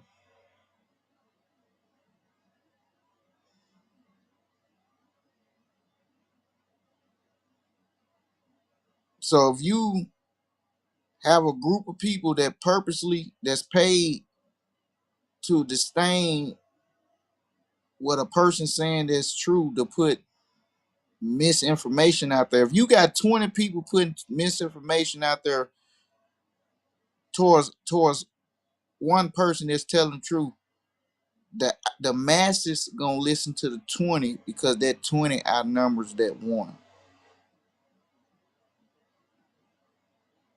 Now I said the masses, I ain't say everybody, the mass, because at the end of the day, a lot of people, unfortunately, without even knowing it, just goes off what they hear and that's it, or what they read and that's it.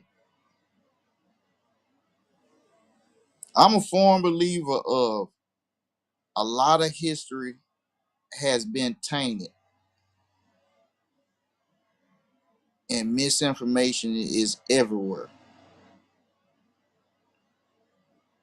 and it's did on purpose.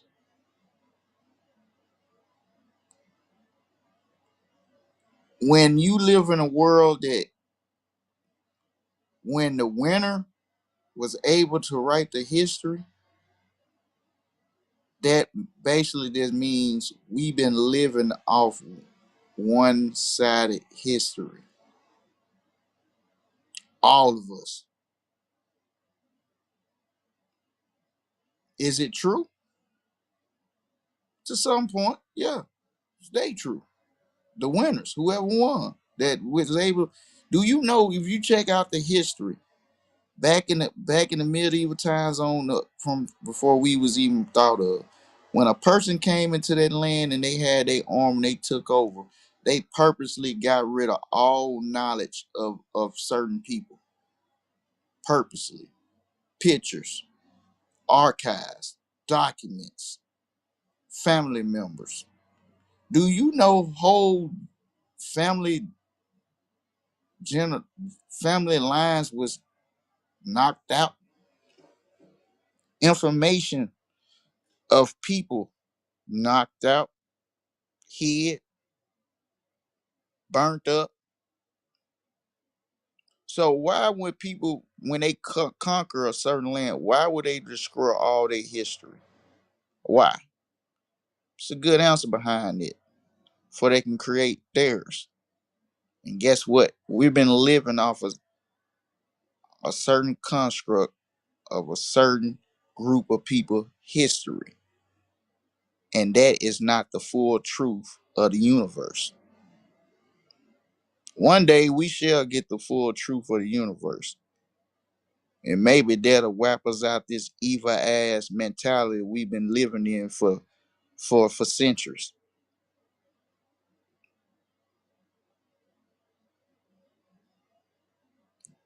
That was one of the reasons I always fail history.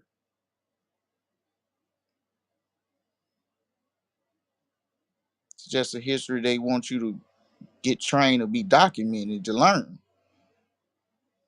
If it's gonna be history, I want to know the real history, the whole history, not just the history of the winners.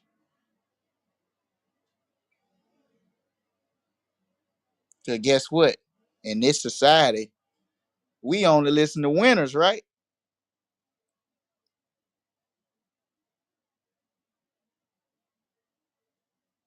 You see how construct that is. And the winners damn sure made sure they was the only ones you listen to too. No matter how they won, how dirty, backstabbing, mischievous, evil things they did to win, they didn't put none of that in the history. They just put they won. And we look up to them like they really did something good.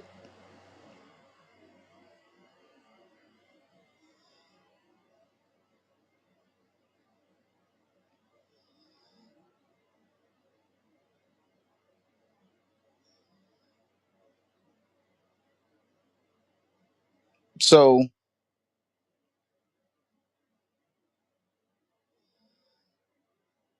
in this day and age, you gotta have some type of free will thinking. Shout out to Critical Minds Building.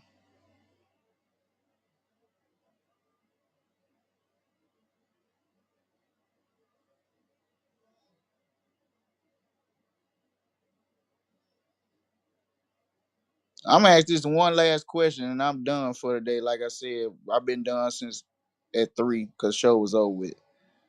But everything we do in this world, can you honestly say we did on our own or we was taught how to do it?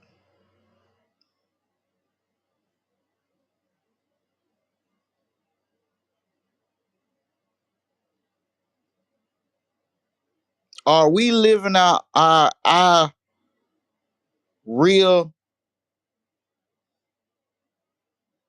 purpose of life, or are we living a person that wrote down this steps to this life in this world for centuries ago? Nobody. Our ancestors gave it. What about the ancestors, Joe?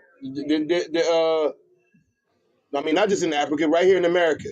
Did they have to talk to the aliens to get the knowledge that they had? This don't have nothing to do with aliens. What I'm talking about. This just dealing with people. In regards to what? What I just said. The way of living. The history. Well, Man history wrote can be history. manipulated. Man wrote So history, not the aliens. Quote unquote, right? no, they wrote it. They gave man the knowledge of the self. So whenever it was a war, 14, 13, 1200s, 1500s, 1600s, 1100s, 59 BC, all them, when they went in, they just conquered that land and destroyed all their history. And they rewrote it. That's the word that you What was said, so history. powerful? What was so powerful about changing other folks' history to make it yours? To fit a narrative. A narrative for what? World domination. For how long?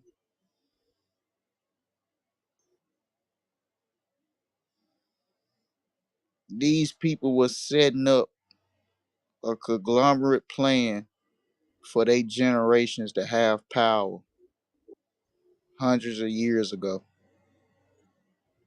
Now you do know. See, this is where it gets spooky at. I'm gonna go back to my studies because some things have to be attested to. Now we all know about the five families overhead, right? The Rothschilds and all them. But there's other people that have their own dynasties of generational wealth. Yeah, So yeah. they're not the only one. It's They got 13. domination over the world, yes. But there's others that have their own domination in their area and demographic. You got the Japanese world family. All right, you now got, you see, yeah, yeah, yeah, yeah. yeah. All right, Joe, there it is. The crazy I told thing you about about it, a long time the ago Tell family, the Tells, on a not late them. night, I read all 13 of them on stage on a late night, long time ago. Damn, I wish I was around here to 13. One was three, equals four. Gematria. Mhm. Yeah. And some of them names I never heard before. You right.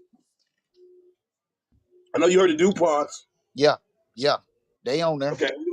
See, we on stage and we're live, so we're gonna keep it. Yeah, You we're know gonna how leave that we do alone. Yeah. it. Yeah. But yeah, you right though. You right though, Kareem.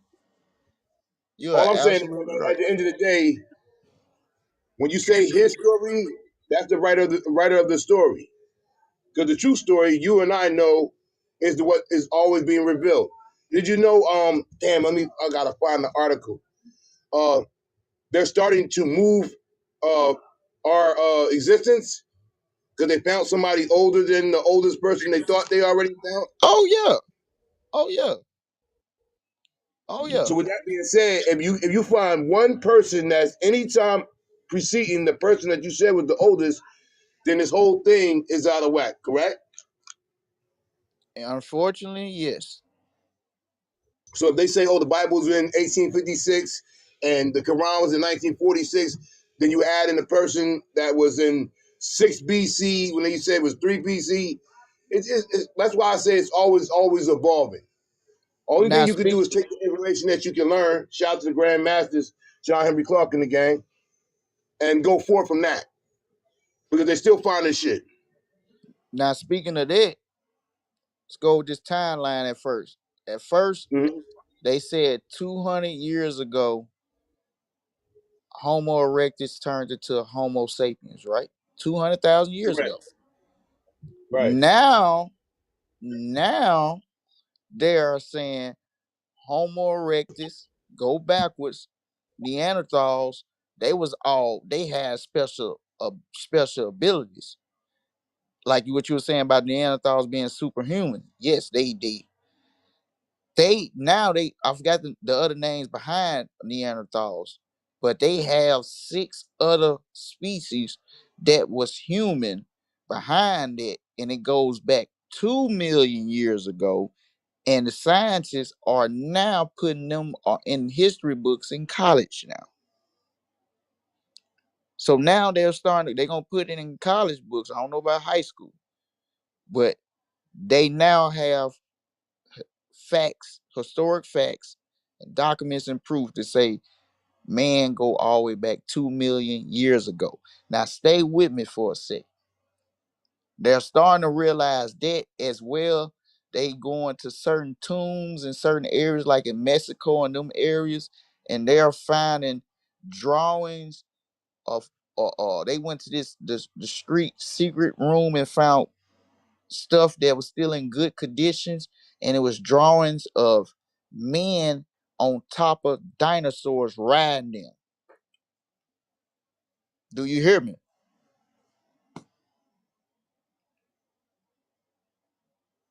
I remember we bringing this up a while back ago. A salute to General. I think he was in the room as well when we was bringing it up about man walking along with dinosaurs, quote unquote. But he's called them dragons.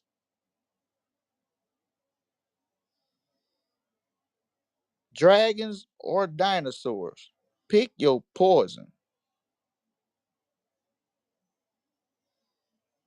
But it's drawings of history artifacts of men walking with them. Matter of fact, riding them. I was hanging with a old friend of mine's back in the day. She's she's Indian and Gypsy as well, but that's another story. But anyway, she had me watching this movie that was in Indian, and they were speaking they native tongue. This whole movie, and it's a good movie, but this movie was based off the history, and I never seen this movie mainstream at all. But it was a good was about this tribe was doing these things before the ice age hit. And when the ice age hit, it was one kid out the tribe. They understood that they had to get to the other side of this certain land that the ice age didn't freeze over, and everybody knew about it. So it was a race to get to the other side before you won't get froze over in the ice age. And it come out to be that it was a lot of people that made it over to that other side while the ice age was going on.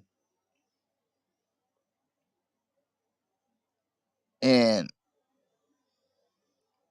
what I'm getting at in this movie, the ice age going on, people was there.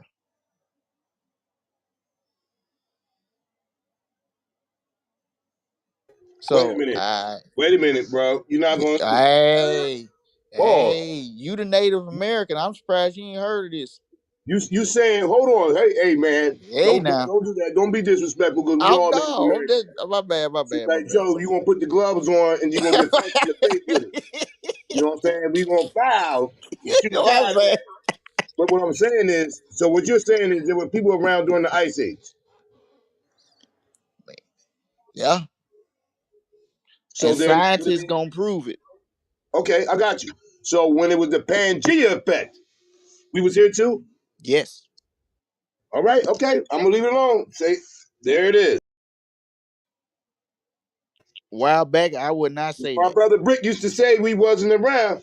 If I'm correct. A while back, I would not say that. I'm not gonna lie. A No, my while bad, back, my I would bad. I ain't not gonna put say that that. on Brick. You used to say that. My bad. Yeah. My bad, Brick. Not you didn't say none of that. I apologize for Nah, putting it your was name. me. It was me.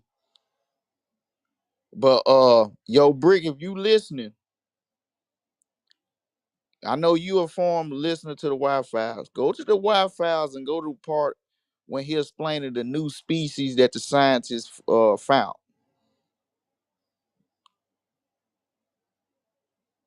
Yeah, Look, I can't debunk that I've shit been no more. talking about this. I was talking about that all last week, man. The superhuman Neanderthal, man.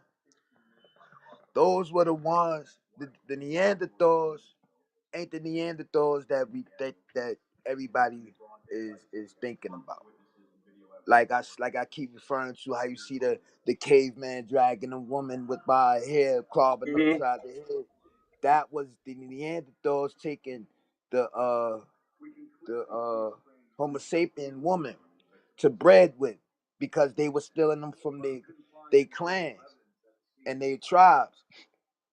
And again, what happens is that with everything, when you become the prey, you tend to fall back and find a new way to adapt. So the new way of adapting was living underground cities. And if you do your research, you will find that they are underground living cities that these people had to adapt to because the Neanderthals, the big apey looking, superhuman, strong, seeing in the dark, smelling a mile away type of shit, yeah, them niggas. Then when the and how they got wiped out, ice age and inbred, it's like when they mixed with the Homo sapiens, it was like inbred and it couldn't happen. Some of them stayed alive, a lot of the kids didn't. That's how that shit went down.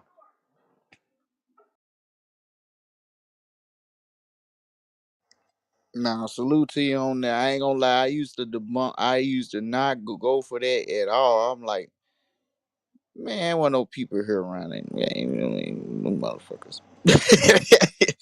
But yo, Well, hold on. The go ahead. Neanderthals are not human beings, correct? I mean, I said it wrong. The Neanderthals are not Homo sapiens sapiens. They consider us different species, but we all in the same evolution per se. So, what about the fact of the Rebus monkey trait DNA? Yeah, that goes to that bullshit. That I mean, they made it sound correct. I mean, they made it sound good though, didn't it, Kareem? Think about it. Think about it. We Yeah, but came we came from a monkey that still exists. it's called the evolution. There it is. So That why Hey, hey, they evolution, still hey, man. evolve? hold on. Watch out because you threw a shot there. No, I didn't. So No, I why Yeah, they didn't. not still evolving? yeah. We No, came from monkeys, and the monkey still exists. But remember, if you check oh, the average monkey today, and me or you, we have the same genetic makeup. You can't get away from it. Science has it. One and the same. Almost You know the 96%. you know the you know the closest monkey that you let me tell you, you know the what is the closest monkey that human beings um are closely related to? Which species of monkey? If I'm not wrong, the orangutan. I then so why they not still evolving? It's still more orangutans. So why are they not standing upright, walking, doing human shit? them ain't the special orangutans, Brick. You believe you could They're telling the story coming you this fall, coming this spring. The kingdom of the planet of apes. yo, if niggas believe that they came from monkeys, they think less of it themselves. I don't believe I came from no monkey, man. They I know made it it's a hard sound fact. good though. So if I asked you where did you come from besides your mother and father getting together to create you, where did we come from? Is a big then that goes into another theory Thursday, and we could do that on Scholarship Saturday Part 2, Joe. Yeah, part two. Yeah, yeah. We ain't gotta do it on this stage. We can do it. We did it over there. We can do it over here. Well, part two, Amanaki and what? I don't even want to do the Amanaki because I'm these new evidence that's coming out is amazing. I'm telling you, Kareem, this shit will. I'm not. I know I'm we forgetting to financial name people six don't. I other bet if you put species. that as the title, where did human beings come from over here? With all these people over here? Oh man, that'll be a 7-hour show. Dead Yeah, serious. they about to come out with 6 different species before the Homo erectus, and they already out there. I just So I'm can't not going pronounce it. against that. That's I the can't pronounce evolution. it. I can't That's pronounce the the shit. evolution. You see, that's the evolution from what they thought was, and now they see other shit that's older. Like But even with the Kareem pyramids, though, they're finding more and more pyramids on the planet. Even as the ice caps go down, they're finding them in Antarctica and various places. Excuse me. bless you. But Kareem though, if this, let's just say, okay, from they say 200,000 years at first, then they do deep research and find out 2 million years. That's a big difference. 200,000, 2 million. Right. How the fuck you ain't know that at first? Because what I'm saying is one thing about knowledge, it's not a cap to it.